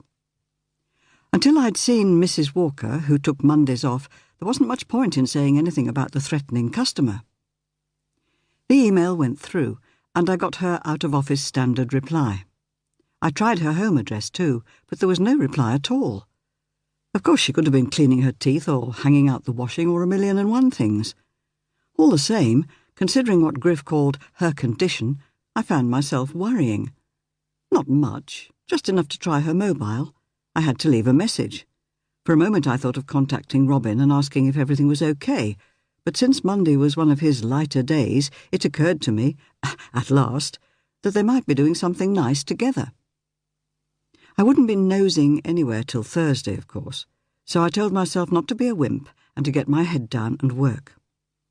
I obeyed so thoroughly that I hardly came up for air, working on several highly rewarding repairs simultaneously. It sounds impressive, but in fact all I was doing was getting them to the point where they had to rest for at least 24 hours before I started the next stage. I managed to finish one spectacularly ugly but very precious Victorian vase on Tuesday morning. But then there was Griff's lunch date with Andrew to think about. I offered to drop Griff off at the Granville and collect him later. It meant he could have a glass or two of wine. He was now religiously drinking red even when he was eating white meat or fish. Thinking I could kill two birds with one stone, I phoned my father to offer to bring over some lunch and do any shopping he needed. For a moment he sounded flustered, so he obviously had company, but he very audibly took a deep breath and said he'd love to see me, but not to bother shopping en route. "As a matter of fact," he announced as he greeted me, "I thought on a nice day like this I might come shopping with you." He patted his sports jacket, worn with his better trousers. He'd shaved, too, and remembered to brush his hair. Catching sight of Titus' car, tucked deep into the overgrown shrubbery, I nodded. I always kept shopping bags in the boot, so I was happy with the change of plan. I thought I'd provoke him a little first, however. "What about the lunch Griff has prepared for us? Shall I just go and pop it in the fridge so you can eat it later?" "You've got to turn this splendid new car round," Pa said, grabbing the bag of food. "Let me deal with this." It was hard not to laugh out loud. Poor Pa. He really didn't like expeditions to the outside world, but he was equally keen for me not to know officially about his work for Titus. Strangely, he was happy to talk about it with Griff, but it was absolutely taboo between us. I think it was my fault, actually.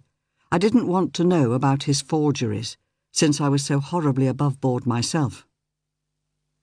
I took him, raving about the Fiesta's features, to Waitrose in Hythe, Griff's favourite supermarket, where he shopped far more briskly than Griff until he reached the booze section. Then he became a good deal more selective. Finally, he shouted me a sandwich lunch in their little cafe, less healthy than what Griff had prepared, but infinitely more nutritious than his former diet of endless pot noodles. And I do mean endless. He even suggested a stroll along the front. Clearly, he was giving Titus as much time as he could to finish whatever he was up to. "How's that Morris of yours getting on?" he asked as he settled on a bench facing the sea. "Frantically busy. He's investigating some Euro scam, I think, but he can't tell me about it at this stage." "Do you tell him when you're worried about things? Because I tell you straight, you've hardly smiled today. Old Griff okay? Because I thought he seemed a bit short of puff last time I saw him. And at his age you've got to think about angina and other cardiac diseases." Since I knew Pa spent all his non-forging hours watching TV, I didn't blink. "He's actually having a few tests at the moment. Says he's part of some medic's research program." Pa snorted. "What do they call it? On that program with the shrink? Denial. That's it. You need to keep an eye on him, Lena." "I've got to do more than that, Pa. I've got to go and pick him up from the Granville." I held up the phone to show him the text that had just come through. I texted back that I'd be about half an hour and to have an extra cup of coffee. All the same, I'd collect him before I took Pa home. They rubbed along quite well these days. Now Pa saw me pretty often, and Griff didn't suspect I was going to abandon him to live with Pa. Although he looked exhausted, Griff was full of the delights of his lunch at the Granville, the food at least. How much illicit cholesterol, how much unrefined sugar he'd shovelled down, I didn't dare ask. He did confess to having shared a bottle of Rioja, and he wondered complacently how Andrew Barnes had dared to drive when he was so over the limit. "An old acquaintance," he told Pa blithely, "sadly run to seed." This from a man with angina and potential diabetes. Still, Andrew Barnes might have actual diabetes and have worse heart problems. As for Pa, who knew what damage he'd done to himself? Being an alcoholic was one thing. Being a pot-noodling alcoholic might be worse. Sometimes I felt very scared. Griff was wittering on about his previous relationship with Barnes. Like me, an ex-thesp. Like me, he's had to supplement meagre savings with a day job. His was design, interior and exterior. Lena always says my mauve cords are OTT, but you should have seen his outfit today. Floral shirt, so very 60s, or maybe 70s, and apple green chinos. Pa, on the surface every inch the English country gentleman, with his addiction to wearing cords or cavalry twill with a leather-elbowed sports jacket, managed not to shudder, though this was possibly because he'd simply no idea what Griff was talking about. We drove slowly up the dreadful track to Bossingham Hall, and Pa duly invited us in. Griff accepted immediately, as I knew he would, and headed, predictably, to the loo. I found a couple of boxes of assorted china to sell. Bottom of the range, I warned Pa, but a good way of making a little space, even if not making much cash. Pa reached out champagne, frowned at it, and put the kettle on. Green tea all round then, and a little polite chat, before Pa made it clear there was a TV programme he had to watch. I was happy to indulge him, because Griff was obviously rattled by something he couldn't talk about in front of anyone else. Instead of heading straight back home, I drove through Bossingham towards Stelling Minnis, parking on a bit of the Minnis where easy walking was available. At first protesting, Griff eventually nodded. "No hidden ears," he observed. "Do you truly believe that someone's already bugged this splendid new vehicle?" "Who knows, but it's a nice day, and I don't think either of us has had as much fresh air as we ought recently." "For fresh air, read exercise," he grunted, patting the pocket he kept his spray in. "You said it. You were supposed to be exercising to keep your blood pressure down, or was it blood sugar?" He stomped off, mumbling about nannying. At last he had to slow down, of course. I stopped by a huge hole. Several other holes nearby, and a lot of digging, made the patch look like something out of a kid's sci-fi book. "A badger set," he explained. "It's years since I saw a badger in the flesh. A live one, I mean, not a poor dead huddle in the road." He embarked on a long, meaningless ramble about cattle and bovine TB and culling. Finding a convenient fallen tree, I sat down. Looking incredibly furtive and guilty, he sat too. "Very well. Andrew was scared off." He raised a finger. "It's quite a long story. Andrew was, well, maybe still is, a promiscuous creature. He's also extremely loquacious and can be relied on to spread quite confidential information to any handy pair of ears. Oh dear, I think I mixed a metaphor there. He's also much given to boasting. Reading between a lot of lines, all crossed like a Jane Austen letter, I suspect he told a casual acquaintance that he was the star of a new production, that he was central to it, that without him it would immediately collapse. His interlocutor was visibly impressed. Possibly all his interlocutors were equally impressed. No one expressed anything except fervent admiration. And then a complete stranger, we will not ask in what circumstances they met, loved one, told him to pull out of the play, or else. At last he paused. It could have been for dramatic effect, or simply to breathe. I jumped in. "What sort of else?" "Very precise physical consequences. That sort of else." To do him justice, he insisted that the play was the thing. But then his car was damaged, paint and other things thrown at his house, and the message came through that the original threats, though not so far carried out, would follow. He must withdraw from the play, and thus bring about the collapse of the whole enterprise. But the play didn't collapse. And, to be honest, the things that have happened to the cars, even our van being trapped overnight, have been pretty mild, stupid jokes at one level. That fish was quite a good one if you have that sense of humour. Yes, I suppose so. Yes, actually, I think it was. Dear me, Amelia's reaction. Overreaction. And the way you stood up to her. He chuckled at the memory. So why have the life threats been reduced to irritations, assuming his life really was threatened? Well, he always did overact. But I think he was truly fearful.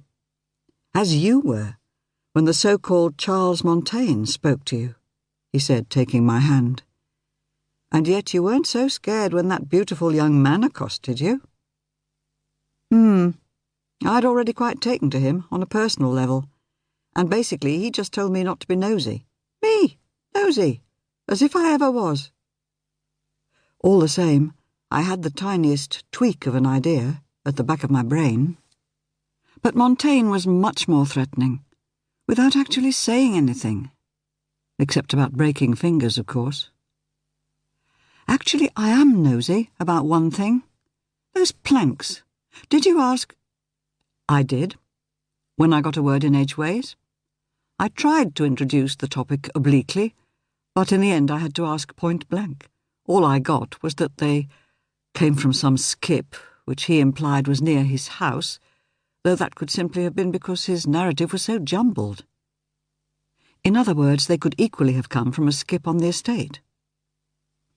A little silence grew while we looked about us. There wasn't a soul in sight. The sky was the sort of blue that makes you wish September would never end, and all the trees and bushes glowed as if they'd never even had the idea of shedding their leaves one day soon. Maybe it wasn't so warm, though, or why was I shivering? Griff took my hand. It occurs to me, sweet one, that we are very close to the rectory. As a friend, you might well pop in to see dear Robin and to ask how things are. And lest you feel any embarrassment, I could always ask to use the loo. I hoped he didn't really need it, as the rectory was firmly locked and there was no sign of Robin's car or anyone else's. I scribbled a note saying hello. Then we made our way home. There was still no response from Freya the following evening, 36 hours after I'd tried to contact her. And now I was worried enough to try phoning again, although I knew she hated to be hassled. The scenarios I played in my head ranged from her being attacked by Charles Montaigne to lying distraught in a hospital bed having lost the baby. I left a couple more messages, an hour apart, and then gritted my teeth to phone Robin. No, I couldn't quite manage it. Eventually I passed the phone to Griff, who'd always had a soft spot for him and could be relied on to sound just right in any tricky conversation. Well, they're really both your friends, loved one, he said doubtfully. Always dodgy for an ex, even as ex as I am, to call a bloke who has a new woman, I said. I suppose so, but you're such very good friends. But for you, there might not be a baby, might there? And Robin might now be an altogether different sort of father if you hadn't talked him out of becoming a Roman Catholic. I shook my head. I don't think I can claim responsibility for that. More a matter for him and God, surely. Griff kissed my forehead. Go on, call him. Or it might have been, call him. I did both. And guess what? While one might have answered, the other certainly didn't. I left a message that he might have been able to work out, given time and patience, and was more worried than ever. Chapter 17. Try again, I told Griff. I can see what you're doing. More unobtrusively. Go on. We kept on and on until he could take a photo on my mobile while apparently just using it to make a call. Eventually he put the phone on the garden table and flopped on the bench beside it. The weather was still wonderful, and the garden was loud with the sound of next door's bees. With luck, we'd get a pot of their honey. Exactly why do I need to do this? Because I can't. I'm going to be talking to the guy. I bet my teeth he's okay, but even if he is, especially if he is, I can't go round taking photos of him and telling him I'm going to show them to the police just to make sure. But why now? It's only Wednesday. Because I want your brain to transfer it from the short-term memory to the long-term, so you don't panic. We'll try again this afternoon and then tomorrow, okay? Not quite. Why take gorgeous eyes photo, not one of the big bad wolf that you consider Charles Montaigne to be? See him and I scarp her, I said. Very succinct. Just as I had to hide in the car? Exactly. Oh, Griff, still nothing from Freya. I'm beginning to feel unprotected. Well, surely she has a team you could contact. Well, since the reorganisation, I don't know any of them. He shook his head sadly. That nice young man Will, the one I always hoped you'd get together with, working for an auctioneer. Such a waste. I nodded, though I had a distinct idea that Will might not actually have left the police at all. Morris had dropped out that he'd had a conversation with him. Morris very rarely dropped things out, so I'd squirreled that away and told no one, not even Griff. But it was certainly something to mention to Morris when we spoke tonight. Will, and Charles Montaigne, of course. Although it was tempting to sit and bask, we drifted back to the kitchen for our tea.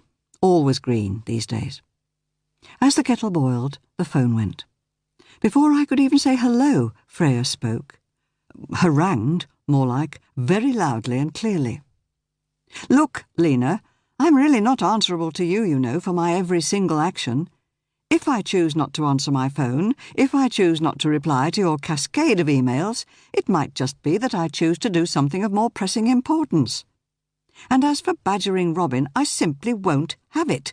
Understand? Freya cut the call. So that was what you got for honest concern. OK, I was worried for myself too. Perhaps that was why what she said hurt so much. I didn't know whether to hurl the handset across the room or cry. Fortunately, Griff relieved me of the phone and provided a shoulder.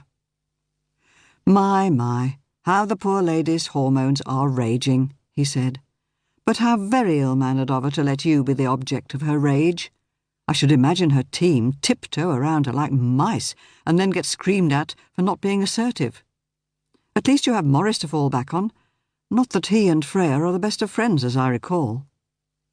Oh, I'm sure he only took this job in Interpol to get back at her for pulling rank on him so often and so publicly. But when we talk, Morris and I, we don't necessarily want to talk what he calls shop.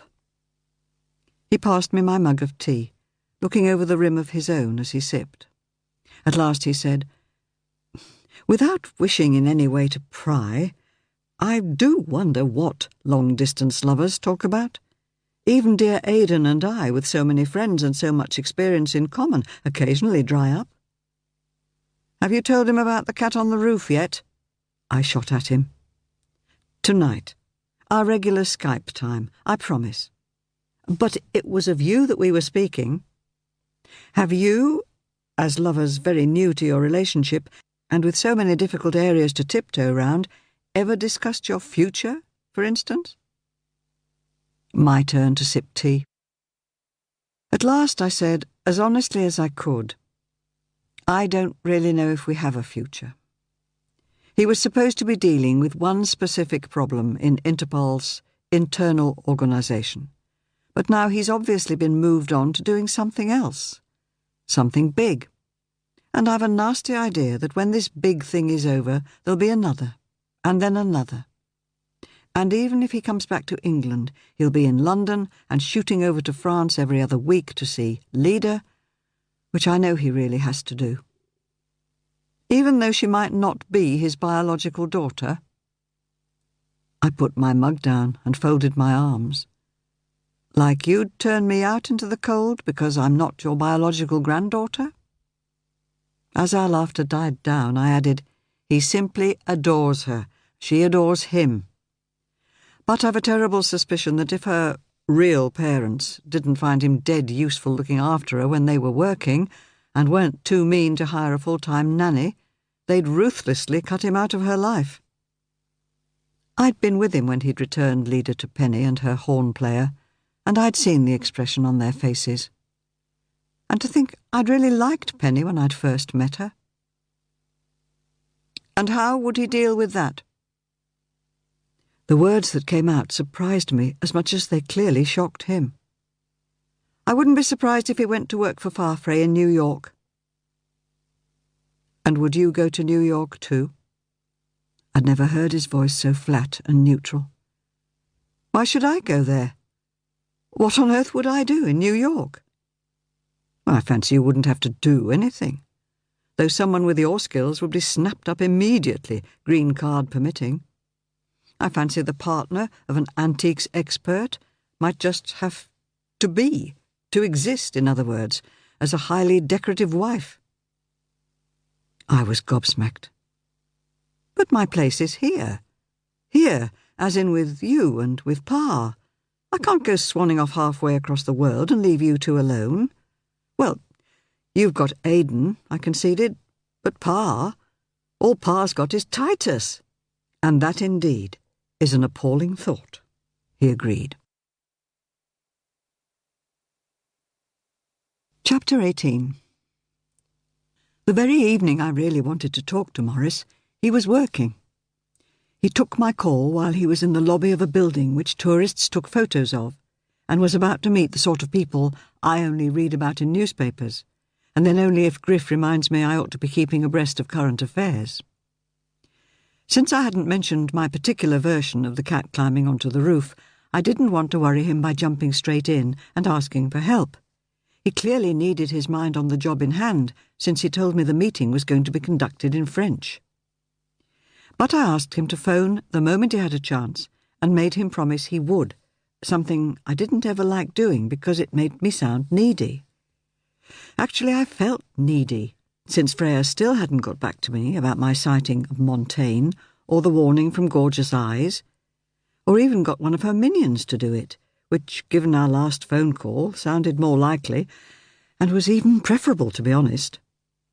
If I'd really messed up, I would take criticism on the chin, but this time I thought she was so in the wrong that it'd be hard not to tell her so, despite her condition and her raging hormones. I hadn't quite expected a call at 6:30 the next morning, but Morris had forgotten that French time was an hour ahead of ours. It took me longer than I liked to gather my thoughts, but we filled the interval quite satisfactorily. At last he said, "Last night you sounded quite unlike yourself, Lena. Desperate. You're not, are you?" It took me a while to fill in his dots. "Pregnant, you mean? Absolutely not. I leave that to Freya, which is why I needed, to speak to someone who... So I'm a pale substitute for Freya, am I? Oh, seriously, what's troubling you?" he added in his sort of official, sort of tender voice. "Someone called Charles Montaigne." Hell, I'd forgotten about warning him the cat was on the roof. "Charles who?" he asked sharply, not as if he hadn't heard, but as if he wanted to make sure he'd heard right. "Charles Montaigne," I repeated, ready to bristle if he criticised my pronunciation. There was a pause, as if he was jotting something. "OK, go on." "Originally, he just wanted me to work for him. When I said no, he got a bit unpleasant. Mentioned breaking bones and things. He's done nothing yet, but that doesn't mean he won't, does it?" "Indeed it does not." He sounded very official. What with the new Antiques Centre and the hassle over Griff's play, my play now, of course, I feel as if I'm in a forest with nasty grey things inching closer by the minute. His voice changed to completely tender. "I'm not surprised. My poor..." I dived into the next sentence. He should have had this information earlier. Would have done, but for our lack of communication recently. "There is something else you need to know. Last time he spoke to me, it was clear he knew a lot about me. And he knows about my clothes." Clothes? There was a dress designer called Charles Montaigne, 50s, 60s. I thought I recognised the name, but it wasn't until I came across some vintage dress patterns recently that I remembered where from. So I think he's invented the name to unnerve me, to show how much he knows. He also knows about Griff, about Pa, and also about you. If he asked, I'd have to give him chapter and verse, but I hoped he wouldn't, because it was too early in the day to talk about such things, which ought to be discussed face to face anyway. There was a long pause. How would you feel about coming over here for a bit? My heart leapt, yes, please. But my head said, and leave Griff? I have a nasty feeling that this Montaigne guy might turn his attentions to him if I jumped ship. He could always come too, which meant that Morris didn't have a romantic interlude in mind. Oh, was all I could manage. I didn't put that very well, did I? He laughed. I meant I wanted you here very much, but I could quite see that you wouldn't want to expose Griff to any danger, any more than I would. I like the old guy. Now, I need to think this all through, darling, but... oh, hell, I'm being summoned already. Talk very soon, okay? And for God's sake, take care. I mean that. I will. Morris, before you go, I've been meaning to thank you for the lovely postcards. Very sweet of you. Postcards? What postcards? Those of those places in France we've been together. There was a very long silence. We'll talk later, okay? End of call. Now what was all that about? It hadn't been the best conversation I'd ever had. It was too one-sided, too much me, not enough him. And no chance to ask for further details about going to France. Not that Griff would go. Not if it meant sacrificing the play. I was so excited by the chance of reading a few of someone else's lines while she was away that I almost forgot the important business of the evening, which was to talk to Gorgeous Eyes and get Griff to take his photo. We'd had a couple more practice sessions, and Griff really was pretty nifty now. The light was pretty poor, since Amelia had worked us far longer than usual before grudgingly permitting a break. This turned out to be lucky. There was a positive flood of people emerging to make calls. I managed to drift away from them, pretending that I was using Griff's phone, one without the photo facility, and needed to find coverage. Griff tailed me at a discreet distance, all very cloak and dagger. All to no avail. Gorgeous Eyes had evidently given up on me, and who could blame him? Emilia summoned us all back in, her voice carrying like an old-fashioned train whistle, even though we'd only had 10 minutes. I felt like kicking gravel. As it was, I mooched past our car, like the others, still safe and sound. So far. But not untouched. Ours, at least. Someone had tucked something under our wiper. He must have done it carefully, or he'd have irritated the extra-sensitive alarm we had on all our vehicles. 8:56. Can't hang around any longer. Phone for drink sometime? He'd added a mobile number and a scrawled signature that might have been Paul. Now what? I didn't want to drink with the guy, just to identify him. A drink implied all sorts of things, which, with Morris suddenly putting the idea of me and Paris in the same sentence, weren't welcome at all. Unless I could view it as an undercover operation with no emotions involved at all, I was still pondering as I headed back to the Oast, where I was greeted by an almighty scream. Not a scripted one. The play didn't have a single shriek. Actually, it could have done with one. If I'd been the author, I'd have been sitting in the back for every rehearsal. The actors might have been mangling his lines, but at least he'd have realised that while some were too long, others had breaks in the wrong place. He could have changed them. And he'd have realised how dull much of it was. A scream would have been a welcome addition. But an acted one, not a real one. I was inside the Oast before I knew I was moving. One look told me it wasn't so much a scream as hysteria. Emilia did hysteria remarkably well. All the more reason for the playwright to include a scene involving it. Everyone knew someone should slap her, but no one wanted to be accused of assault. I did the obvious thing. I grabbed an open bottle of water and slung it over her. Good news, bad news. The good was that it turned down the uncontrolled noise.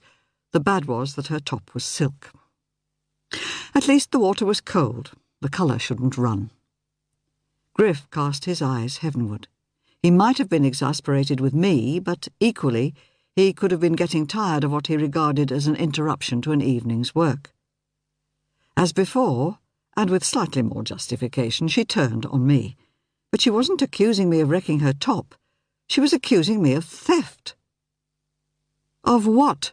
I asked, trying to stay cool. But my voice was drowned out by the solicitor with the 4x4 and a sense of humour, Gerald. "Emilia, I really cannot permit you to make such accusations. All we know so far is that you can't find a ring you are sure you were wearing when you washed your hands. You say you may have taken it off and put it down while you were washing them, or it might have been after in the dressing room. Let us conduct a quiet and rational search and hope it's just fallen down somewhere and rolled away." He gave me a smile I couldn't quite interpret. "For the sake of everyone's reputation, I suggest we hunt in pairs." "You mean so that she can't slip it back and play the innocent?" Emilia said waspishly, pointing at me. "What a good idea," I said, so that everyone heard. "OK, let's find rings, folks." It did seem a good idea, until I found myself partnered with one of the less exciting actors, nose-picker no less, who as soon as he found himself alone with me in the dressing room tried to kiss me. It was the work of a minute to make it clear that he should take himself off, by which time Gerald had wandered in and grasped the situation at a glance. I was so busy being grateful for his company that I forgot to wonder, until we were all back in the Oast, where his search partner, Winebox Lady, might be. Griff, perhaps thinking he should restore his family's reputation, stepped forward into the middle of the returning searchers. "Does anyone have anything to report? Anything at all?" he added sternly. It took me a moment to realise he was in role as an old-fashioned stage policeman. "No. Any open windows? Unlocked doors? You see," he added, "we shall clearly have to involve the police. Investigating the theft of a valuable item isn't a job for enthusiastic amateurs." He might have slung a firework into a hen run. Amidst all the fluttering women, Emilia flapped the most. With a most realistic shudder, and without quite elbowing him aside, she neatly upstaged Griff. "Enough time has been wasted on my poor trinket. It will just be a lesson to me to be less careless in future, and to trust less those whom I thought were my friends." Wow and double wow. It was really hard to hate a woman who could come out with lines like that on the spur of the moment. "But you've made a very serious allegation, Emilia," Gerald said. "Two, in fact. First, without any apparent reason, you point the finger at Lena. Now you include the rest of us. Griff is right, we call the police. After all," he added with a cynical smile, "you have to notify them of the so-called theft if you wish to make an insurance claim, which I'm sure you will." The police must have been having a boring evening, because within 5 minutes there were half a dozen officers milling round. They did what I always find irritating. They left their blue lights flashing, as if warning Joe Public not to mess them around, because at the drop of a handcuff they could leap into their cars and start fighting crime 10 miles away. What would the rest of the industrial estate make of it all? In particular, Gorgeous Eyes and his unpleasant mate. If you were doing anything dodgy, all this illumination must have been dead irritating at the very least.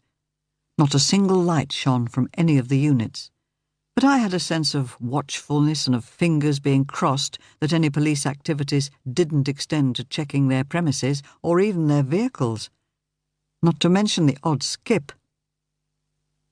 Having come mob-handed, the police couldn't then lose face in front of each other by saying the whole thing was a waste of time and that the old bat had probably left it at home. So we were questioned just like in an Agatha Christie play, and there was talk of soccos and goodness knows what else. Griff's face got greyer and greyer, but I think he was simply worn out, not in any pain. He didn't use his spray, at least when I had my eye on him. At last, the final statement given, we were allowed to head home. But not before I heard words I really didn't want to hear from one of the officers. "Tomorrow we'll ask around the estate. Someone working late might have seen something suspicious." "Emilia really gets up my nose," I said as I started the car, stating the obvious, I suppose. "Why do you all let her get away with her bullying? You're all grown-ups." "I suppose it is bullying. But that's what actors do. We accept instructions from the director. If we start arguing every point, where would we be?" Griff said. "It's not the acting part, it's her general attitude. Not just to me, but to people like that nice woman who brought in the wine box. It's almost as if she's trying to provoke a walkout. But you're all so nice and polite, you just take it." "I think we're all trying to be mature and professional." Forgetting the need for kid gloves, I flared. "And I'm not. Maybe it's something to do with the fact that she seems to have picked on me as the person she most likes to hate." "That was why I suggested the police should be involved," Griff said, hardly answering my point. "I know that you're as honest as the day. It needed to be proved to the others." "It hasn't really proved anything, though. I bet she told the fuzz I'd swallowed the damn thing. In any case, it's only paste, isn't it?" "Is it?" Griff sounded genuinely shocked. "Yes, like those ear studs of hers." "How do you know?" "Oh, of course you know. But so wise of you not to tell the police." "Quite. They'd want to know if I'd tried writing on glass with them, or whatever you're supposed to do to test diamonds. Actually, I might have kept my mouth shut for Amelia's sake." "Really?" "You said the old bat's not as beautiful as she was. Maybe she's not so well off either. And it'd be a bit mean of me to broadcast that to the world." "Well, I think it's uncommonly generous of you not to. On the other hand, the police will be going to a great deal of trouble for nothing." "Yes, and maybe ruffling feathers I'd rather have kept smooth." I dabbed a finger on the radio. Classic FM. Soon Griff was snoring gently. So I was left to wonder what I should do about the note Paul, if that was his name, had left for me. It would feel like betraying Morris if I phoned him. Wouldn't it? Or would Morris want me to, in the interests of digging up a few more facts? Suddenly I felt more cheerful. What a good excuse to contact him. I found myself humming along. "Cocoa with skimmed milk doesn't really press any buttons, you know, Angel Heart." Griff sighed, peering into his mug. "I know. But I read somewhere that cocoa, or is it chocolate, is actually very good for you, and I know full-fat milk isn't. So you'll just have to put up with it," I said firmly. "And keep your hands off that biscuit barrel, too." Just to make sure, I grabbed it and shoved it on top of one of the kitchen cupboards. "Now you're awake again. I want some advice." "Awake again? When was I asleep?" "For pretty well all of that nice piece on Classic FM, the Brahms. You dropped off during the foray." I suppressed a sigh. It was all very well, my having a wonderful education in classical music, thanks to Griff, of course, but I hardly ever heard so much as a note of what people of my age ought to be listening to. No wonder my boyfriend was twice my age. Perhaps, I wondered sourly, he'd already been tucked up in bed and fast asleep when I'd tried to phone him, when we'd got in. Tried in vain. And somehow asking his permission to phone another guy was not something I could do on voicemail, which was why I needed Griff's help after all. I stirred my own cocoa grimly. For God's sake, Brahms was one thing, but what was a girl of my age doing drinking cocoa? I pushed it aside, almost slopping it over Griff's nice clean linen tablecloth. I spread the scrawled note in front of me, then turned it round so Griff could read it. For good measure, I even hunted for and found his reading glasses. "There. What shall I do?" "Why don't you wish to do exactly what he suggests? Because you're attracted to him and fear that you're being disloyal to Morris? My dear child, he's talking about a drink, not a full-blown affair. Go for it, say I. No? The cocoa had skinned over.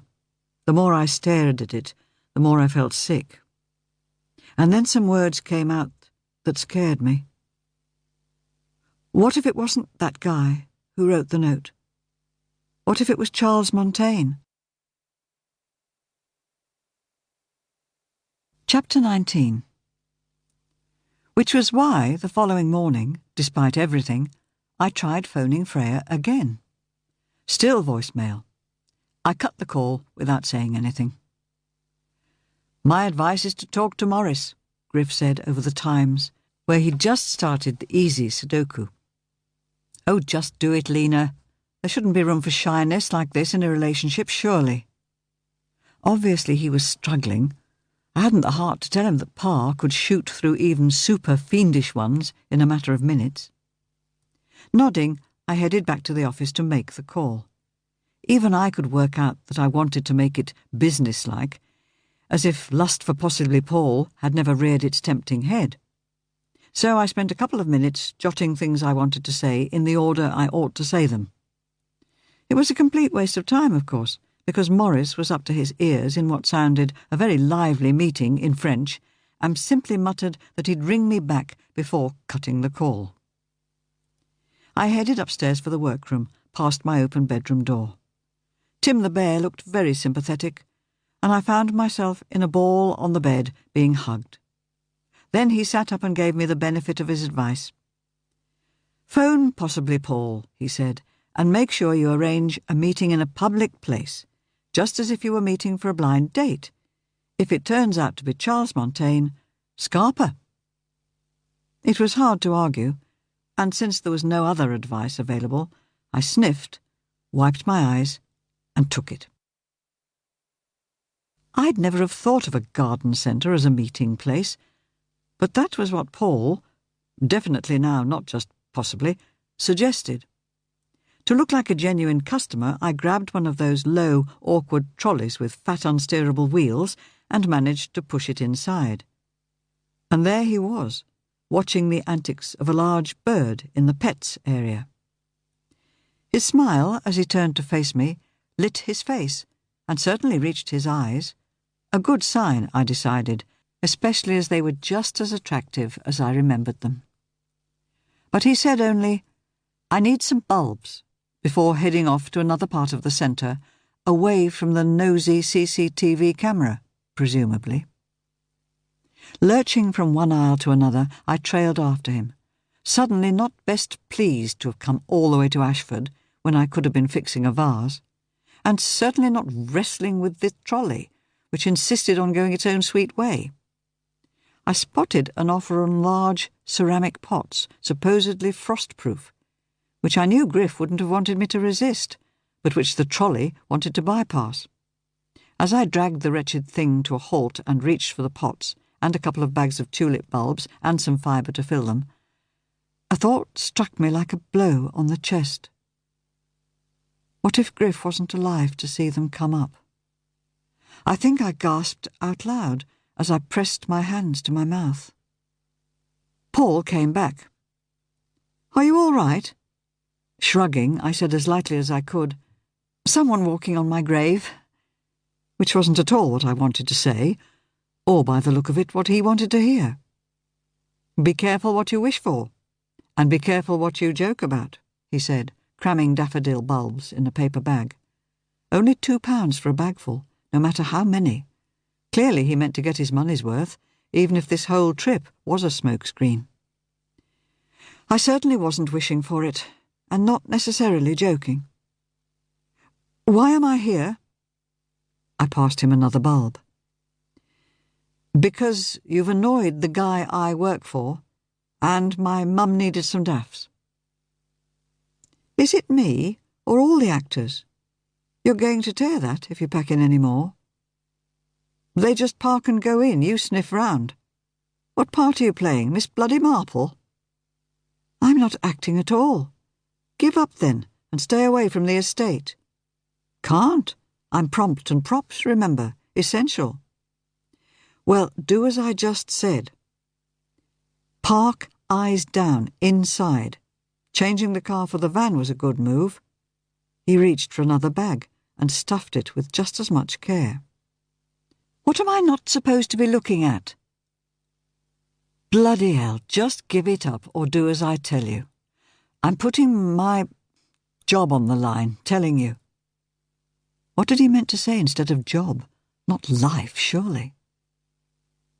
It's something to do with that skip I found, full of offcuts of good wood, isn't it? Now empty, I'd imagine. And maybe the planks that shouldn't be where they are? Not to mention a certain antiques dealer. Just piss off and do as I told you. His bag split and daffodil bulbs rolled everywhere. It seemed a good moment to obey, and since he was scrabbling around, taking no notice of anything except the hyperactive bulbs, I managed to fish out my phone and snap him. It was back in my pocket, and I was stalking off, with as much dignity and haste as the trolley would allow, before he was off his knees. He must think a lot of his mother to go to so much effort for her. On the other hand, he must have liked the look of me to go to such lengths to warn me off.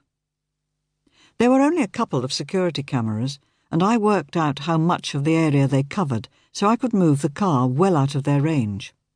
Then I took forever to stow the things I'd bought into the boot. At last Paul emerged. Funnily enough, he'd parked not far away. He must be a fellow camera watcher. Catching his eye, I smiled, and he sidled over, spreading his hands in helpless exasperation. Now what? I take it you've not been to work this morning. You're not going to be very happy when you get in. I explained about the ring and the chance of a visit from the police. He swore fluently.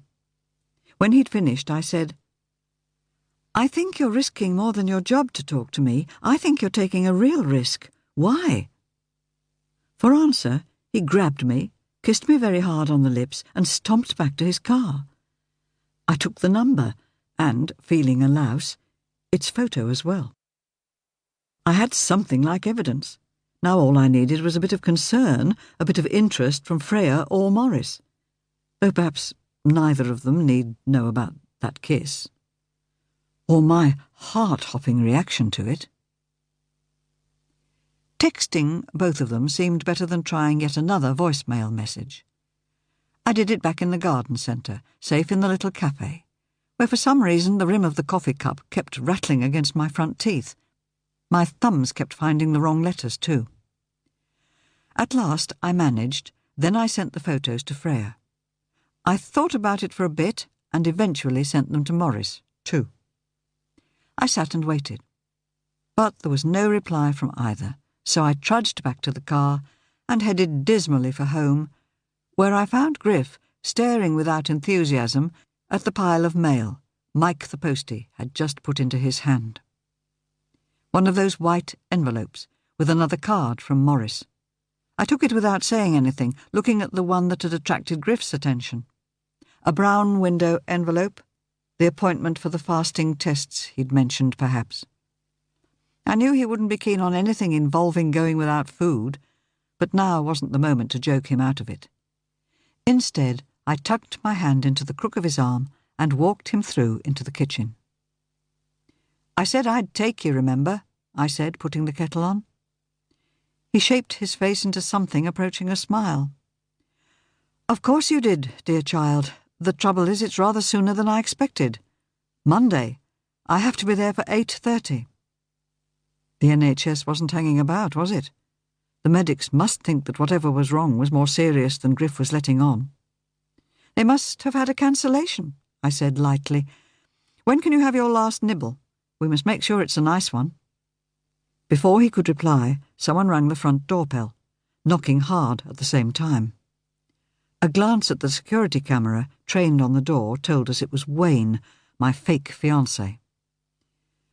I'm supposed to be writing some damn report, he moaned as a greeting, eyes rounding as he sat down and took notice of the contents of our cottage. Is that clock new? I mean, I know it's old, but...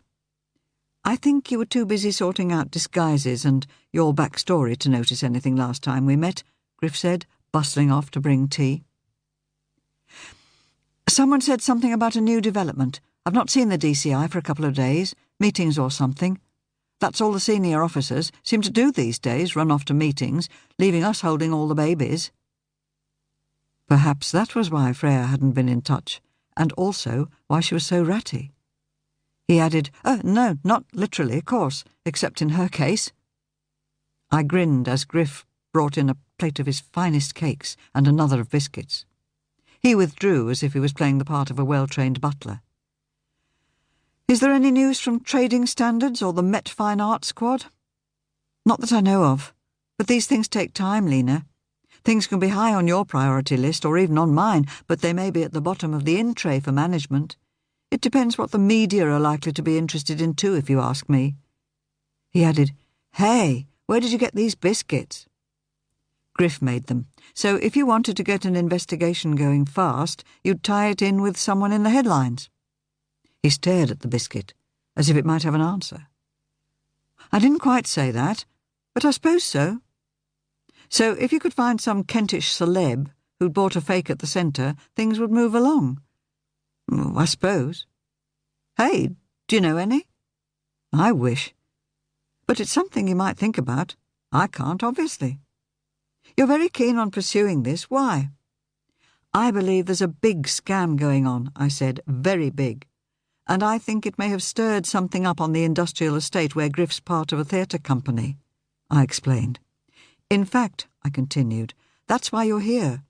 One of the guys working on the estate met up with me this morning to warn me off, and I think he took a big risk to do it." "The guy whose photo you sent through? I felt a total heel doing it. He's a good guy." "Working for a dodgy organisation?" Wayne sneered, reminding me sharply of Freya on a bad day. "Well, perhaps he's a decent guy who's had to take a crap job," I hazarded, "to pay off his student loan or something." I wasn't just winding Wayne up. It seemed as good a theory as any. Until Wayne explained how the loan system worked. 5 minutes later he was still holding forth. Griff must have been more than hovering. Suddenly he was not just in the room, but also ready with a couple of questions. "Did any of your colleagues recognise this young man? Or did the clever facial recognition programs do their work? Not to mention your computer finding his car registration, of course?" "We're on to it, sir." "Possibly." His voice said it was on the furthest of back burners. I watched him carefully while Griff continued his attack. "Wasn't it rather a waste of your time to come out without some hard information?" Griff's smile was full of tender concern, until he added, "And Lena's time, of course. She doesn't want talking therapy, Wayne. She needs to know how the case is going and how the police propose to act, and, I would add, how they will take care of her. It seems this criminal is more concerned for her safety than you are. Not you personally, of course, but your colleagues in general." "There's no need to take that tone, sir." "I'm not taking any tone, just requesting action. Every time we venture to the Oast Theatre, I fear an ambush. Every moment we spend there is some new practical joke. Every journey back there are the same fears, made all the worse by the darkness. We've even been warned off the public meetings about the new antiques centre," I threw in. "Griff was one of the working party." "And will you heed the warning, sir? I would advise you to. I don't like threats. I'd rather be there. But some games aren't worth the candle, unless someone else can be there to watch the play." Wayne was visibly puzzled by what I picked up as a suggestion that Wayne or a colleague might want to be there to see who else was at the meeting. "This is the play at the Oast House, sir?" Griff turned away. I heard his spray in action. He faced Wayne again. "I actually meant the action at the village hall tonight. But surely the addition of a police officer to the cast of our humble production would be a good idea? The latest merry jape has been to steal a cast member's ring." "And did the person report the theft?" "I couldn't tell you. I'm sure you could ask your colleagues in the Sussex police." "Sussex?" A strange expression took over Wayne's face. "All this is going on in Sussex?" "Well, only the events surrounding our play," Griff said, looking and sounding confused. Wayne got to his feet, closing his notebook. "In that case, it's nothing to do with me, sir. If the alleged crime's being committed across the county border, it's up to the Sussex Police Service to deal with it." Some words came out of my mouth that quite surprised me. "So now crime has to respect county boundaries? Hell's bells! Why, Paul came into Kent to warn me. Isn't that enough to interest you? Wayne, this is all tied together. I'm sure of it. I'll report your concerns to DCI Webb when I see her. I'm sure she'll be back in touch with you." He nodded to us and let himself out of the front door. Griff sat down and leant back with a sigh. "Do you remember the dear dead days when the police used to hunt in pairs? The idea being, I suppose, that one officer would keep an eye on the other and vice versa? All gone with the cuts, no doubt. Thank God I didn't invite him to lunch. George, the fishmonger, has managed to produce not just some lovely salmon, but also what really must be the last samphire of the year. I've had to blanch it, of course, since it's getting tough now." Chapter 20. It was only the sudden recollection that we had a one-day fair the following day that stopped Griff picking up the phone and demanding police protection when he went to the meeting at the village hall that evening. I'd remembered the gig a couple of hours before he did, when I'd have had plenty of time to prepare, but had kept quiet. It was better for him to have a genuine reason not to turn up, packing the van, than an excuse. But he refused to give up the rehearsal on Sunday. I made sure we arrived just on time and bundled us both inside without so much as looking round. Amazingly, we got straight to work, with no mention of Amelia's ring, though I can imagine most of us would have liked to ask her if it had turned up. Perhaps we'd all had enough tantrums. A sudden burst of rain during the mid-afternoon break kept all but the most desperate smokers inside. No one seemed to want to talk to Amelia. I almost felt sorry for her. I'm sure she'd have liked to tell us all about whatever accident had caused her to come in with one hand swathed in bandages. But then I found a very good reason to dislike her. This was the afternoon I should have been reading the part of the actress who was away. Read! I knew it by heart. Now, I know we thought of tackling Act 2, Scene 2, but one or two of us were very shaky on our lines earlier this afternoon, so we will run through Scene 1 again. Places, please. Now, Act 2, Scene 2 was where I would have come on. My head told me she'd made the right decision, since the woman for whom I'd been going to understudy would be back next week. But my heart thudded with unpleasant thoughts of possible revenge, really adult things like spray-painting her car for her, as I trudged back to the corner where I lurked as prompt. Horribly, I battled with tears. The only way I could overcome them was weird. I found myself prompting each actor not just with the right word, but the right intonation, and in pretty nearly the right voice. There were blushes and some very strange looks. What I'd done was take revenge on the wrong ones. I'd humiliated people who had suffered the lash of Amelia's tongue almost as much as I had. I hung my head in shame as I gathered the props afterwards. Rather than face the cast, I dawdled in the dressing-room area, where we stored the larger items, till almost everyone had gone home, no doubt puzzling and annoying Griff as well. The windows had a fine view of the rest of the industrial estate, including the unit where Paul worked. 2 or 3 white vans drove up in rapid succession and parked at such an angle I could no longer see the unit, or, drat it, what the drivers were loading or unloading. A figure wandered round my side of the second van. Paul. Someone followed him. Even from this distance I could see that Paul was taking a bollocking. A second man joined the first. All 3 disappeared behind the van. I'd have done anything to hurtle after them and explain that the police presence had been all Amelia's fault, and that they should settle any problems with her. But even as I stood there, Amelia got into her car and drove off, and Griff was calling me, and I had to go. We left without saying anything. I didn't say how disappointed I was not to have read the part, any more than Griff spoke of his fears for the next day. Thank goodness for classic FM to drown the silence. But even that couldn't stop me feeling as if someone had been sitting on my shoulders, pressing my head down all weekend. It was a nice, argumentative Radio 4 Today programme which got us through the drive to Ashford's William Harvey Hospital the following morning. Despite his fears of not finding the right department, Griff wouldn't hear of my going into the hospital with him.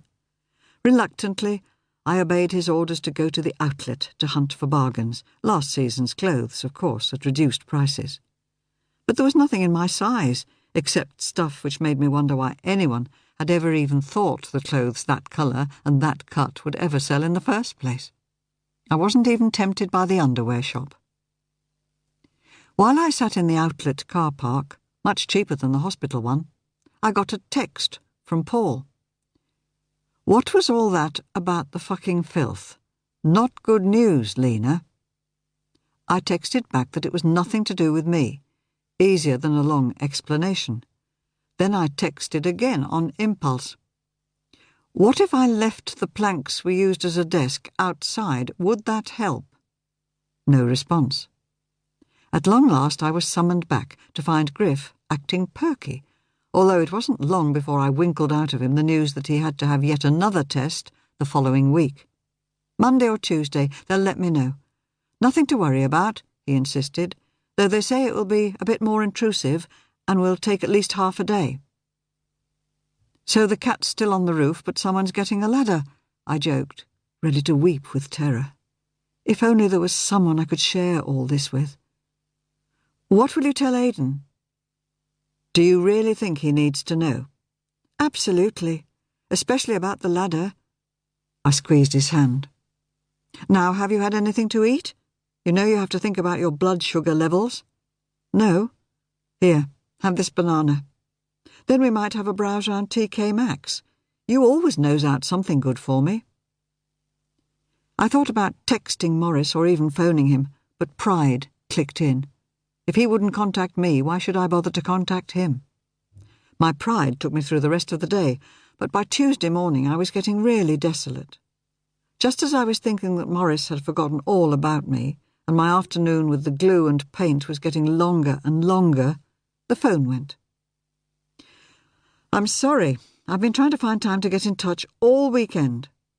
So that was all the explanation I was going to get, for a silence I found quite weird, given the fact I'd sent him that photo of Paul, and what had happened to yesterday. I was ready to scream and shout and cut the call. Instead, I took a deep breath. Well, you've got me now, I said reasonably. How's things? Manic. At the highest level. Now, this man who warned you off the play and the estate, the face is familiar. What does Freya have to say? Fuck all. She sent a minion, Wayne, the man I'd checked out the dodgy antiques centre with, but clearly he was under orders to give nothing away. Maybe he didn't know anything. So why did he bother driving over? No, he was holding something back. Griff and I kept our heads down all weekend, just as he told us to. And the only excitement has been taking Griff for more tests, something to do with nuclear medicine, whatever that means. And he's got to go back again next week. Morris, I'm so scared. About Griff? Or this Paul guy? Do I have to choose? It can't be both? What I wanted was for him to come back to England now, yesterday for preference, and provide strength and comfort. I'm surprised Freya Webb isn't being more forthcoming, I must say. I'd offered to have a word with her, but I think it might be counterproductive, don't you? We shared a brief laugh. Look, this idea of you and Griff coming over here for a bit. I told you he's got another test next week. If they're coming this thick and fast, there must be something really wrong with him. I swallowed a sob. And don't ask me to leave him here, because you know I can't. Of course you can't. But actually, I could really do with your advice. Professional advice. I said cautiously, You're the expert. I'm just a restorer. I just want you to do what you did with, what's his name, Wayne, only for me, in rather grander surroundings. Fancy a trip to Paris? Wouldn't I just? With Griff, too, if he's up to the journey. Staying over till Saturday or Sunday, all expenses paid by Europe. And I can't imagine him saying no to a taxi to Ashford International Station, first-class travel and accommodation, The room just across the corridor from ours at a rather nice hotel. Oh, Morris, he's got this damn play, and there's another rehearsal on Thursday. He won't miss that. And you won't leave him at the moment. OK. It seemed the conversation was over. Griff came bustling up as I stared at the dead phone. My dear one, don't forget this evening. Eh? This evening, the rehearsal. But today's Tuesday, Griff. He sighed, clearly trying not to speak to me as if I was an idiot. Emilia changed the day, dear one. Don't you recall? Right at the last minute? Or maybe I was collecting props and stuff and didn't hear her. I mumbled, still ashamed. Ah, you were putting those things in the dressing room, no doubt. I'm sorry, I should have told you. But what with one thing and another... So, can you break off soon? We'll make some sandwiches so you can eat while I drive. I can break off now, but I have to make a phone call. Dead urgent. As he left the workroom, I was already reaching for the phone. Assuming I could come over to Paris, I began, as if there'd been no interruption. What's the deal? Morris took his tone from me. I can probably put everything into place for tomorrow morning. I'll text you the details, and I'd better make sure you get back in time for Sunday's rehearsal, right? Forget the travel for a moment.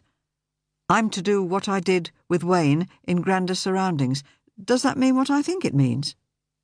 Consultant antiques expert. But I'm not.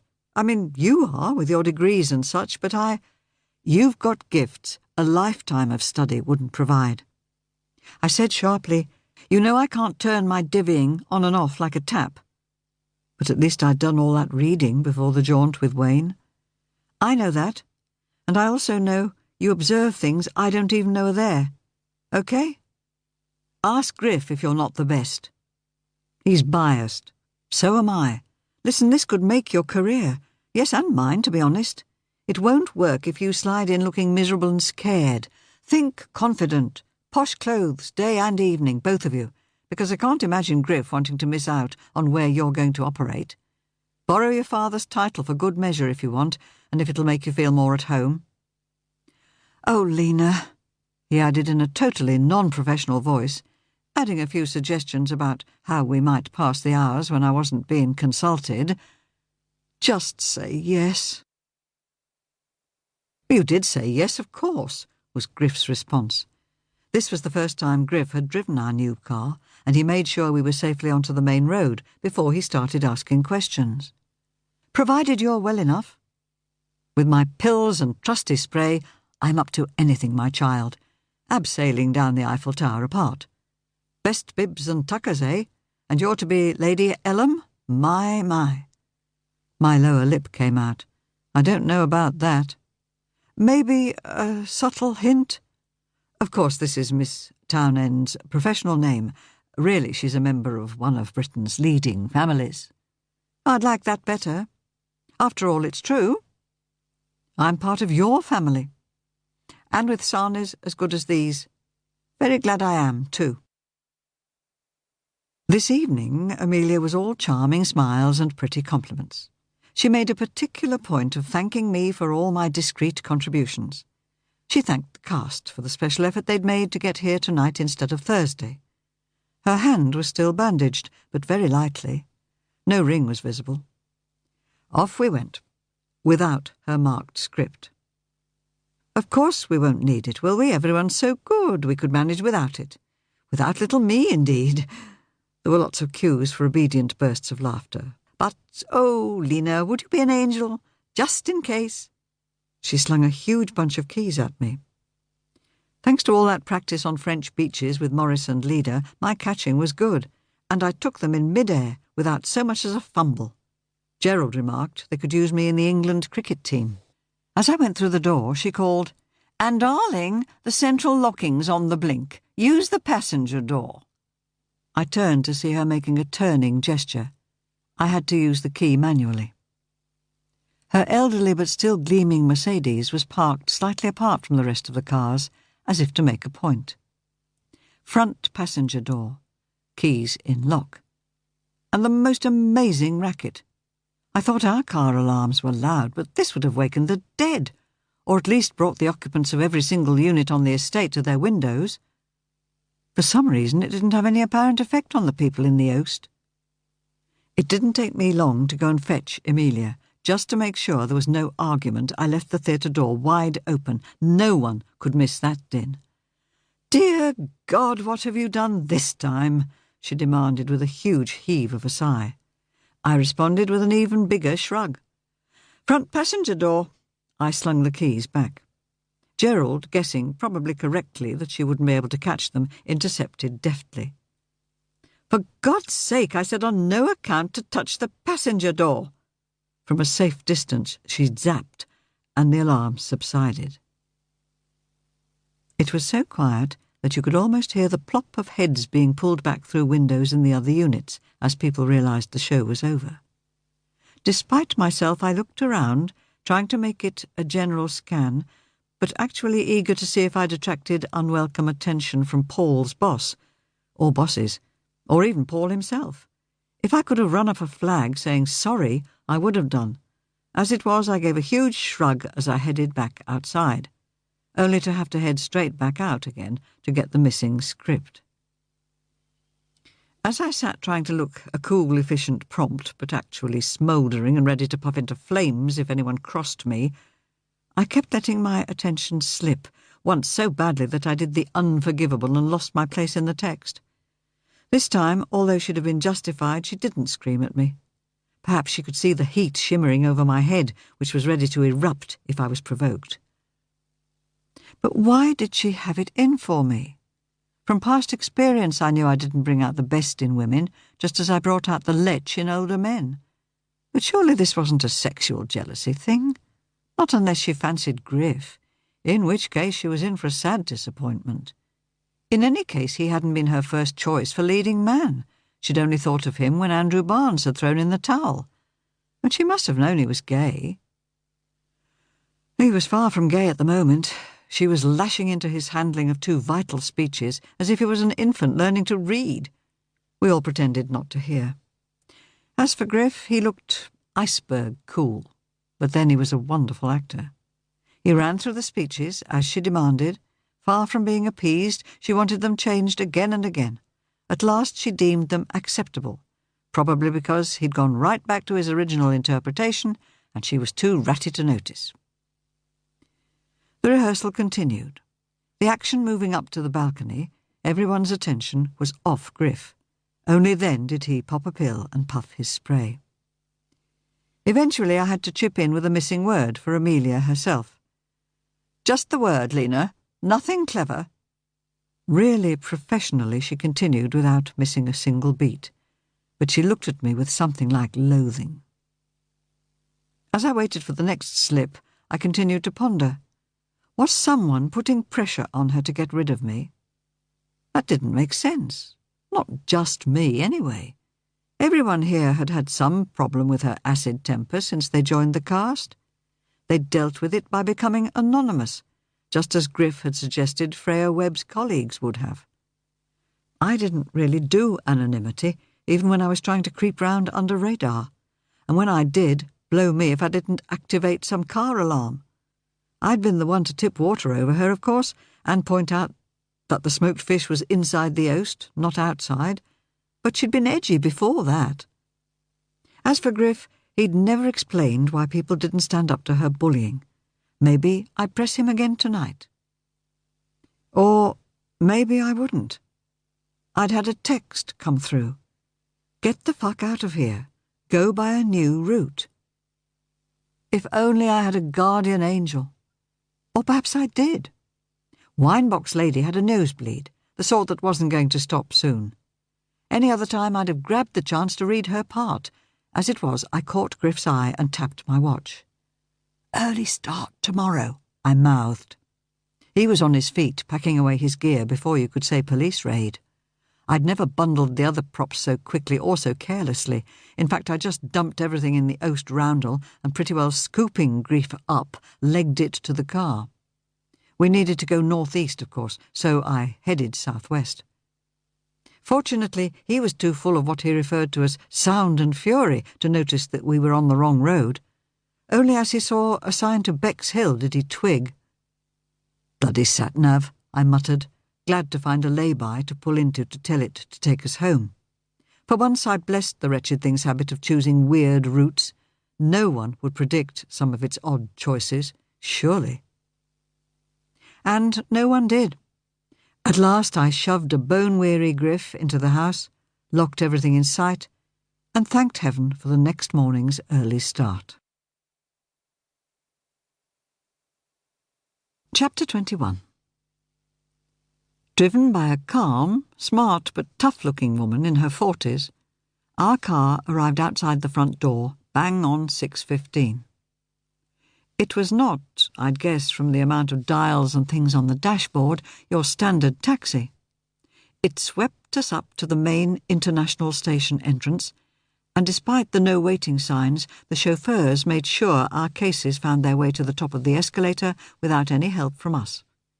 She was so solicitous that I believe she'd have popped Griff into a wheelchair at the merest sign of a gasp.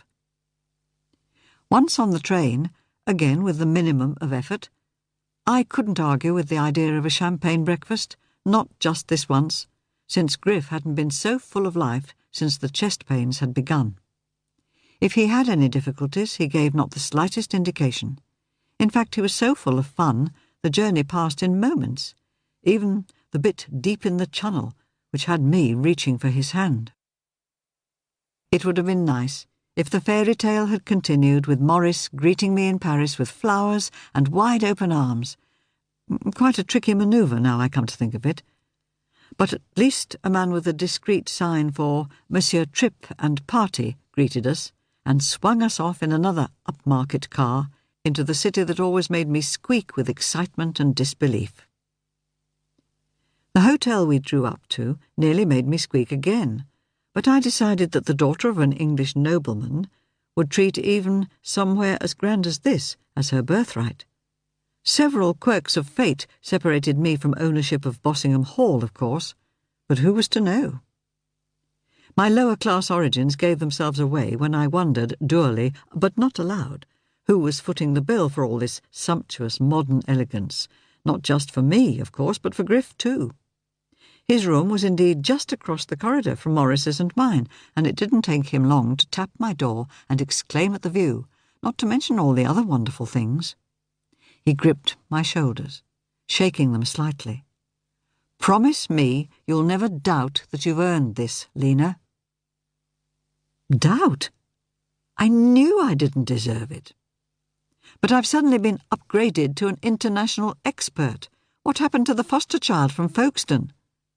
When he still shook my shoulders, I managed, "Actually, I know what happened. You did." I fell into his hug. What if anything happened to him? Could I face any future without him? He pushed me away. "My child, I have to tell you there's a bottle of champagne on ice in my room. Let us celebrate being a family, a leading family."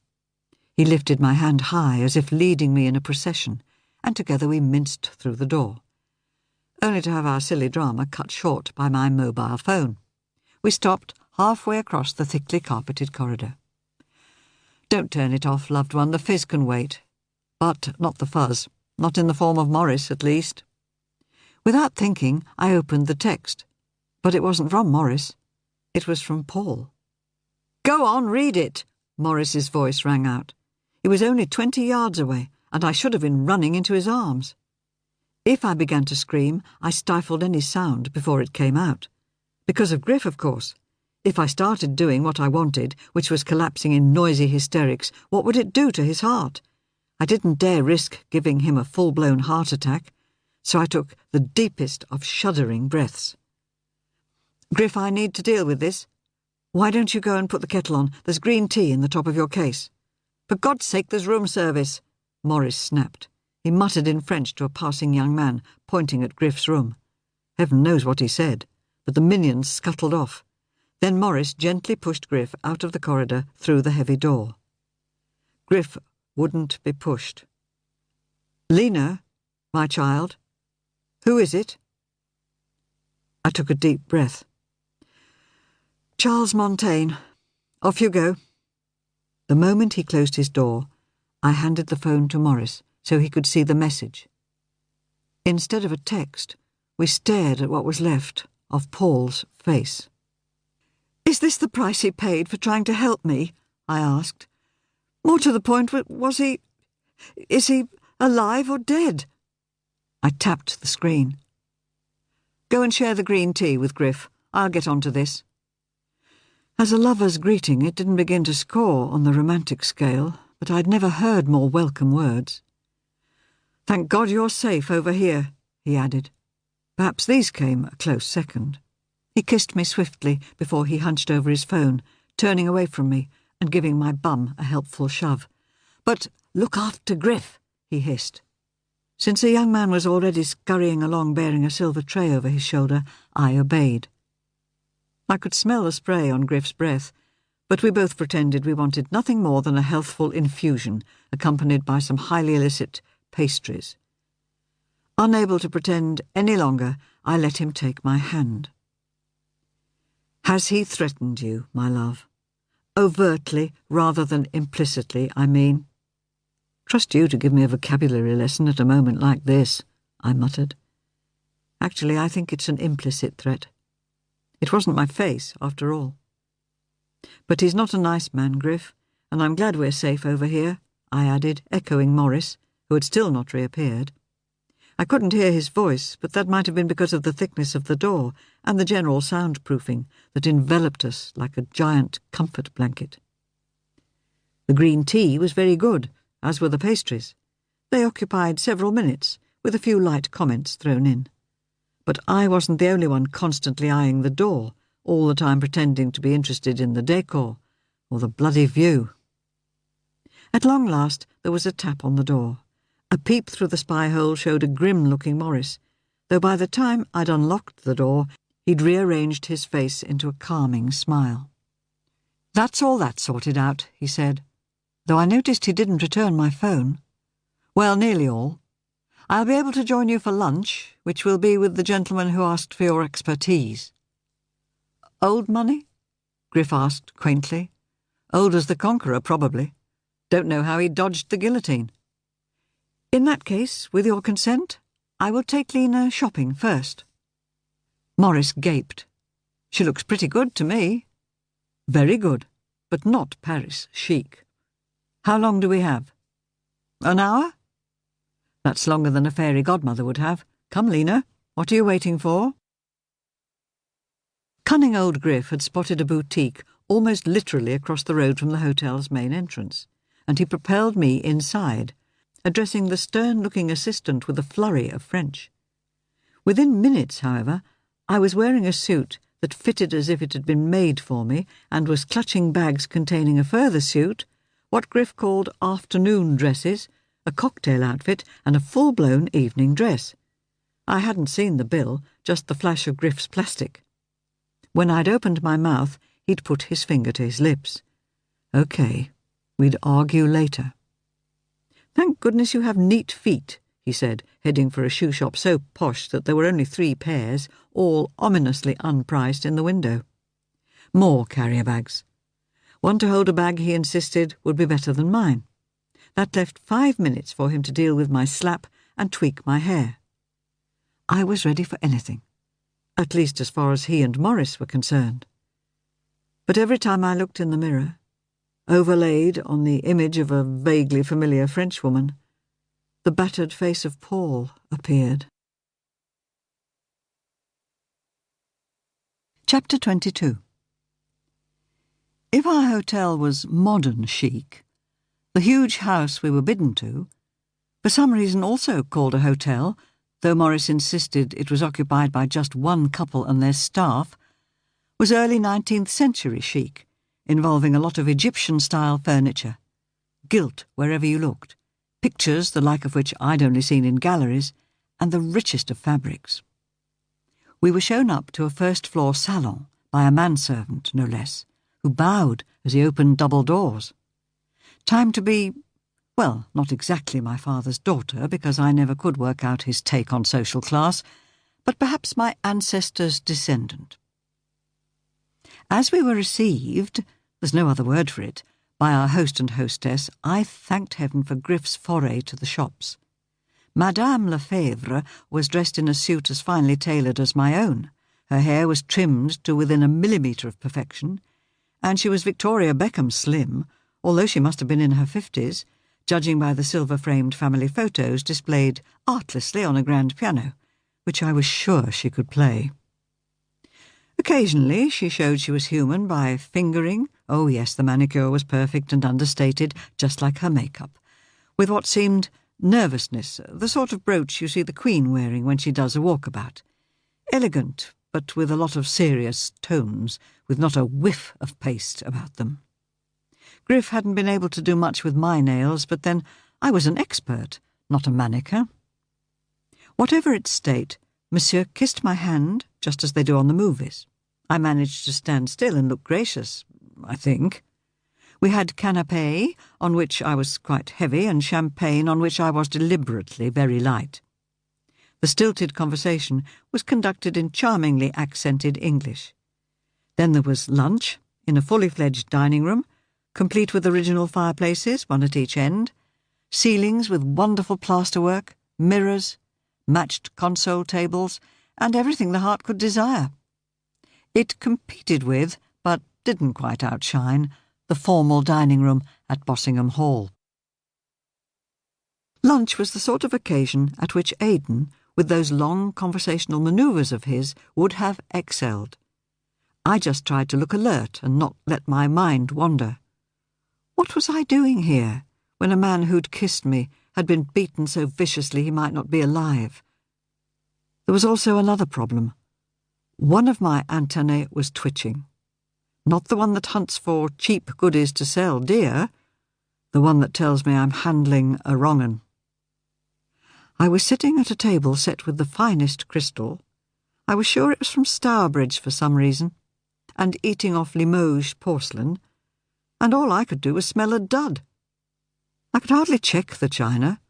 Imagine picking up a plate and having a quick peep. In any case, it was all modern, not my period at all, so I applied myself to trying to look both charming and efficient, not necessarily possible, come to think of it, while ignoring the throb somewhere deep in my brain. Gradually, the problem emerged. Monsieur and some of his friends had once fallen on hard times, and although they had managed to cling, he implied it was a huge physical effort, to their homes, on occasion they had had to put on the market certain items. At no point did the words buy and sell foul the air. However, eventually they had been in a position to obtain similar items, very choice, very fine.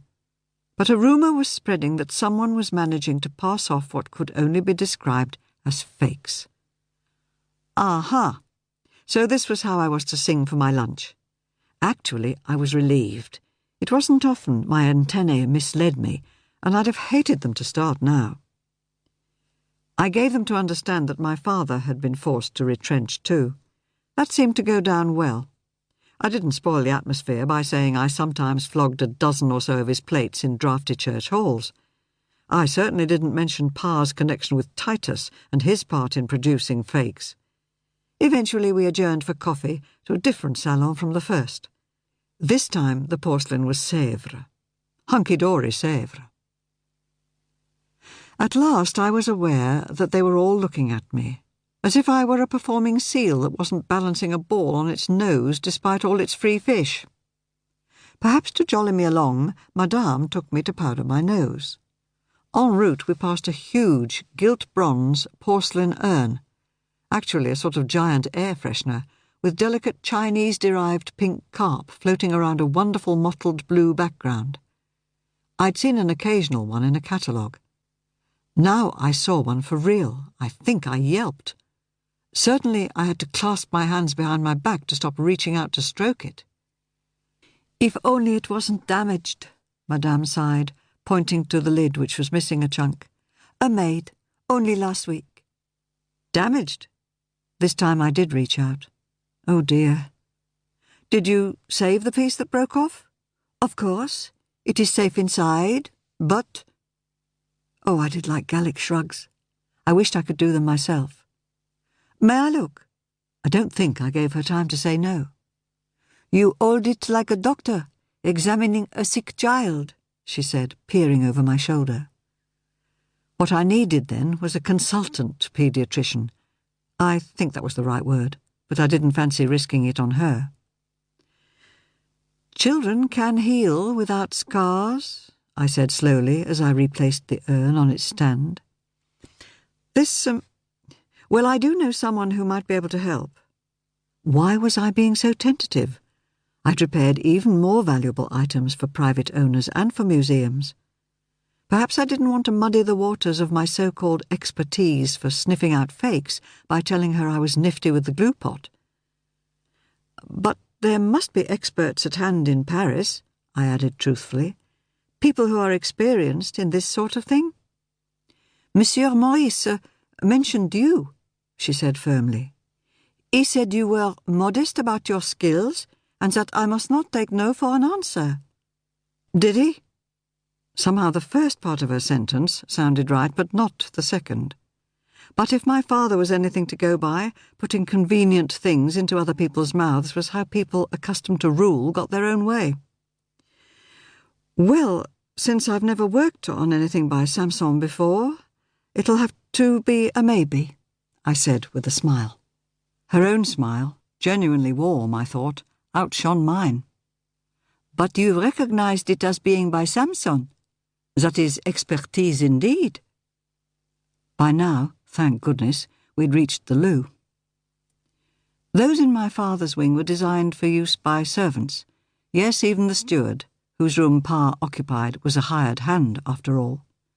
And those on display to the public in the main part of the hall were kept in period and were rather Spartan curiosities. So nothing had prepared me for this palace of sanitation. But even as I marvelled at all the gilt and the porcelain, even as I choked back laughs, the image of Paul kept floating in front of my eyes.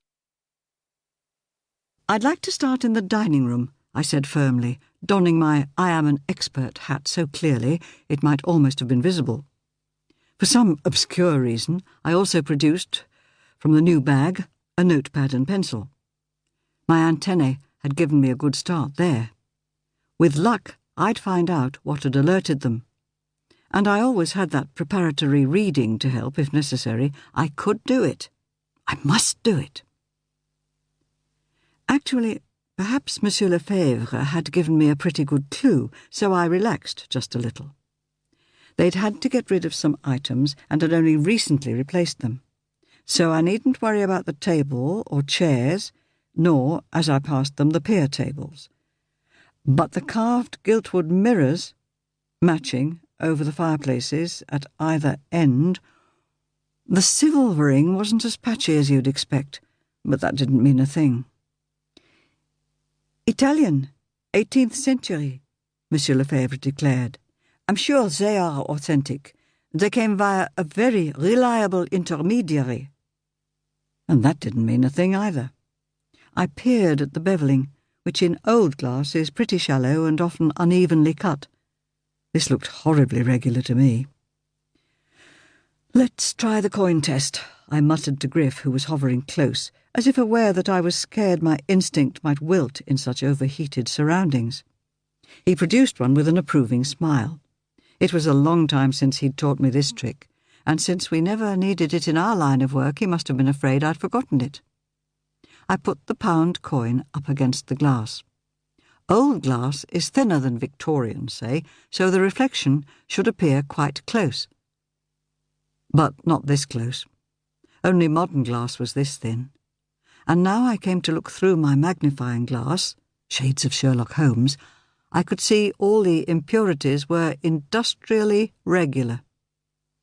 I passed the magnifying glass to Griff, who responded with a tiny nod. "I'm afraid you're right," he said out loud, thus forcing me to give the bad news. "I'm sorry. The frame is lovely, but the glass—" A bit of science helped all my other divvying, as did the information that Monsieur Lefebvre pretty well spat out about which pieces his trusted intermediary had sourced. A pair of commodes might have been antique in that they were made of old wood, and even the screws and nails looked original. But there was something about those dovetail joints. They looked so old that they suggested that someone had set out to age them. Suddenly I was back in Kent, at a bottom-end sale, looking at dressing cases. Big Dave was talking about modern varnish and modern glue, and then I was staring at a skipful of odds and ends of wood.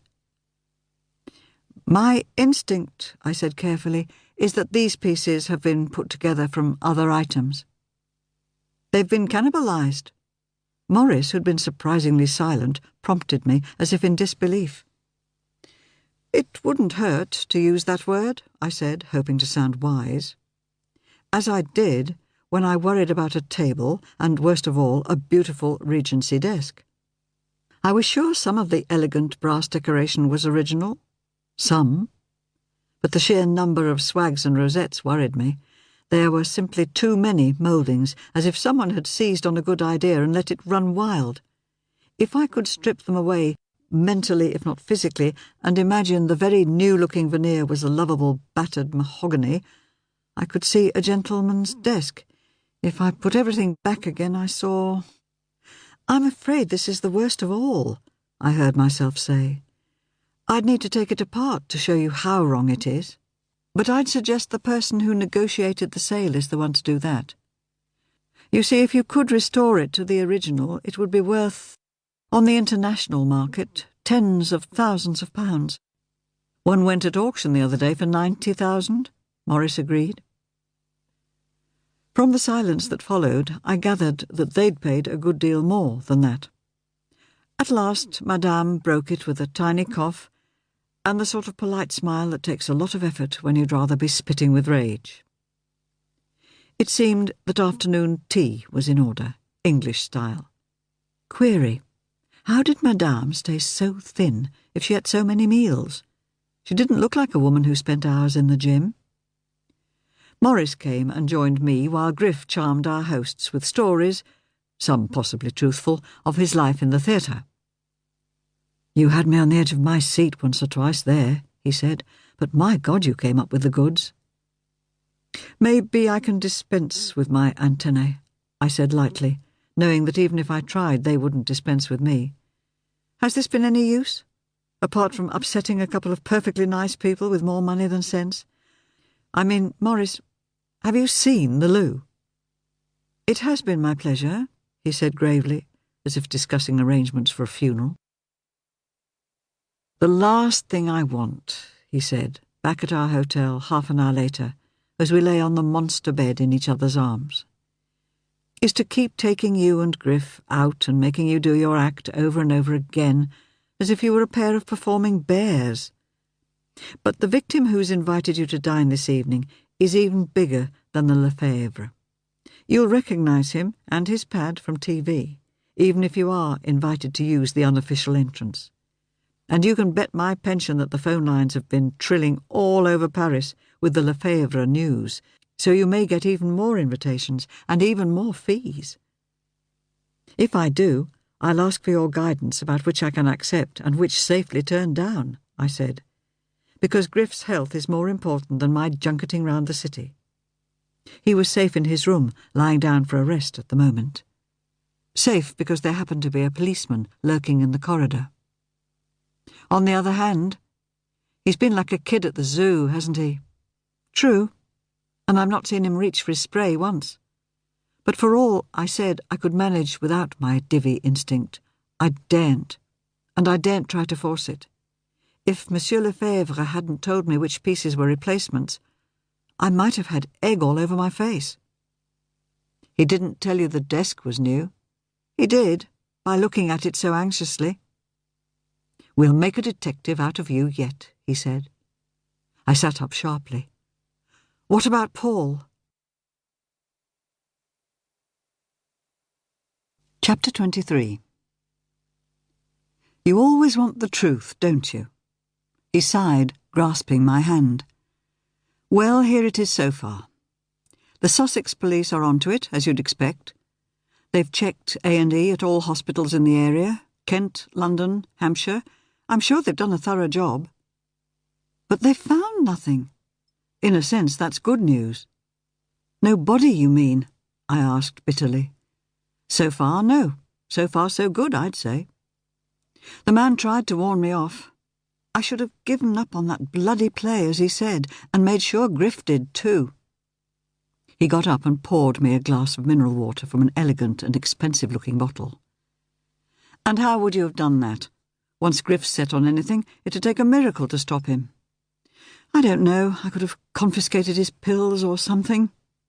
I gulped down the water, which was foul.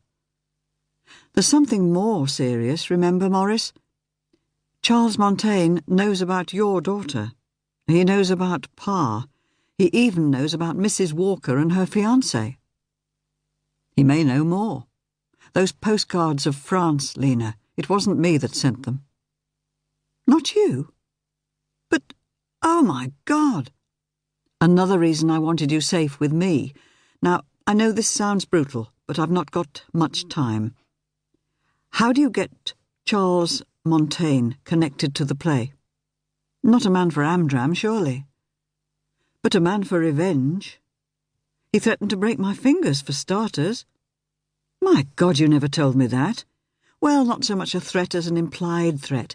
I told Freya Webb, and at the time she was very interested and promised to investigate further. But apart from that visit of Wayne's I told you about, I've heard nothing at all. And she'd already warned me in no uncertain terms to keep out of her hair. Griff said that her hormones were raging. All I can say is the rest of her was too. I've seen nothing of Robin either, or I could ask him. And your theory is? Overwork? A hell of a lot of that, with all these cuts. Or, I added more soberly, trouble with the pregnancy, or between her and Robin? Marry in haste, repent at leisure? He mused bitterly, speaking from experience. I didn't want to go down that avenue. I really wanted Freya and Robin's child to be brought up in a Velcro-tight marriage. But we weren't talking about Freya, we were talking about people who might be at risk, I pointed out. And the rationale is? I could have shaken him for being so dense. My theory is this. The unit on the industrial estate, which I wasn't supposed to go anywhere near, is dealing in something illegal. Just what, we won't discuss yet. I get warned off because I was nosing round. I wasn't looking for anything, just mooching. I might even have been trying to get a signal to call you. When the police turn up mob-handed because some stupid over-the-hill actress says someone's stolen a priceless ring, the police, warning me off, think I've got something to do with their arrival. Hence I get another text from Paul saying getting in the fuzz wasn't a good idea. Maybe his employers knew he was trying to get rid of me gently and thought he should have done a better job. I sipped the horrible metallic water. It wasn't just Griff and me they wanted out, by the way, I added, recounting the whole catalogue of harassment, ranging from Andrew Barnes' fright to the silly business with smoked fish. I still reckon they were after the planks that Griff was using as a desktop. Andrew claimed he got them out of a skip near his home. I reckon they came from a skip outside the unit where Paul works. Anyway, he had the fear of God put into him so successfully that he quit altogether. And Amelia, the woman in charge of the whole shebang, is acting dead weird. The other thing I can't work out is why they don't just burgle the place. The locks are pretty simple. He held up a hand to stop me, and then made little rewinding gestures. But how does this relate to Charles Montaigne? And how to the safety of Leader and the rest of them? Montaigne wants you to work for him. You say no. He gets peeved and steps up the pressure, including references to your personal life. But what's he got to do with Paul what's-his-name? I don't know, I said, but I think he might just be his boss. I've seen him on the estate, though I don't think he saw me. He was about to say something, but thought better of it. Meanwhile, in early September, I came across a load of wooden items at a fair, a very mixed bunch, just as if someone had been practising restoration skills, or otherwise. Hell, they were a mess. There's a whole lot of dodgy furniture at the Antique Centre down the road from Breedham. I think I told you that Griff's on the Action Committee to shut them down. He gave a sigh laden with exasperation. Oh, he'd just have to be, wouldn't he? So you're saying the unit is somehow connected with the problematic items at the centre? When I hesitated, he continued, And what was the quality of the china at the centre? I didn't get a close look because we were being well and truly monitored by that time. But what if Montaigne wanted me to do a really good job on badly damaged goods? He'd then pass off as genuine and undamaged.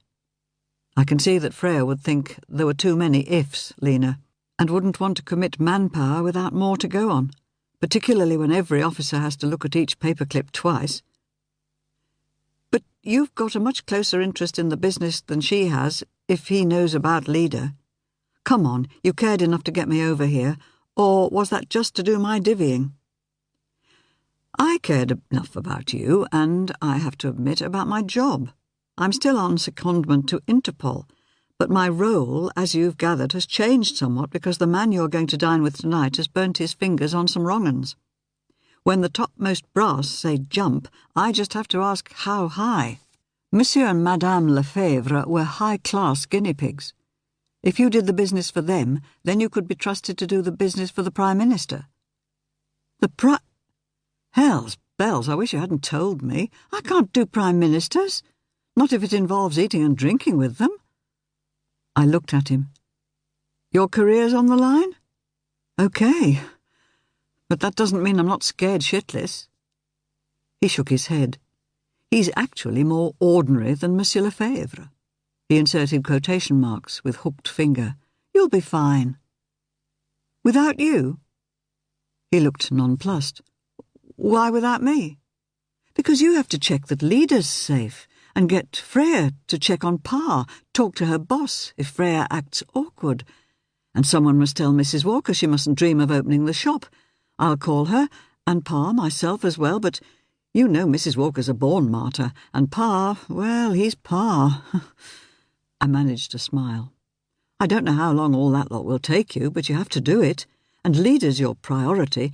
Look, I added, urgently shaking his wrist. If Charles Montaigne knows so much about me, I'd guess he knows I'm over here. Join the dots. This time I didn't attempt to smile. My calls took only a few minutes and had me fizzing with frustration, since neither Pa nor Mrs. Walker thought there was any threat to them. Let the police try to persuade them. Morris nodded, but was too involved in his own call, in French, to do more than that. I called Griff on the room phone to say I was taking a shower and I'd be over to his room for him to check my slap and the dress in half an hour. I was covered in foam when Morris, fully dressed but not in a DJ, put his head round the bathroom door and tried to yell over the rush of the jets. He'd seen me naked often enough, but not naked and wet with a hotel shower cap drifting over one eye. But I might have been wearing thermals buttoned to the neck for all the notice he took. I have to go. A car will take you. Don't go down to the foyer till they ring for you. The driver works for, well, you can trust him. Raoul. I won't let you down altogether, but I will be late. I've notified the PM's private secretary. My eyes rounded. You can just tell the Prime Minister you'll miss the soup? On this occasion, yes. He took my steamy face between both hands and kissed me on the lips, and scooted before I could ask what was up, not turning round when I called after him. But afraid that the situation was as serious as his face suggested, I didn't call again. The evening was a repeat of the afternoon, only in a posher dress, a slender column of silk, think Pippa Middleton's bridesmaid's outfit, and with slightly less good champagne. The only difference was that I did my divvying act before we dined, since we were waiting for Morris. If the top people were irritated by his non-appearance, they were far too polite to show it, and I did my best not to reveal my screaming anxiety. Griff repeated his charming anecdotes, and I picked out a really obvious fake escritoire, so bad that the PM's wife said she was ashamed not to have seen the problems herself. At this point, 4 other couples arrived, all dressed to the nines. More canapé and more champagne. A terribly camp young man materialised and fawned over Griff. Still no Morris, with no more not exactly party tricks to fall back on, and I certainly didn't want publicly to pull modern rabbits out of antique hats. I felt completely at sea. Fingering the Cartier watch Pa had given me, I thought briefly of Pa's mother. Presumably she'd had hours of training to prepare her for occasions like this. I hadn't. Just as it was clear our hostess thought the food couldn't be kept warm any longer, Morris appeared, so sexy in his black tie that I was hard put not to grab him by the hand and drag him off to some official bedroom. Or I would have been if his face, when not stretched in official smiles, hadn't been stressed enough to crack. Considering it was a very formal meal, we rattled through the courses as if we were in an overbooked restaurant with someone waiting for our table. This suited me because I could see that, despite his gaiety, Griff was fading. I'd also noticed Morris shooting swift glances at his watch. On the other hand, I couldn't imagine getting a chance to wear a dress like this again, so half of me was disappointed that Morris and I weren't going to go on to somewhere special later. A pretty large half, to be honest. But it was something that Morris joined us in the car back to our hotel. Something, but not a lot, because all he had time for was to change into jeans and a sweater, and he was off out again. "Leader," I prompted, as he gave up wrestling with his cufflinks and held his arms out for me to deal with them. Safe, but under threat, I'm sure. Despite what I said about having a regular full-time nanny, Penny and her bloody horn player insisted on relying on an agency. Some crap about not wanting Leader to get too fond of a stranger. This afternoon the agency phones to say the usual women aren't available, but they've just signed a new recruit. Would they like to try her? Wonderful references, blah, blah. They're just off to work when I call, thanks to you, and they panic, thank God, and contact the agency. The agency says they've had a call from Penny to cancel the nanny's booking. My God. But of course Penny is booked for a concert, so whatever her maternal feelings, he said dryly, she's unable to stay behind. Guess what? There's a horn solo scheduled too. So I dashed off to stay with Leader until the real nanny turned up. She took her out, my insistence, to some friends of Penny's with a plainclothes officer for company. I also organised a reception committee for the new nanny at their apartment. They've picked someone up. I'm not allowed to participate in any way in the interview, of course, but the authorities have cleared it for me to watch. Having dinner with the PM might have helped with that. Oh, hold still, just one more second. At last I released him. Horribly alone in the huge room, I called Griff to see if he was up for a late-night drinking chocolate. He insisted he was, but I could tell he'd been asleep until the phone had woken him. I think he fell asleep again, even while he was claiming to be wide awake. Somehow I couldn't face trying to sort out enough French to organise room service for myself. It was only as I managed to wriggle out of the dress that I realised they'd probably have understood English, Croatian, or even Outer-Mongolian in a place like this. But now I couldn't be bothered. Perhaps when Morris got back, though probably a stiff whiskey would have been more his thing. But I didn't find out, because when I woke the next morning I was still the only person in my bed, and not even Tim the bear for company. Griff and I were just finishing our highly calorific breakfast in Griff's room when there was a tap at the door. I peeped through the spy hole to see Morris winking back at me. "It's like trying to unravel spaghetti," he declared, heading straight for the coffee pot. I washed out my cup. Griff poured. "So you spent the night watching other people ask questions," he prompted. "And to judge by your appearance, that must be almost as tiring as doing the interrogation yourself. Did you not sleep at all?" "Not yet. I shall snatch 40 winks when I've finished your breakfast for you, and then get back." "And the news is?" Griff asked. "Thanks to the information you've provided about the fake furniture, one way or another there's a lovely big case building against some people I've had on the radar for some time." "First things first," Griff protested, "the threat to your daughter's safety? The heavies that turned up at Penny's apartment claim they've no idea who employed them, that it was a cash in an envelope on a street corner sort of contract. The person who called the nanny agency predictably withheld her number. However, given the seriousness of the situation, the police and mobile phone company are using a system called triangulation, which establishes at least where the phone was when it was used." "But you could shove it in your pocket and nip down into the metro and travel heaven knows where," Griff objected.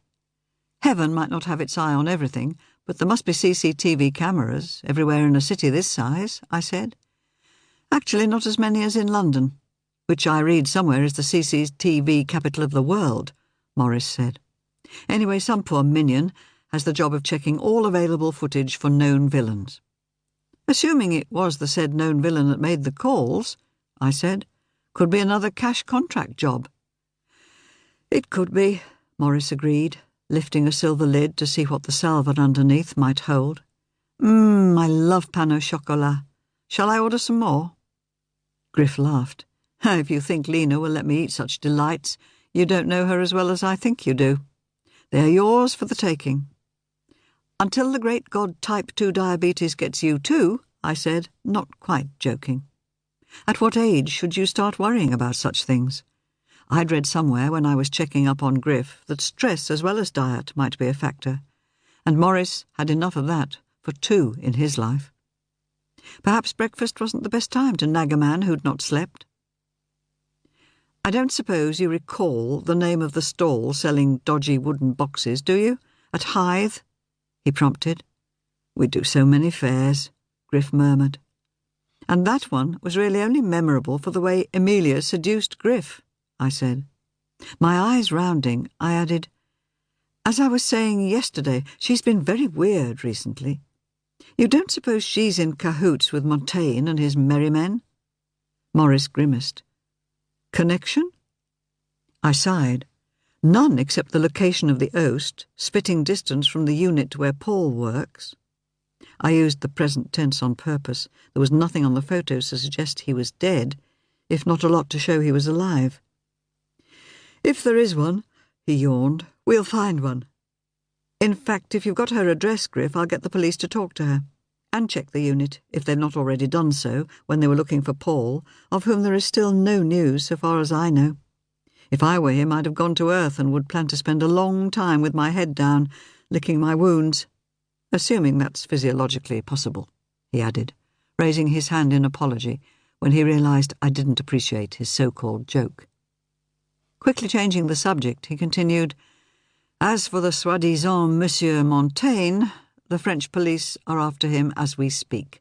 They should have him in their hands by tomorrow morning. I'm not so sure about that nasty little word should. He's over here, is he?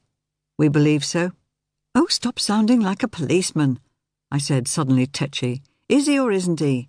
I don't want him leaping out of the unit the moment Griff and I turn up for Sunday's rehearsal. Neither do I, believe me. In fact, I'll get the Sussex police to check that he isn't. I'm sure I've mentioned it, had them look for blood there. But you can't be too sure. I suppose, he added casually, or not, that you still don't remember the name of the stallholder at Hythe? He smiled apologetically. Coming at it again sometimes works. No? I pressed my fingers to my temples. I'd have given my eye teeth to have made this trick work. But at last I had to say flatly, no, but the hotel should have the name of the organisers, I added. As for Montaigne, I gave Freya details of his mobile phone, even his car reg numbers. Why reinvent the wheel? Just talk to Freya. She surely can't tell you to mind your own business. I wouldn't put anything past Freya, especially a pregnant Freya. She was going to get trading standards to check out the provenance of the stuff on sale at the Antiques Centre. They might have thrown up something useful too. Hell, Morris, why do I get the feeling this is a totally fragmented investigation? Because it is. Budget cuts. But a bit of, what they call it, joined-up thinking would pull everything together. Look, they cut resources. They retire canny old senior officers, and that's just the police. Local government's on its knees, so I dare say our equivalents in trading standards are gasping for breath too. As if to demonstrate, he gave a huge yawn. It's no good. I've got to hit the hay. He literally staggered as he left the room. He held on to the door jamb as he paused to say, I've worked out a possible timetable for you today, Lena. With luck, I'll touch base with you for lunch. By the time I let myself into our room, he was sprawled across the bed fast asleep, and didn't even stir as I made myself ready for the punishing schedule he'd prepared. Chapter 24. The more I saw of the French elite in their wonderful houses, surrounded by antiques to make your mouth water, the more I understood the French Revolution. I've an idea that Griff, normally keen on a bit of aristocracy, at least when it came on TV in the form of royal weddings, was beginning to feel a bit Republican himself. One consolation was that we were safe from Montaigne while we hurtled from one great house to the next to do our party pieces.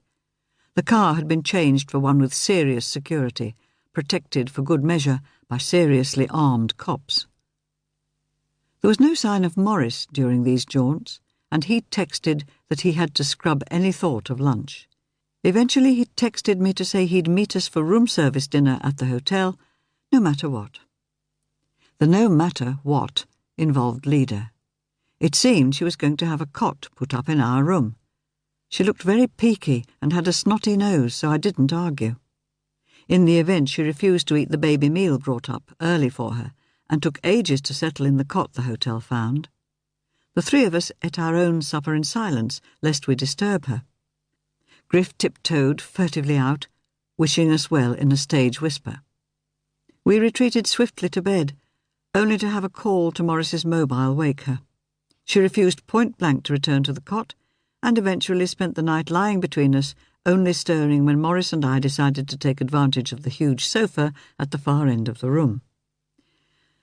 Something, probably to do with the genes Pa had wished on me, told me that parenthood was decidedly overrated. Not, of course, that it was even certain that Morris was a parent. Penny and her new partner were still agitating for a DNA test. In their shoes, I'd just have gone ahead and got one, not very hard to do after all. But perhaps they were afraid that it would confirm that Morris really was Leda's father. As for me, nocturnal activities apart, I quite liked her, but someone had really let her table manners go to pot, and her breakfast, in the form of croissant and apricot conserve, turned out to be a really tricky thing to get out of a designer suit.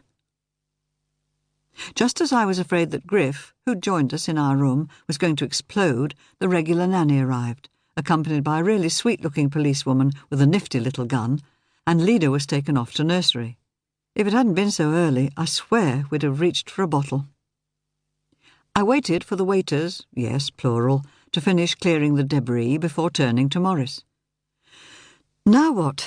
This divvying business is all very well, but surely you and your colleagues have got more than enough evidence by now. It's time to get back to normal. Ordinary pots, ordinary clothes, ordinary food." "She's worried about the amount of cholesterol I'm packing in," Griff said. "Aren't you?" I asked sharply. "Sweet one, if they're spending all this time hunting round my cardiovascular system, I'm sure 2 or 3 days' indulgence in haute cuisine isn't going to make much difference." Morris took my hand. "So, are you worrying about wearing out your gift?"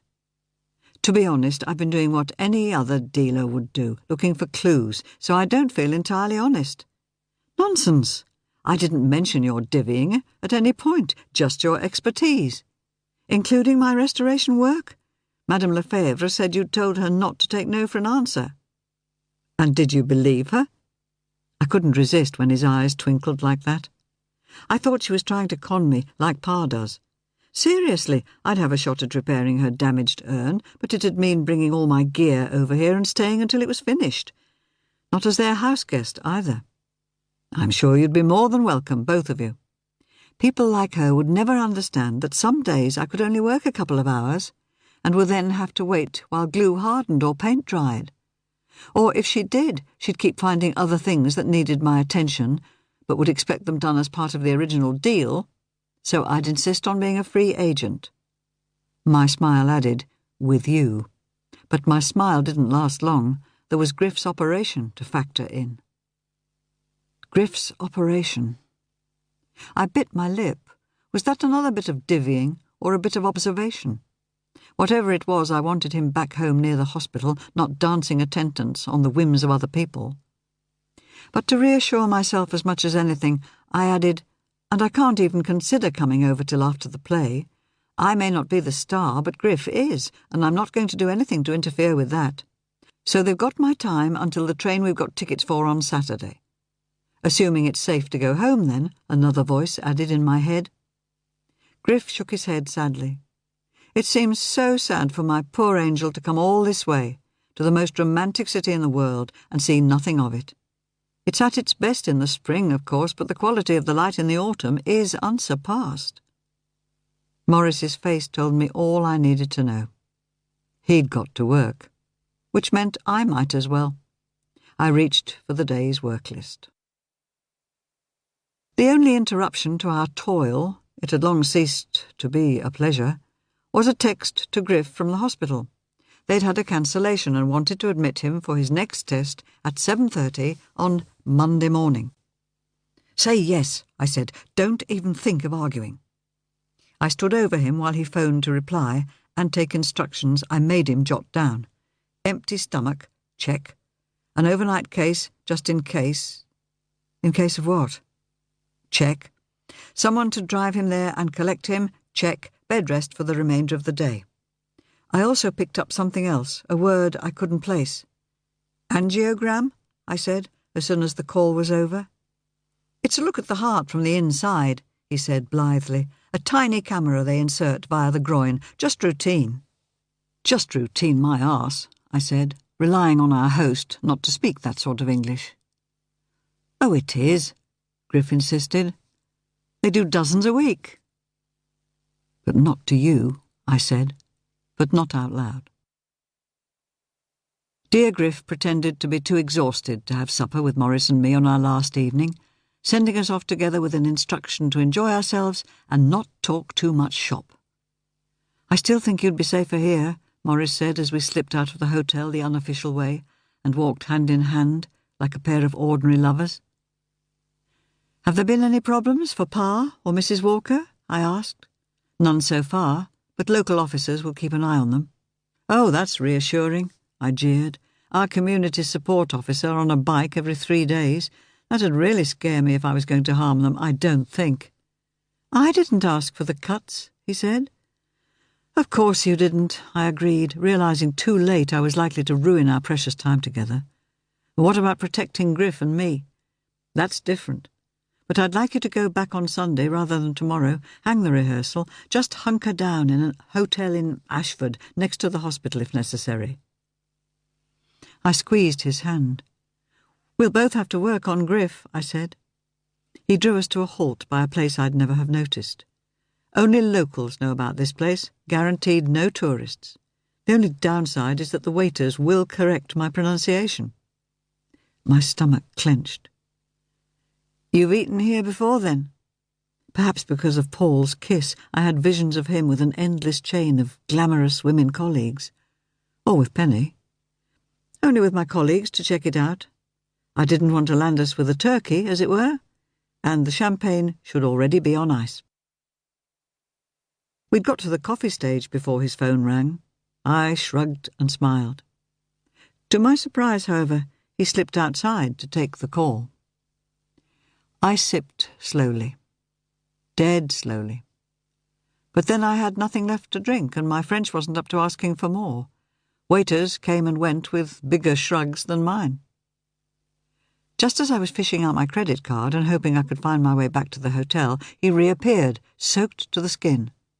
"It started to rain," he said, unnecessarily. "But?" I asked, prompted by the twitching of his lips and a glow he couldn't quite suppress. "We've got your old friend." For a dreadful moment I thought he meant Titus Oates. I knew Freya was after him, but surely he wasn't on Interpol's radar.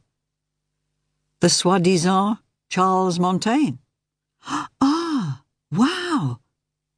But before you say anything else, tell me what you meant by the words you said before Charles Montaigne. It's the second time you've used them, and... I'm sorry, it's the French equivalent of so-called. Now can you cheer?"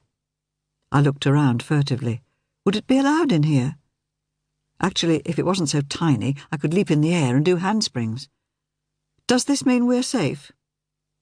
"Let's call for the bill, and I'll tell you all about it on the way back to the hotel." "That means you won't be coming into the hotel?" "Only to pack my bag to go back to England. This is one interview I really do want to be in on, Lena." "Isn't it against his human rights to be interviewed in the middle of the night?" It seemed it wasn't. As we huddled under his umbrella, dodging puddles, he told me that thanks to information received, would I ever get used to his slipping police jargon into our conversations like that, the so-called Montaigne had been picked up at Folkestone, trying to buy a ticket for France. Silly sod didn't realise that his car reg would be checked and found to be false. Hang on, Freya knew it was. She was going to check it out. What the hell had she been up to? Maybe he'd got more than one. Anyway, he's being held in Kent on suspicion of all sorts of fraudulent activities. Only fraud? A clever lawyer'll make sure he gets bail. Uttering threats, that's against you, of course. I'd like to pin the assault on your mate Paul on him too. I'm going back on the first Eurostar I can get. So, if he's lucky, your poor Monsieur Montaigne will get a night's kip, even if I don't. That's the downside. The upside is that you and Griff should be able to come back on the train you planned and resume your calm and peaceful lives in the tranquillity of the Kentish countryside, he added ironically. And Griff gets to go to the rehearsal, and I get to take him to hospital on Monday. Phew! I'd have made sure of that, even if he'd gone with a police escort, he said, squeezing my hand. The only thing that surprises me is that his partner didn't cough up for immediate private treatment. Aidan? I'm sure he would have done, and with great pleasure, but Griff's not giving him the whole story any more than he is me. I can see why. Aidan's in New Zealand, for heaven's sake, waiting for his sister to die. Given a choice between a sister dying and a lover needing support, I know where I'd be. He kissed me. But what about the choice between a daughter screaming for attention and his lover needing support? I wasn't at all sure about that. So I changed the subject with a great crunch. You'll go easy on Paul what's-his-name when you catch up with him, won't you? He tried to warn me off, even to protect me, and look where that got him. I'd pressed a policeman button again. I'd really like to run him to earth. I don't like it when people get beaten up and then disappear. Though, if I'd been him, I'd have scarpered, believe me. Now, are we going to talk shop all night, or are we going to make the most of the next hour? Chapter 25. Our cottage was still in one piece, and so were we. We quickly fell into the routine we used every time we'd been away for a fair or sale, to enable us to resume normal life as quickly as possible. There were differences, of course. Hanging up the French clothes took longer than shoving T-shirts into the washing machine. Plus, instead of our usual slouch on the sofa with a sandwich, we had Morris staying with us overnight, so Griff was getting in a tizzy about feeding him properly. And tizzies were definitely off Griff's menu. "There's enough for an army in the freezer, Griff," I said sharply. Of course. I keep forgetting he's practically family. It was my job to check our emails and to prepare invoices for all our French clients, with the exception, it seemed, of the Prime Minister. The amount I was to charge seemed eye-watering, but Morris had assured me that other dealers charged far more. I wasn't exactly bargain basement either, however, and worked out that even in euros I could probably have paid for Griff's treatment without bothering Aidan. What if I'd got anything wrong? What if I'd conned the French Prime Minister? It was his government that had forked out for our travel and accommodation, after all. Tim the Bear pointed out that someone like Harvey Sanditon wouldn't have turned a hair at demanding such fees, and he wasn't as good as I was.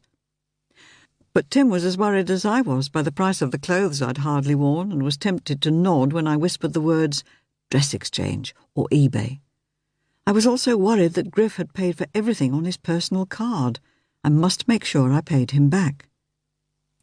Tim the Bear couldn't shake his head, but he gave me a hard stare. Griff would be not just offended, but really hurt if I wasn't careful. I'd have to raise the subject very tactfully. And actually, Tim the Bear said, wasn't all this talk of money the sort of middle-class thing my father would deplore?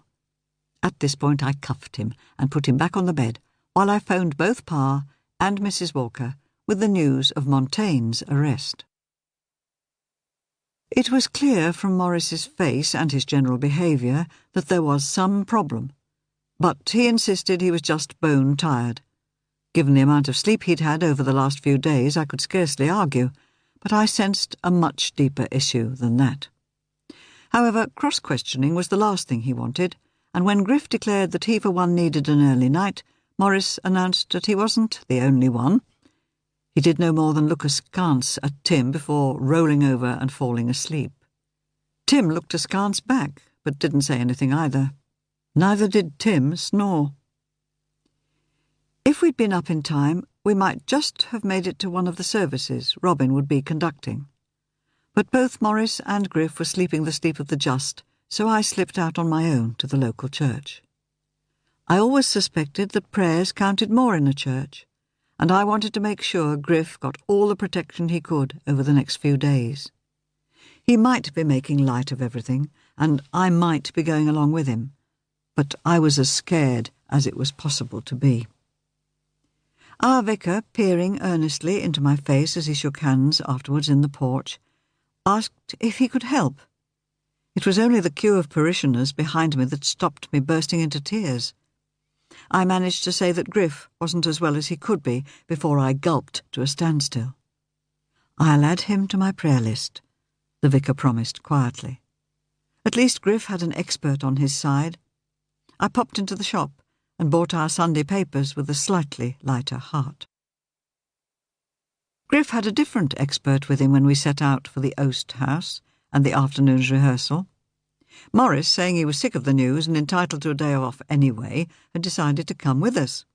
Griff tucked himself into the back, his script on his lap, just in case he'd forgotten anything since Tuesday.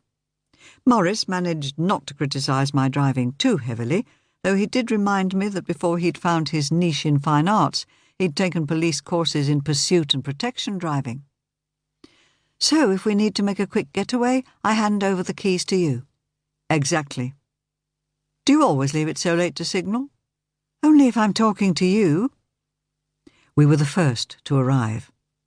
There was police tape round the unit where Paul worked, but no officers around, at least none that I could see. Since we had no key, I parked up and waited. We were soon joined by Amelia, who abandoned rather than parked her Merc. She got out awkwardly and staggered to the door, fumbling in her bag for the key, which she had difficulty in inserting into the lock. "It's to be hoped, Morris," Griff said, "that you don't carry a breathalyzing kit."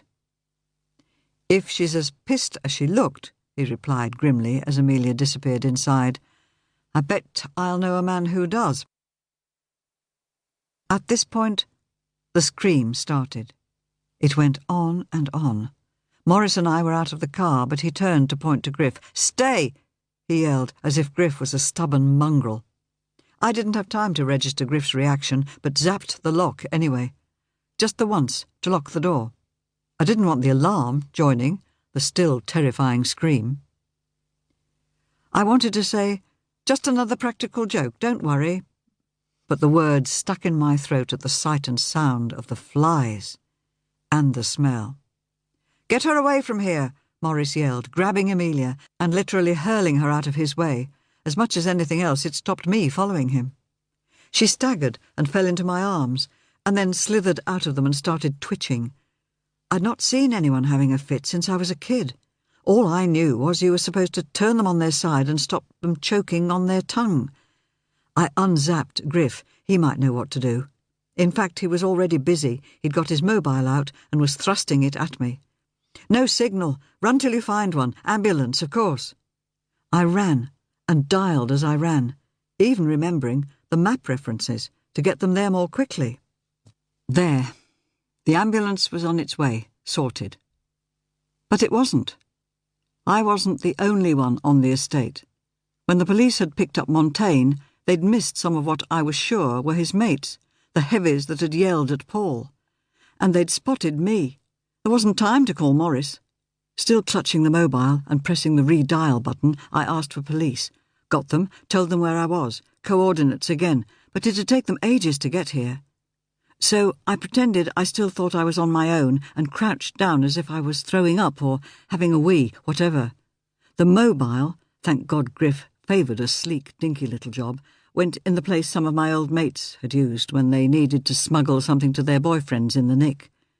Since I'd left it switched on, it would give the police a signal wherever I fetched up.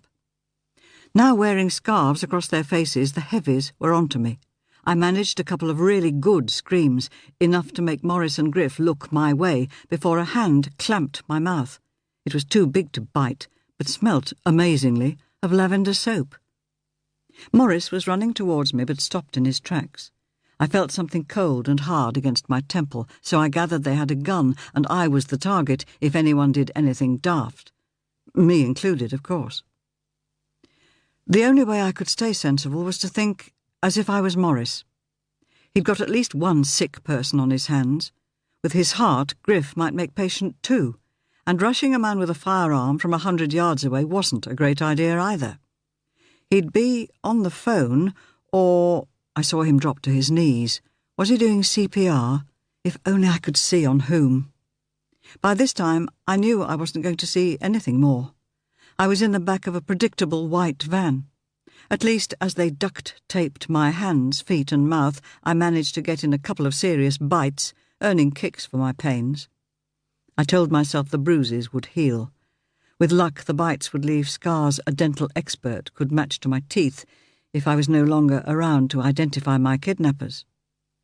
Strange, I thought as I looked at the things I shared the van with, that I could think quite coolly about my own death, but not about Griff's. But positive thinking would be better all round. I was giving the police all the help I could, after all, and Morris would make sure they pulled out every stop going, so long as such things like violent abduction weren't in the hands of someone as uncommunicative as Freya. So I stared at the ropes and spare tyre and toolboxes, big metal jobs, nothing like the plastic one I stored some of my tools in, as if I was playing a game that Griff used to play. He'd put a load of items on a tray, give me a few moments to memorise them, cover them, and then ask me what I'd seen. So I made myself register them, and then turned my attention to smells. Glue and wood. Evidence, of course. But what if Montaigne told his guerrillas to get rid of all the evidence, including me, by driving to some isolated spot and torching the lot? I would in his situation. But I rather thought he was the sort of man to enjoy playing cat and mouse. He'd torture me a bit first, probably break my fingers as he'd once threatened. If I knew him, he'd do it himself, assuming he was around.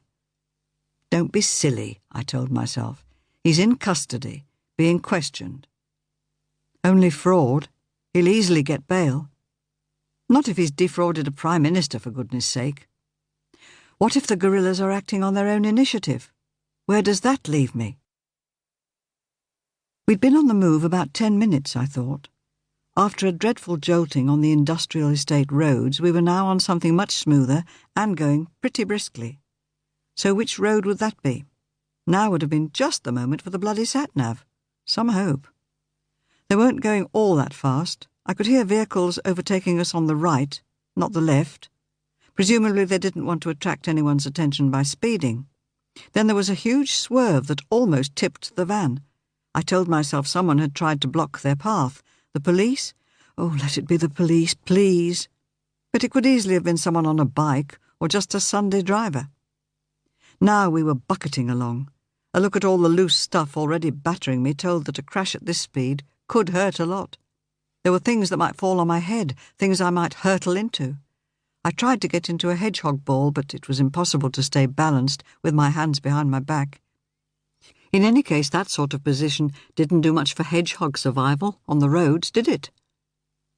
The van swung right and ricocheted off something metallic. I dreamed of stingers and proper roadblocks, maybe even a helicopter. But then I recalled reading something about airborne crime fighting being off the menu because of the cuts. Just a rumour, I hoped. If the French thought I deserved a bulletproof car, OK, it was probably just a prime ministerial spare. Surely Kent and Sussex between them could manage something. A huge lurch to the left threw me into one of the metal toolboxes. I bounced. It didn't. A few more bruises, I told myself, that's all. Actually, I wasn't so sure. Knees have a lot of bones near the surface, not to mention nice vulnerable cartilage. What if I had to use a crutch? What use would I be to Griff after his operation? This road was much bumpier, and there was no sound of traffic. None at all. Hell, we weren't on some private estate, were we? The South East's got plenty of those, not all owned by decent, upright guys, and I'm not just thinking of Pa and his low-key forging activities. Oh, that was a cattle grid, surely. And then we started to bounce across potholes. I spat out all the rude words Griff wouldn't let me use before 7 in the evening. They'd never trace me here, not if coverage was as bad as it was in lots of rural Kent. This was stupid. I should be planning what to do next. I should be trying to saw through the duct tape on my wrists, using the sharp edges of the damned toolbox. I should be... We must have hit another extra deep pothole, because I heard something slithering, sensed movement towards me, and all these bright lights came rushing towards me. There must have been one moment of consciousness left, because I wondered if these were the lights that meant I was dying and going to heaven. Chapter 26. Maybe St. Peter didn't like the look of me, or maybe the blow wasn't as hard as it could have been. In any other situation I'd have groaned and stretched a bit, and then quipped about no sense and no feeling. However, since the van had stopped and I heard footsteps approaching the doors, I lay doggo. I'd like to say I planned to leap up and run, but the duct tape stopped any thoughts of that. The more I knew about their activities, the better, and if they thought I was spark out, then they'd speak more freely. I had an idea that if you were unconscious, your body was floppy, so I concentrated on relaxing as deeply as I could in the circumstances, which were not exactly a yoga mat in a scented room. "What the hell have you done to her?" I didn't know the voice. Big if I'd hoped to confront Montaigne, it wasn't going to be now. But whoever the guy was, he was talking about what to do with me. It would have been nice to chip in with 1 or 2 suggestions, but I was beaten to it. There was a helicopter overhead. It was hard not to sigh with relief. The police had arrived. Or had they?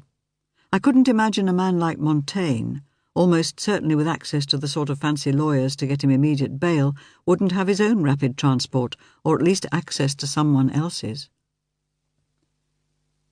By now it was so close that I could hardly think for the noise, funnelled towards me by the open van doors. There was yelling, but I couldn't hear what or from whom. What I did smell was petrol. Felt it too as it sloshed over me. My God, they were going to do what I'd been afraid of. They were about to torch the van and me with it. And I couldn't move, not because it was unwise, but because I was still taped up. I couldn't even yell, of course. Dare I risk a wiggle to show that I was coming to? Would that make them more or less likely to roast me alive? The chopper sound got less and less. The newcomer and the heavies must still be there, but I couldn't hear them. Muttering, I strained my ears. A mobile rang. Please God it wasn't the one I'd hidden. That was one secret I certainly didn't want given away. No, it must be one of the heavies.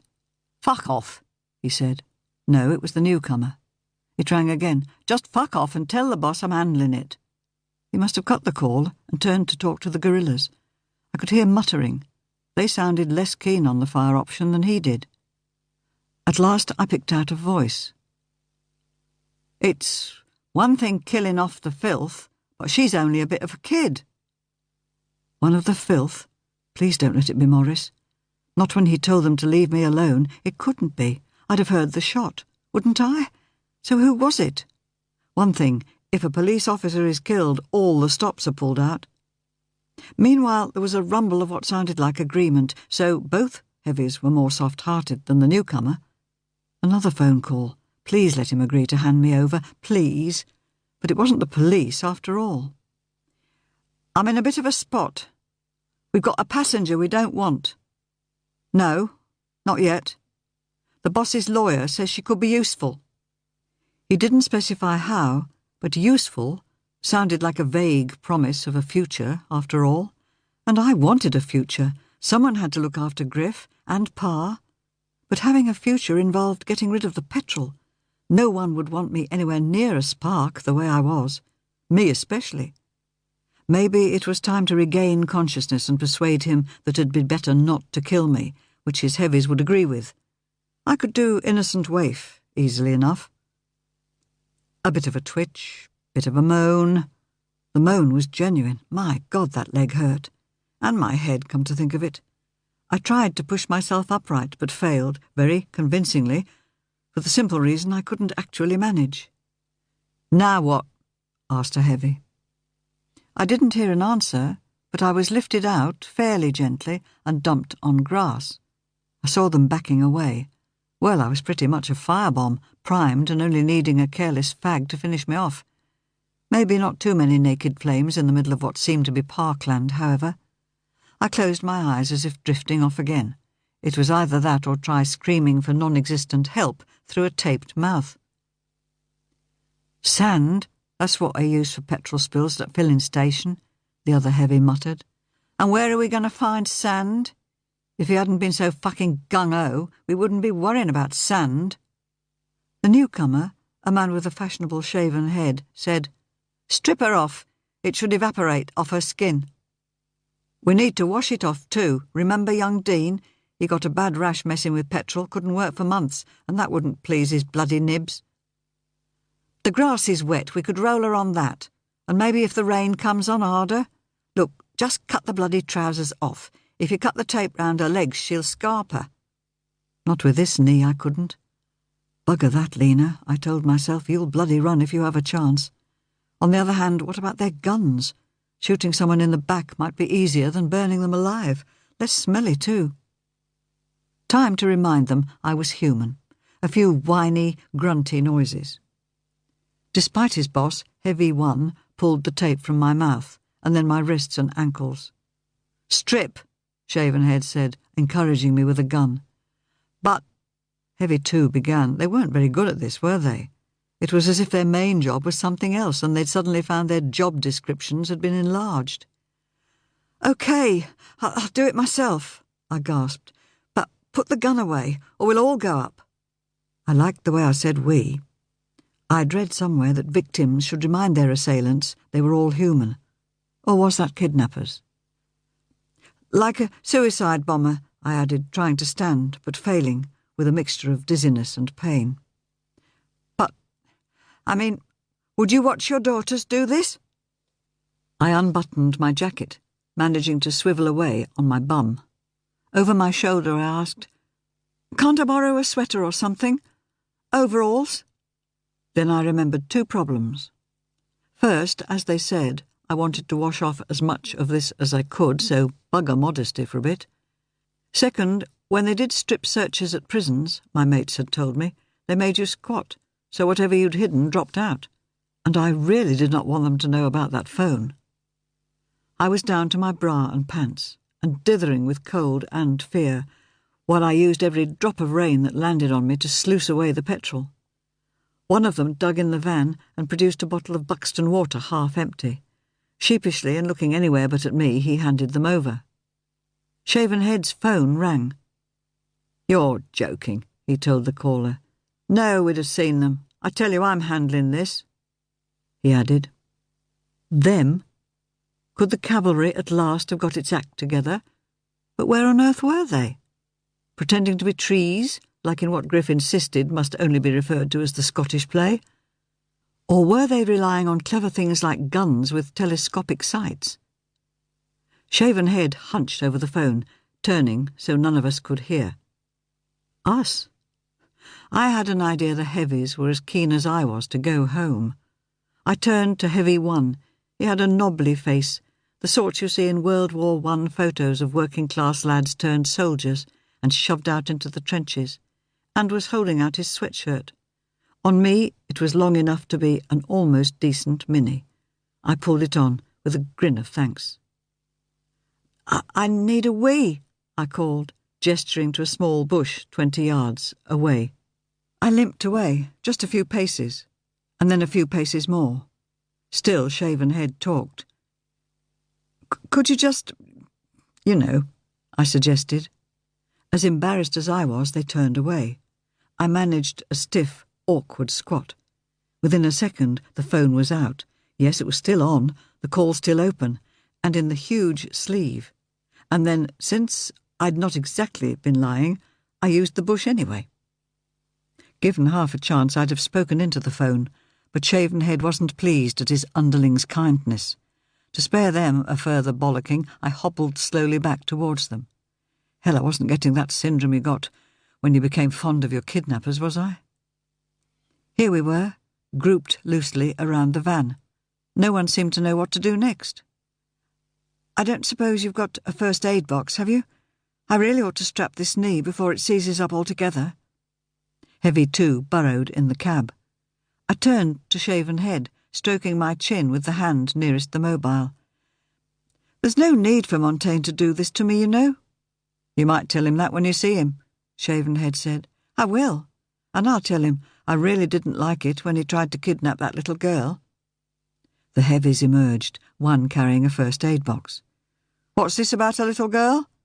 None of your business. My boyfriend's baby daughter, I said at the same time. Trying to kidnap her really wasn't necessary. I shut up. Shavenhead was looking at a point over my shoulder. His eyes rounded. I turned, too. Out there, strolling towards us, was none other than Montaigne. What the hell was he doing, roaming round Kent, when he should surely have been in custody? Bloody clever lawyers!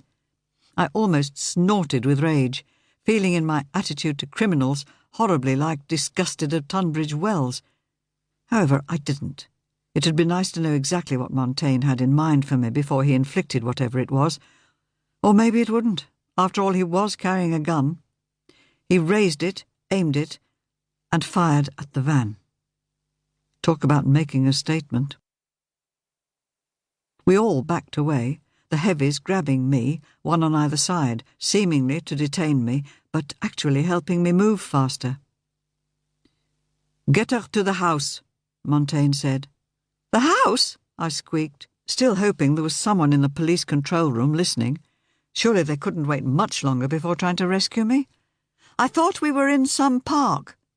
"Never stops talking, this one doesn't," Shavenhead muttered. "You heard the boss. Get her moving," he added anxiously. When that van went up, it could still take all of us. I knew nothing about the explosive powers of diesel, but the petrol they'd sloshed was going nicely, and all those tools would make neat little missiles. We moved, and found, just over the brow of the nearest hill, a couple of what looked like golf buggies. I was to share with Montaigne and Heavy too. "Oh, I've never played golf," I told Griff's mobile. "Please, please, come soon." Any moment now I'd run out of silly things to say, or they'd tape my mouth again. We all piled in. Given the circumstances, you'd have expected pace, urgency. But of course the little procession was incredibly sedate, even when the explosion we'd all been waiting for shook the skies. All the birds that had been quietly minding their own business rocketed into the air, yelling much as I wanted to yell. Then, as the house, a pretty Georgian gentleman's residence, came into sight, I wanted to coo aloud with pleasure. Why not? Another bit of assistance for the silent listener, I hoped. "What a gorgeous house! 1800s?" I asked. "You know too damn much," Montaigne said. I shut up and looked at the house. At least, unlike the parkland, it would provide plenty of cover for the police should they need it. Not the house itself, with its plain, elegant lines, but the outbuildings. "So, where's the pot you want me to glue?" I asked. "You'd have saved us all a great deal of trouble if you'd asked that before," he said bitterly. "But then you had to go poking your nose into matters that didn't concern you." "Business," I shrugged, scratching my ear now. "I just made a business decision when you set up that antique centre on our turf. You seemed to take it personally," I wittered on, saying whatever came into my head. "Hell's bells, if you'd got planning permission in the usual way, no one would have so much as squeaked. And if you'd asked me to restore China on my usual terms, I'd have jumped at the chance. Really bad thinking on your part. Mind you, I was impressed by your knowledge of the fashion business. A good alias you've chosen. I'm honoured by such praise. You really should have kept me on side. because now I doubt if I could do anything worthwhile at the moment. I spread my hands, which were shaking with a life of their own, genuinely. I'm very upset, and as you know, a happy worker is a good worker. Or do I mean that the other way round? So, though I'll glue your cracks, I don't suppose I'll be up to the museum-quality work I prefer. I think you're beyond bargaining, Lina. After your activities in France. My activities? What about yours, trying to snatch leader? I told your men what I think of that. He whacked my mouth with the back of his hand. My brain supplied the words he probably meant to use. That's just a foretaste of what's coming. But neither of us said them aloud, because from nowhere, or actually from the stable block, emerged a mob of black-clad figures, just like you get on TV, all with their guns pointed at us and all yelling at once, hands up, lie down, face on the ground, except the guy waving a gun at me called it the floor, a mistake that always irritated Griff. Hands up, I lay face down on the ground. Nasty, sharp, large-sized gravel, just right for the carriage drive, but not much fun for a half-naked human with a vicious knee and bleeding lips. You! Down! Face down! Only when someone came to handcuff me did I lift my head enough to mutter, "But I'm the victim here, and you'll find the mobile in this sleeve."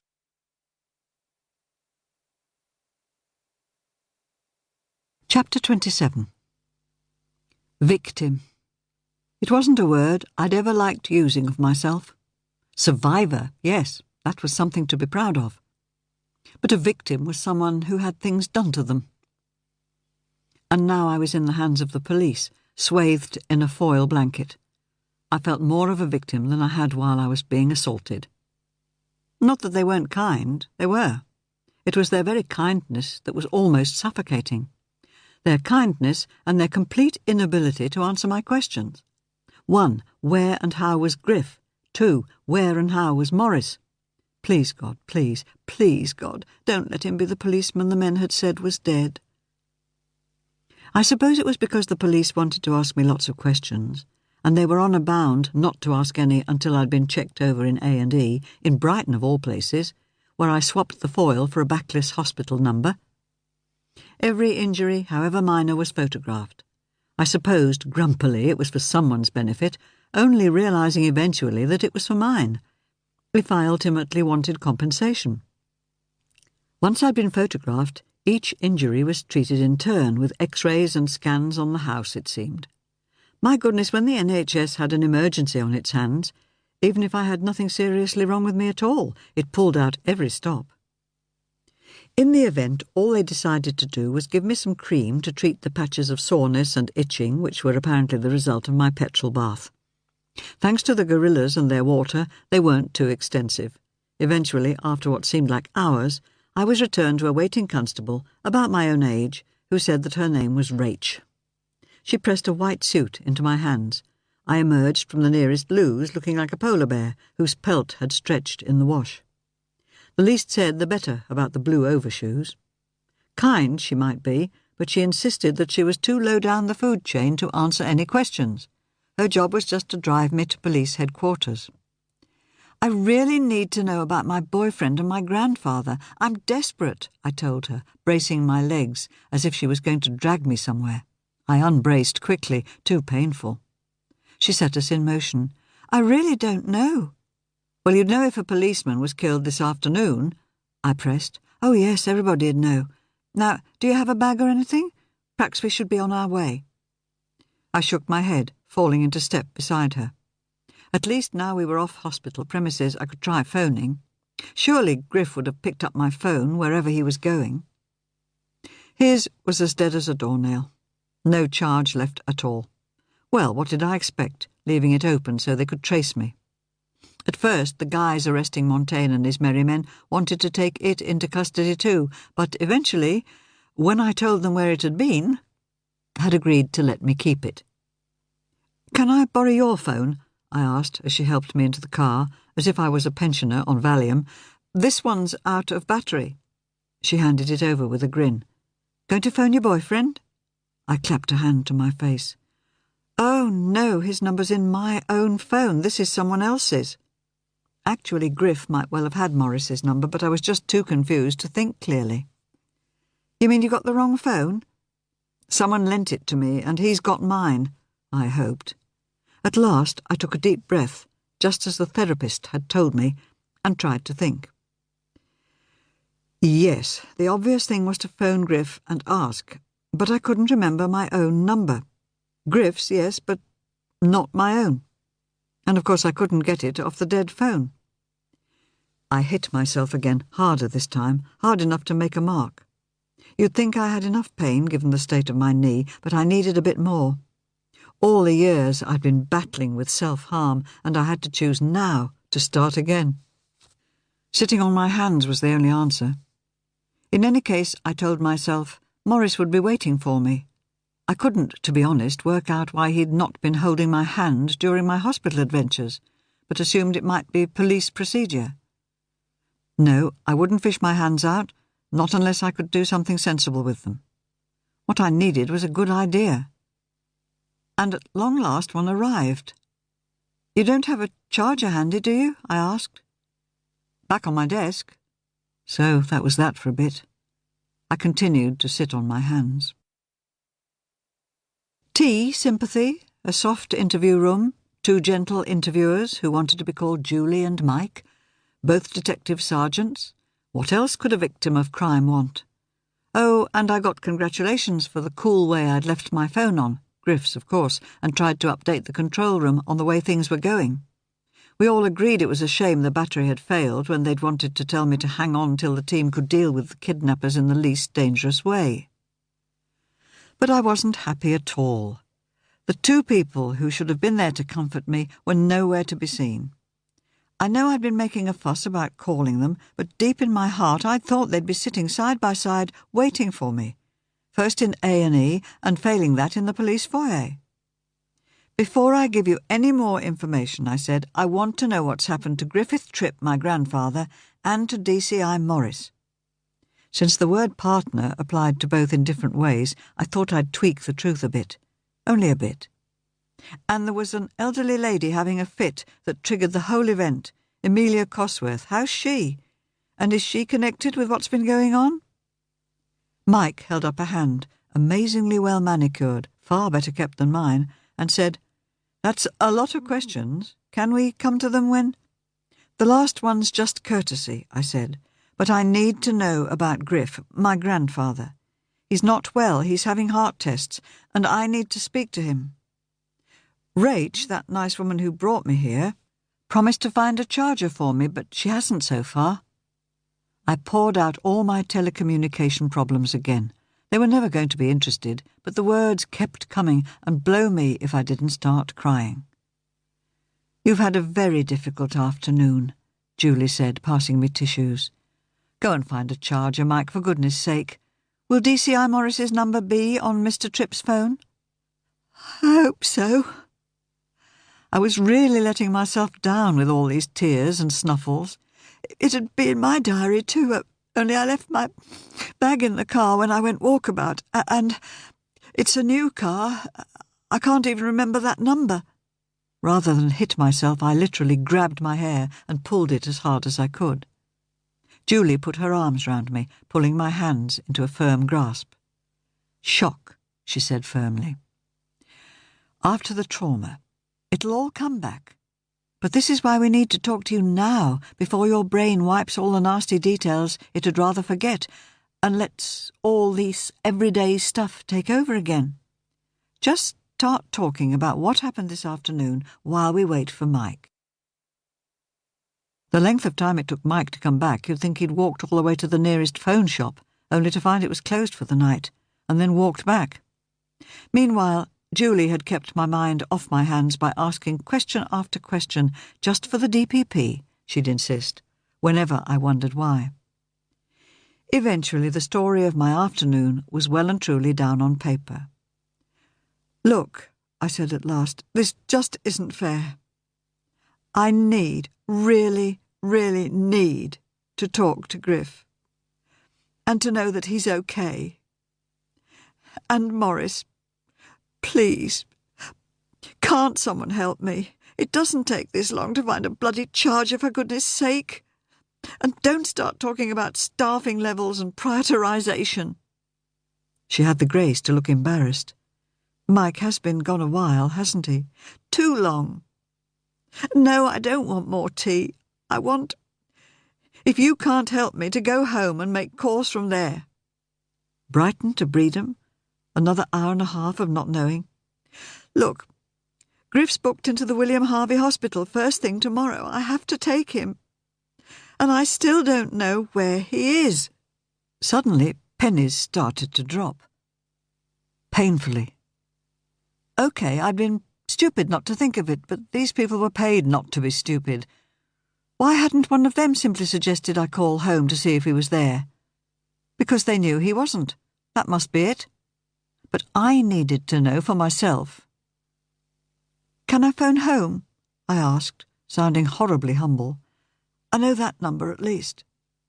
She passed over her mobile, but the call only confirmed what I feared. "One of your officers must have turned up at the Oast when I dialed 999. They'd know what happened to Griff and Morris. Hell's bells, a DCI with Interpol must qualify as being interesting, even if an old man isn't." When she didn't respond, I added, "And what was that one of the heavies said about killing a police officer? I worked out from the timescale that it couldn't have been Morris." "Why do you call him Morris, if that's his surname?" she asked. If Mike hadn't walked into the room, I truly think I'd have hit her. He was carrying what was left of a phone in a polythene bag. "Sorry, Lena, this got damaged back at the Oast. There was a bit of a kerfuffle with that old lady having her fit. Your granddad was trying to help DCI Morris and must have dropped it and, well, it looks as if the ambulance... Well..." He held up a hand to stop me screaming. "So I've been trying to locate the old gentleman using other means. He's OK. That's the first thing. He's fine. Apparently, he insisted on accompanying Miss Cosworth to hospital, where she was detained. DCI Morris, he followed the ambulance in your car, apparently. Offered to take Mr. Tripp home, which he started to do, but Mr. Tripp complained of chest pains, so Mr. Morris took him straight to the William Harvey cardiac unit, where I understand he's due for an angiogram tomorrow." "Yes, the tests I told you about." "Right. Mr. Tripp is still having tests, and Mr. Morris is with him. So when you're ready, we can take you there." I wish I could say that I'd thanked him properly, and thanked God for Morris being so sensible and having the right priorities. But all I managed was to put my head in my hands and cry. "Post-traumatic stress," Julie muttered, "only to be expected. You'd better call the medics." That was enough to make me pull together. "What? And waste more time here?" I gave a huge sniff. "There'll be plenty of medics at the William Harvey. Just get me there." I expected the lowly Rach to drive me. I got both Julie and Mike, and a police tracksuit and a mysterious, anonymous pair of flip-flops. Julie drove. "You never told me why you called DCI Morris by his surname," she observed, over her shoulder. "All his friends do," I said non-committally, as if I was about to tell anyone I was going out with a man called Reg. "And you never told me why one of the heavies said stuff about killing a policeman." Julie made a great fuss about a careful turn at an awkward junction. Mike replied, "Oh, there's a lot to come out in the wash yet. I promise that you'll be fully briefed in due course. Fancy some chocolate? I got some while I was trying to locate your granddad. He really is in the best place, you know." If they were going to clam up about the dead cop, presumably it was because they were acting on orders. Taking the chocolate as a peace offering come supper, I treated them to a long explanation of why they should give up this brand and make sure they always bought fair trade. Very long. If I thought about the poor devils toiling away for other people's profit, it always made me cross. And what better way to get out of victim mode? Chapter 28. Mike and Julie dropped me by the main entrance of the William Harvey. In a far corner of a largely deserted car park, I could see our car. Oh, yes, I could remember the number now I saw it. So where was Morris? I checked in all the public spaces, but couldn't see any sign of him. Although Mike had promised Griff was all right, I was ready to panic. If I knew hospitals, they only let visitors stay on this late if there was something really wrong with the patient, really, really wrong. I headed for the cardiac ward, ready to wring tears from the eyes of any nurse who tried to stop me seeing Griff by declaring I was his granddaughter, just as I had to the police officers, and blow the legalities. Mrs. Walker swore that her sister-in-law had been denied information about her husband in intensive care because she'd kept her maiden name and the computer only wanted to admit Mrs. Thingy, not Ms. something else. To my amazement, no one stopped me, and I found Griff in the first side ward I looked in. He'd been reading The Observer, but as I put my head round the door, he laid the paper to one side and held out his arms. Neither of us could say anything. Head on his chest, I listened to the beating of his heart and wondered how it dared to be ill while it was beating so well. At last he pushed me away, but we didn't let go of each other's hands even as I was pulling a chair to the bed. When they wanted to clear the crime scene, I said I'd accompany poor Amelia to whichever hospital they took her to, he said, and Morris drove our car in the ambulance's wake. When they said the tests would take time, Morris insisted I go home. He said I'd only be in the way of the police looking for you, and that at home they'd be able to contact me with no worrying about poor mobile signals. You know how crabby he is about our rural reception. And then he noticed I was trying to make my puffer work and it didn't seem to be doing any good, so he turned onto the motorway and drove at speeds likely to give me a proper heart attack. Actually, he did very well. Anyway, to cut a long story short, here I am. No machines, no nothing, just regular observations. So you can see I'm not at death's door.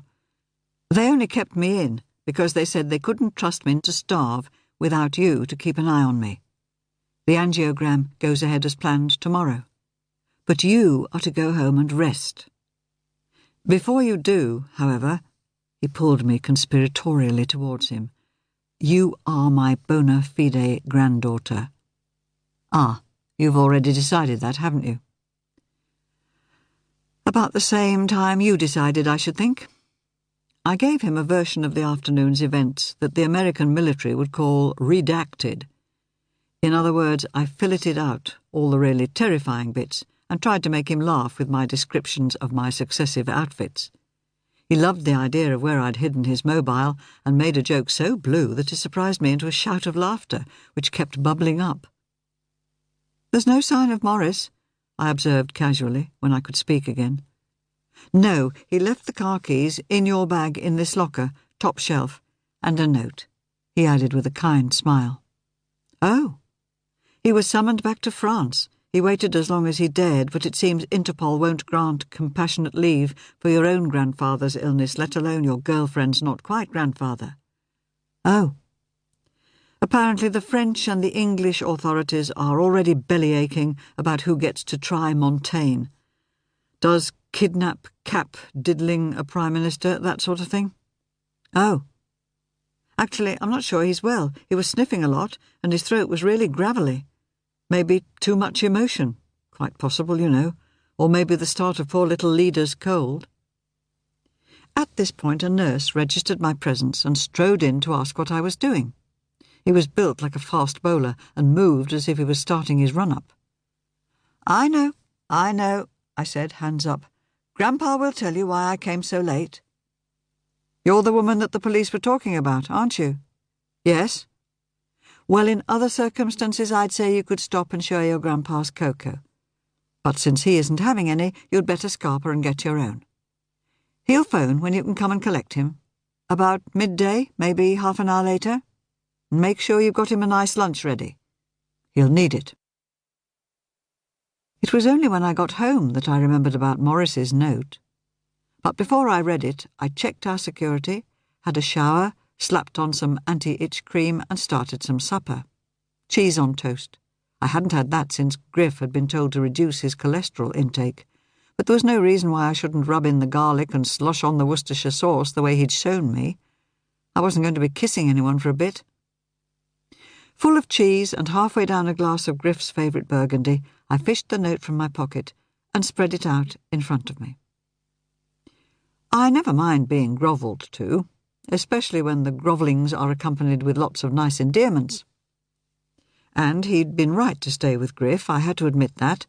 Even though he was worried, he might have given Griff what felt like the start of flu. And he couldn't have done anything to help the police, might have got in their way. But I did wish, more deeply in my heart than I cared to admit, that he'd stuck up a couple of fingers at his Interpol colleagues and been late for their urgent meeting. It was only about money after all. Rich people whose pride had been hurt wanted action. Let them wait for it. If they hadn't been so keen on their status symbols, they'd never have been duped in the first place. I knew I was being unreasonable, denying all the principles Griff and I lived and worked by. But all I'd wanted was the comfort of a hug, 10 minutes tops, and all I got was a piece of paper, now stained with a couple of tears and great big cheesy thumbprint. "You just mark my words," Tim the Bear said when I crawled up to bed.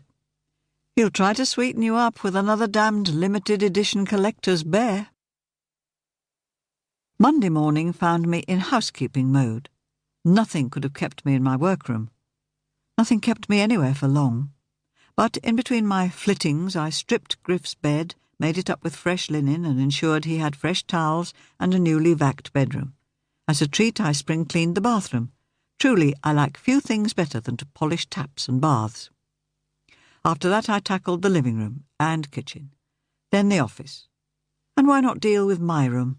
All the traipsing up and down stairs might free up the bruised knee. If not, tough. It was still only 8:30. There was nothing to stop me nipping into Maidstone to buy a new phone.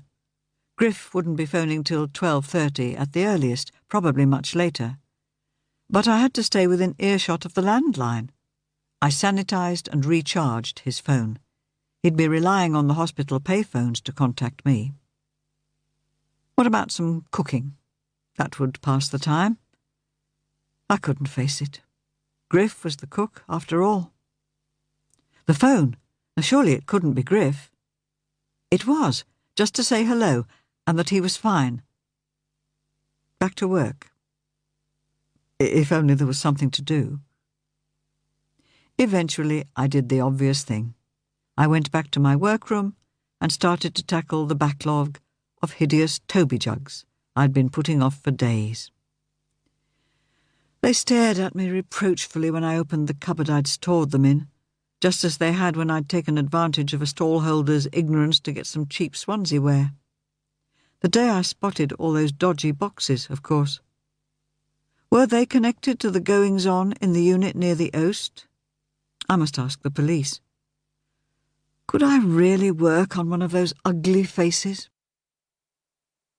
I hadn't checked the day's emails. What was happening to my mind? When my restoration work built up, the online business was in the hands of Griff. On the other hand, our clients weren't to know that he wouldn't be working today, so I'd better switch on the computer and at least warn them of a delay responding to their inquiries.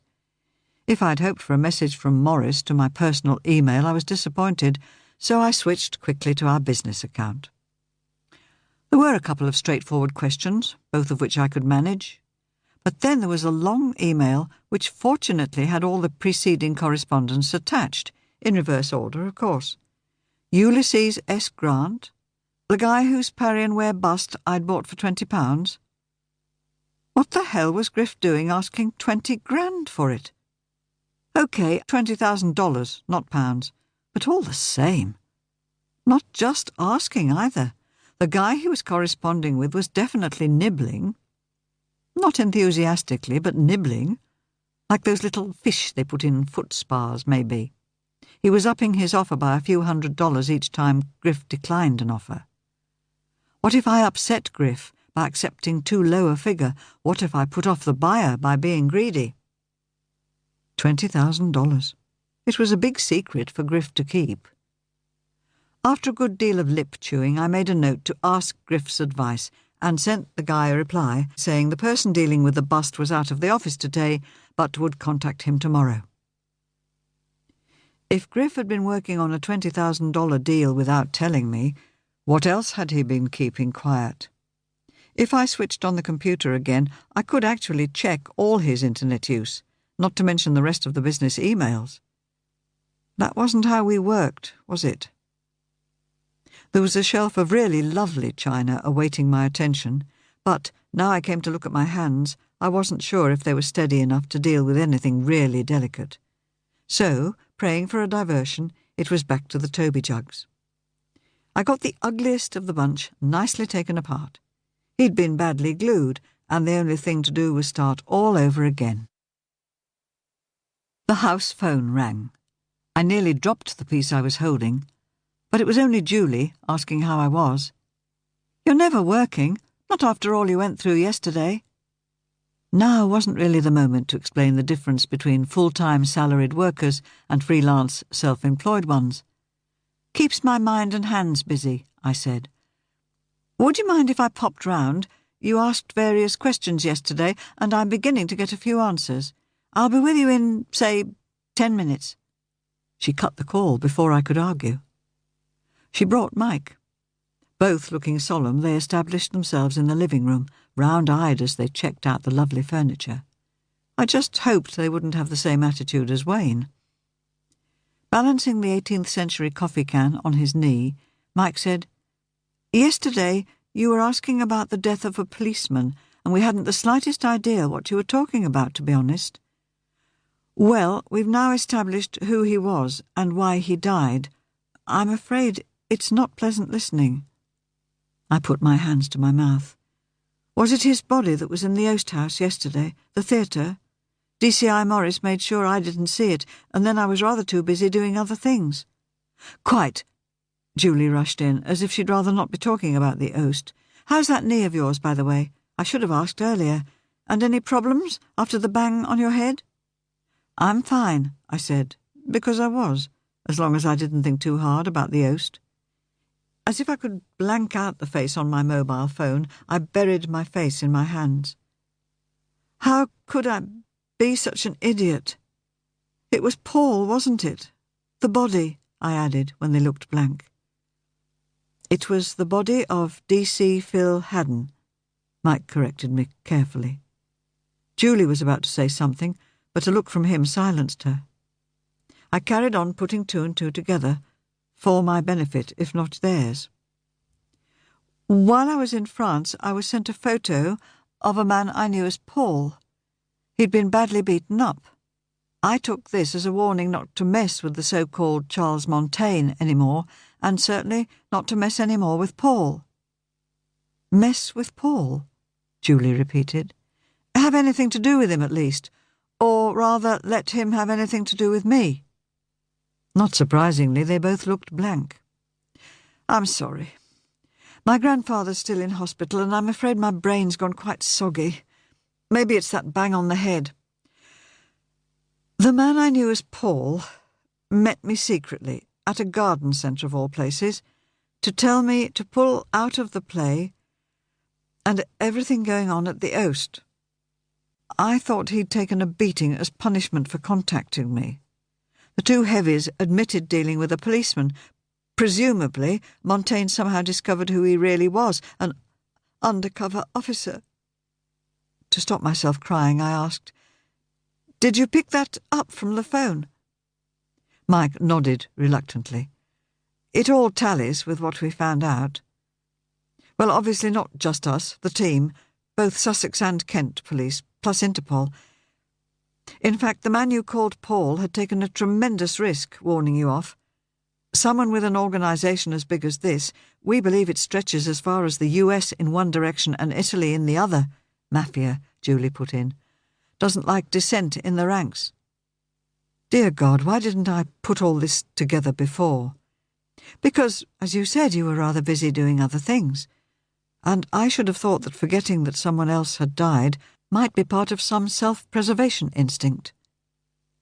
Julie was inclined to take the other view, that it would have generated extra adrenaline, but I didn't want to join the discussion. Eventually I raised a hand to stop them bickering. "Charles Montaigne? What's his real name? Not that it'll mean anything to me, but I don't like fakes, even when it comes to names. And another thing, how did this so-called Montaigne find out so much about me personally? I'd really like to know. There were bits and pieces only people who knew me could have told him. About my father and about my relationships. All those postcards. I'd better hand them over as evidence. They weren't worth anything to me. No idea, Mike said, but people who want info can charm it out of stones. Remember what is said on those war posters? Careless talk costs lives. It could have cost me mine, I said bitterly, or my soul, I suppose, if I'd actually agreed to work with him. This seemed a bit beyond them. And his name is? Montaigne's, of course. He's got a number, actually. Camille Monet, for a start. Spare me. That's when he's dealing in impressionist art, is it? His real name, the one he was born with. I just need to know. Humour me. Christopher Mills. French mother, English father. Bilingual. Double first at Cambridge. Brilliant man. Until he went wrong. He runs an army of forgers. You were spot on with the French impressionists. Nice line in anything fakeable. Manuscripts, miniatures. Never soiled his hands, always got other folk to do the dirty work, some more successfully than others.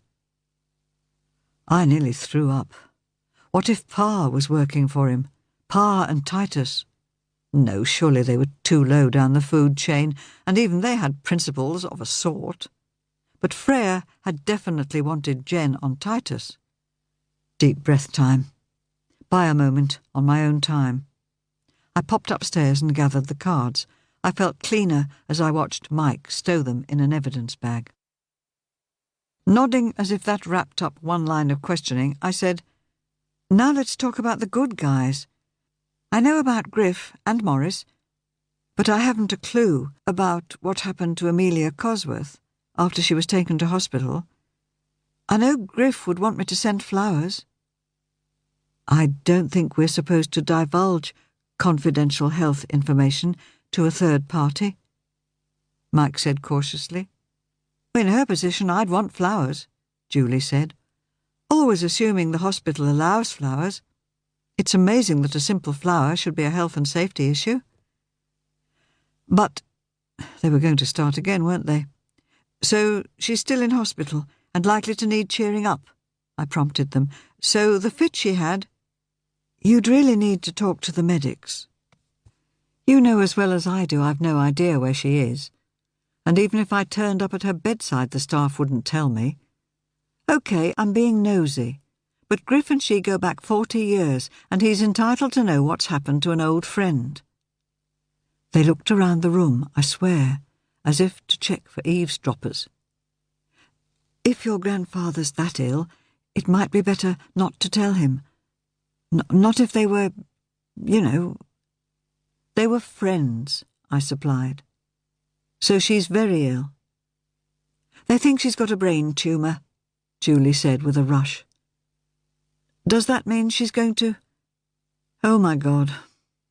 All those things I'd done to provoke her. On the other hand, is that why she's been behaving so oddly? Griff wouldn't have wanted me to speak ill of the nearly dead, so I replaced the word I wanted to use with a kinder one. "Could be," Julie continued.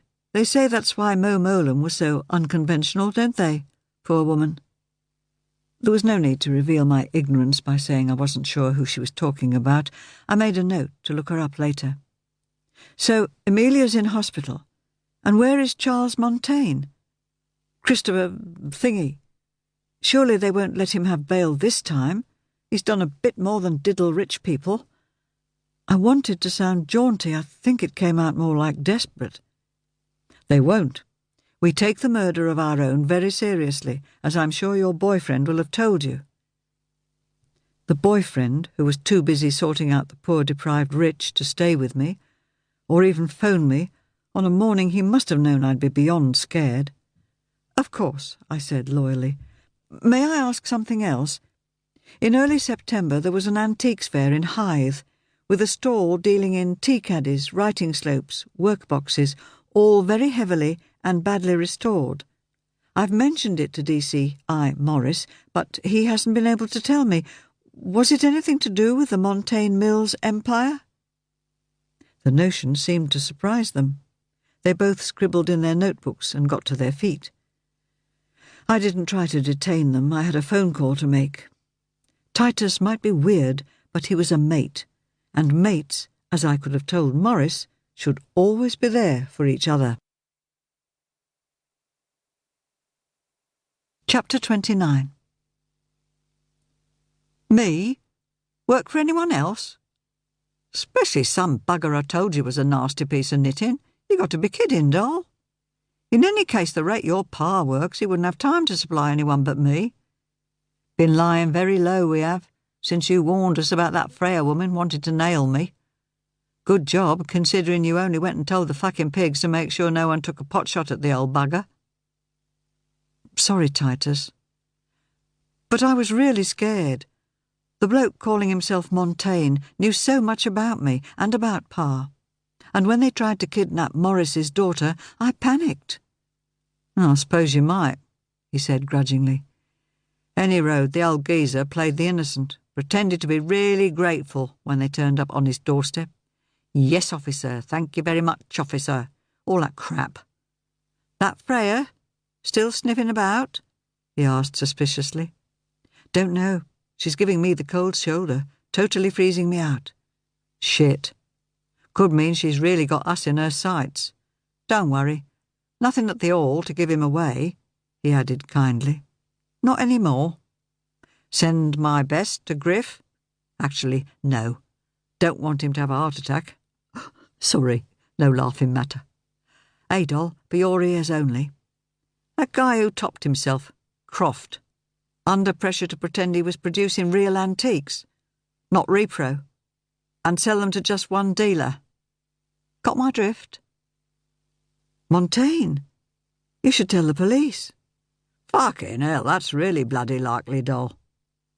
End of call. There was still no news from the hospital. Any moment I'd phone the ward myself. But they'd told Griff he was just one of a list of patients having the same procedure, so he might just be at the tail end of the queue. What might that mean? That he was worse or better than the others? If only I could have settled to some decent restoration. But, confronted by the pieces of the Toby jug, I really lost heart and left them where they were. Perhaps while the spring cleaning bug was still in me, I should tackle the shop, closed since it was a Monday. Not a speck of dirt anywhere, of course, under Mrs. Walker's regime. Not a single mote dared hang in the air. In fact, the place looked far better than it had for years, our previous assistant having been far too grand to so much as waft a feather duster. She'd died of heart failure. Not a good thought at the moment. Reduced to playing solitaire and free cell on the computer, I intermittently checked our emails. Even an online survey would be better than nothing. I even checked the weather forecast, the latest celeb gossip, and anything the screen threw up. I had mail, yes, and it was serious mail. It was from the guy wanting Ulysses. He wanted him now, and 20,000 was his final offer. Pounds, if I insisted. I did. The deal was done with a cyber handshake. So there was another task, a useful one this time. If Ulysses was going to fly across the Atlantic, he'd travel in style. More to the point, in an acre of bubble wrap. I might not reach Mrs. Walker's standards of neat elegance, but I could pack anything so well that it'd survive being kicked round a Royal Mail sorting office. There was nothing on the answer phone when I got back from the post office, having broken all records for the journey time there and back. I'd cut short 6 conversations with our nice chatty neighbours, all with time on their hands, and none waiting for news of Griff. I picked up the phone and dialed the hospital. The line was busy. So I did what I wanted to do anyway. I headed off to the William Harvey, so jumpy and prone to road rage that I told myself if I wanted to get to Ashford in one piece, I'd better pretend I was on my driving test. The hospital car park was heaving. It would be visiting time any moment, and people were jostling for the few remaining spaces. We circled like vultures. And at last, forgetting all about manners, I found a place and nipped in. There could have been a row, but I ran to the pay station as if my life depended on it, darted back and began running again. "Lena! Lena, for goodness sake!" I'd practically charged someone down. In my efforts to swerve, I lost my footing and would have fallen if strong arms hadn't grabbed me. Robbins! He used to be a boxer and still kept very fit. "Long time no see," he said mildly. I could recall the time his Adam's apple would have danced a hornpipe just at the sight of me. "Come on, we'll have a coffee, and you can tell me all about it," he added, peering into my face. "I can't. It's Griff. Heart." "Attack?" "Angiogram." "Routine." "I know you two are like this," he said, crossing his fingers, "but you really don't need to worry. It's just a test. What they do is—" By now he'd got me walking towards the hospital, almost as quickly as I wanted, with far more details of the procedure than I liked. Griff would be scared witless. "There's something wrong," I insisted. "I have to go to him." He stopped by a desk and spoke to one of the women behind it. I let him get on with it. I'm sure my jabbering wouldn't have got through to her as quickly as his quiet authority. That was Vickers for you, or their dog collars. "Hasn't got back to the ward yet," he said, "so panic not. And as I said, coffee. And a sandwich, because I'll bet you didn't manage to eat any breakfast, and if you did, it was a long time ago. Come on." I'd never been vicar-talked before, but he was very good at chattering away. What sort of sandwich? Did I want a cake? To take the pain from the moment. "What are you doing here?" I asked, able to get a word in at last as we sat down. "Seeing a parishioner. Very near the end, so they waived the usual visiting regulations. I gave him communion." He patted a neat little case I'd scarcely registered, "and hung on till he died." "You seem remarkably cheerful," I observed. "Death doesn't have to be a sad thing. Not when you're in your 90s and pretty well paralysed with arthritis. And you buried your wife of 65 years only 2 weeks ago. I can't say he willed himself to die, but he certainly didn't want to hang about on this earth any longer." When he saw I was having difficulty speaking, he continued, "I want you to be one of the first to know that I'm leaving Bossingham. I haven't even told the church wardens yet, not officially. I couldn't carry on as I was, not with Freya's job in Maidstone, so I've found another parish. Actually, it's close to you and Griff. Near Luce, so Freya can be a loose woman." He paused so I could laugh at a very, very old Kentish joke. "Freya? How is she?" He looked briefly furtive. "You and she had a bit of a falling out, didn't you?"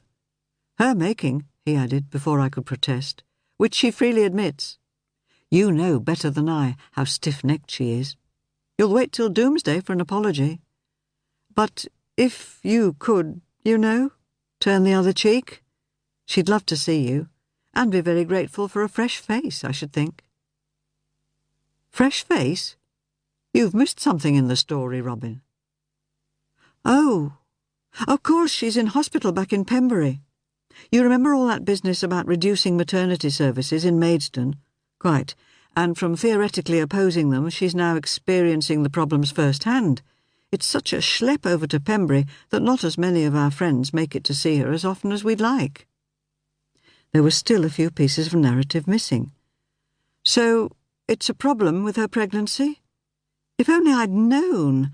Why did none of her police colleagues tell me?"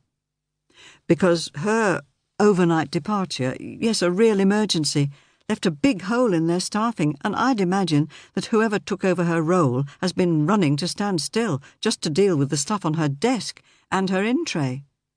And probably the floor, if I know her," I said, grinning to show there were no hard feelings. Not many, anyway. "But she's all right. And the baby?" "Fine, though she's on complete bed rest. Hence the need for visitors. She's having a scan this afternoon, so I can't hang about here too long." He gave a serene but wondering smile. It's so amazing what prayer can do, plus a bit of help from the dear old NHS. Do you need to be on your knees and in church for prayer to work properly? I asked, not quite idly. You're winding me up, aren't you? Come on, you know better than that. You can ask God for help whenever, wherever. But if you want a bit of kneeling and a bit of church, I'm happy to oblige, with or without you. He meant it too. I could do with a shed load for Griff. Thanks. He got to his feet, checking his watch, then hovered. Do you know why Freya felt embarrassed about getting back in touch with me? You know, I was only a phone call away. You should have phoned me. I looked at him. The Adam's apple was on the move. She told you not to, didn't she? Robin, she's the nearest thing I have to a woman friend. I wouldn't have done or said anything to upset her. It's more what she did or said. The thing is, she was, in her own words, grossly unprofessional. Even I can see that, though I blame the pressures of the job on top of a difficult pregnancy. He sat down again, fidgeting with someone else's empty Kit-Kat wrapper. She sounded off about you, and the fact that you were badgering her in front of other people, and walls have ears. She thinks she might have mentioned stuff about you to people she shouldn't. One of whom might just be an acquaintance of Charles Montaigne, a.k.a. Christopher Mills? Shit and double shit. How could she? Because he was a very senior officer. You know that Morris of yours was investigating police corruption at Interpol. This guy's name came up on the radar, and now he's awaiting trial, I believe. The dock'll be nice and full then. I gave him the briefest rundown of what had been going on in Paris and back here in England. But maybe we shouldn't tell Freya about all this just yet. It won't do her blood pressure any good, will it? I can tell her you forgive her, though? Big word, Robin, forgiveness. Tell you what, if God brings Griff through all this, I'll see what I can do about forgiving Freya. It might sound flip, but it was all I could do to make my mouth work. There was pain in my back and chest so bad that I nearly cried aloud. I don't think God works quite like that. Hey, are you all right? You're not, are you? I clutched my chest, then my arm. I was dizzy with the pain, reeling with it. And then it stopped. I could breathe again, and then I couldn't. He tried to push my head between my knees, but that made it worse. Great yellow blobs swam across my eyes. I started to plunge between them. Then the breaths came again, just like that, and the pains went. All of them. Robin was on his feet, yelling. People were running towards me. I couldn't stop them, but I could stop Robin. I grabbed his hands. Don't you understand? It's not me who's ill. It's Griff, and I think he might have died. The NHS doesn't like people keeling over on their premises, so willy-nilly they were going to treat me. Furious, I sent Robin on his way. He needed to see his baby and to hold Freya's hand. Meanwhile, on a stretcher, I protested all the way to A&E, where they stuck clips and pads on me. If I twisted round, I could see the nice regular rhythm of my body on a monitor. So they tried to find other things wrong. It was only when a young Asian doctor paused to listen to what I was trying to tell them that they stopped. This happened to my mother, she said with the same quiet authority as Robin, when my father had his heart attack. They were 1,000 miles apart physically, but she knew. I suggest we contact the cardiac unit and ask about Mr. Griff? Griffith Tripp, I gasped. He's supposed to be having an angiogram, and I'm just so afraid. Oh, just an angiogram, she said dismissively. Routine. But we'll check anyway. Stay where you are, please. She withdrew from the cubicle, drawing the curtain behind her. With all those wires and things, I pretty well had to. As exhausted as if I really had been ill, or perhaps it was a result of all the previous day's problems, I allowed myself to sink back onto the bed. But I couldn't switch my ears off. I tried to track what was going on by footsteps and murmured voices. If I hadn't still been attached to the monitor, I'd have got up and followed them. The wait seemed to last forever. People came and went to the cubicles either side. There were moans and comments I tried to do more than ignore. I wanted them shut out. At last, feet stopped outside my cubicle. Dr. Lal popped her head round the curtain and stepped inside, followed by a couple of people about my age, not wearing white coats but sporting stethoscopes. "You've had a very interesting experience, Lena," Dr. Lal said. "I wonder if you'd mind talking about it to these students." I sat up and started literally to tear my hair. "I will do nothing, do you hear, until I hear about Griff." She pulled my hands away, but as soon as they were free I started smacking my face. This time her grip was much tighter. "He's fine. Now, fine. We'll talk about your anger management issues another time, maybe." She smiled kindly. I glowered. "Someone should have come to tell you. He's in cardiac ICU and he's stable." "ICU?" I repeated stupidly. "Intensive care," one of the students explained. "But he was only supposed to be having an angiogram." I was totally bewildered. "He was, and he did. But even while he tried to phone you to tell you to collect him, he had a cardiac incident. A very severe attack of angina," she added. "Bugger me," I said.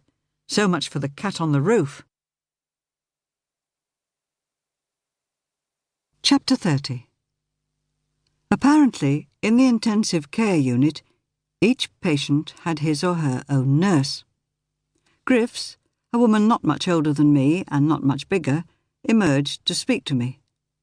Much as I wanted news, I wanted her back there watching him. "He's fine," she assured me. "Fine. In fact, he'll probably be moved to the high-intensity unit soon. And then he'll have his bypass tomorrow, and—" "Bypass?" "Yes, a quadruple bypass. The arteries round his heart have serious lesions. That means they're in poor condition." "Why? Because of the stress of rescuing me? Have I fed him the wrong stuff, not made him exercise enough?" She shook her head, trying to talk across my questions. "I don't think, given your age, it's anything to do with you. Such a problem is not surprising for a man of 80. 80? Why hadn't the old bugger told me? What happens in the operation is this. I'm not sure how much I took in. Half the time I was willing her to go back to him. Once she did break off, only to come back to tell me he was worrying about me. Since visiting was just over, all she could let me do was stand by the door and wave at him. I could speak to him this evening, she promised. He looked tiny, lost in a huge space station of a bed, with wires and cables, and even bigger, more sophisticated monitors than the ones I'd been briefly attached to. We smiled and waved. That was it until the evening. But at least he was still alive, and the nurse assured me once he'd got his operation over, he'd be better than he'd been for months, years even. She made it sound so easy. "Just remember," she said very seriously, "not to talk to him about the earlier incident. And don't mention your reaction." Did she think I was stupid? "We'll deal with that in the recovery period. You must be as positive as I've been with you. And to do that, you've got to believe that I've told you the truth. No more, no less." Ashford isn't much of a place to kill a few hours in, but there was nowhere else to go. I just walked. If I passed anyone I knew, I didn't recognize them. I made myself eat because I'd got to drive back home eventually. Then I walked some more. I found a bench in the late sun and texted Morris and Aidan. Then I nipped into Boots and bought some cheap makeup. I might not be as good as Griff when it came to applying slap, but I'd do my best. As I sat in the car, outlining my lips, it dawned on me for the first time that the Oast House dream was well and truly over. It wasn't just me who'd not tread the boards. A lot of people, from Winebox Lady down, would be bitterly disappointed. How ironic that ordinary illnesses should end the show, not Charles Montaigne, or whatever his real name was. Poor Amelia. A death sentence by the sound of it, though I tried to work out a scenario for her fit that would convince Griff for tonight, at least. And Griff, The only acting he'd be doing, if I knew him, was trying to convince me he wasn't in pain and that he was fine. Perhaps, if the nurse was to be believed, in time he would recover and he wouldn't need to pretend. The car park was almost as full as it had been earlier, but I refused to panic about finding a slot. If I was to convince Griff that I was calm, I simply had to be calm. Full stop. So when I eventually grabbed a place, I did the deep breathing exercises my therapist had taught me. I pulled a face. She wouldn't have thought much of my efforts today, would she? Or last night. Still in a spaceship bed, but now sharing the attentions of the nurse with a couple of other patients, Griff beamed at the sight of me. No flowers, of course, any more than poor Amelia could have flowers. No chockies, no anything. But I brought him what he wanted. My love. We nattered about the Toby jugs, and he gave a little whoop of pleasure when I told him about Ulysses and his next journey. A nest egg, dear one. I wanted you to have a nest egg, just in case. But was that why he'd spurged on those designer clothes? But he didn't want questions, that was quite clear, so I shut up. For some minutes we just sat without saying anything. Have you heard from Morris? A text. He's got full-blown flu. Bed. Can't keep anything down. Hopes he hasn't passed it on to either of us. Poor man. That's what happens when you work every hour God sends. Your immune system takes a battering. You sound like Pa. Oh dear. But you could have done with Morris to hold your hand, my love. I've got Tim the bear for hand-holding. In fact, he's predicting Morris will produce yet another wildly expensive bear with stiff fur and hard paws. Tim's probably right. When will you tell Morris you don't like posh teddies, only cuddly ones? He looked at me with narrowed eyes. You ought to be straight with him, dear one. Straighter, at least. For your sake. Happiness never comes from half-truths. He coughed. I ought to have said this before, but I was afraid of losing you. Now you might lose me. I must try. Dear one, your life is wrapped up in old men. Me, your Pa, Titus. Even Morris is old enough to be your father. Your only woman friend is, let us say, not good at friendship. I've made you into a middle-aged lady. I've taken away your youth. It wasn't much of a youth, I managed. And if it hadn't been for you, the chances are I'd be dead by now. Dodgy drugs? Dirty needles? He couldn't deny it, but his mouth became stubborn. We must redress this. If the operation fails, you will have to redress it on your own. I have to say it, my sweetest Lena. I have to. You do understand, don't you? Everything. I took his hand and kissed it, not letting it go. Eventually he asked, trying to sound casual, not wistful, any news of Aidan? Bad news about his sister, but good for you. He'll be on the first plane after her funeral next week. He promises you the pampering of your life. And Robin, I ran into him earlier, tells me that Freya and the baby, can you call it a baby at this stage, are doing fine, and that he's popped you on his prayer list. I still think knees bent in church prayers might be better than muttered under your breath on a motorway prayers. I'm happy with either, he said, squeezing my fingers. He didn't mention Emilia, and neither did I. And if he had, I'd probably have lied through my teeth and said she was fine and being as rude to the medics as she had been to the cast. We sat in silence while the hands of the clock moved round. Then, just as I was about to leave, he pulled me back. I had such a funny turn today, Lena. Did anyone mention resuscitation or anything? I shook my head. Not a word. Now I can't see you till tomorrow evening, remember. And even then you probably won't know I'm here, they say. But I will be, right beside you. Of course you will. We'll get through this together, dear one. I promise. We'll get through this together, I agreed. Desperate to be telling the truth. That is the end of Guilt Trip. It was written by Judith Cutler and read by Diana Bishop. This has been an ISIS Audiobooks presentation. Further titles available from ISIS by this author include Ring of Guilt, Guilty Pleasures, and Silver Guilt. For further details of our extensive catalogue of audiobooks on cassette, CD and MP3, please call our free phone number 0800 731 5637 or visit our website www.isis-publishing.co.uk.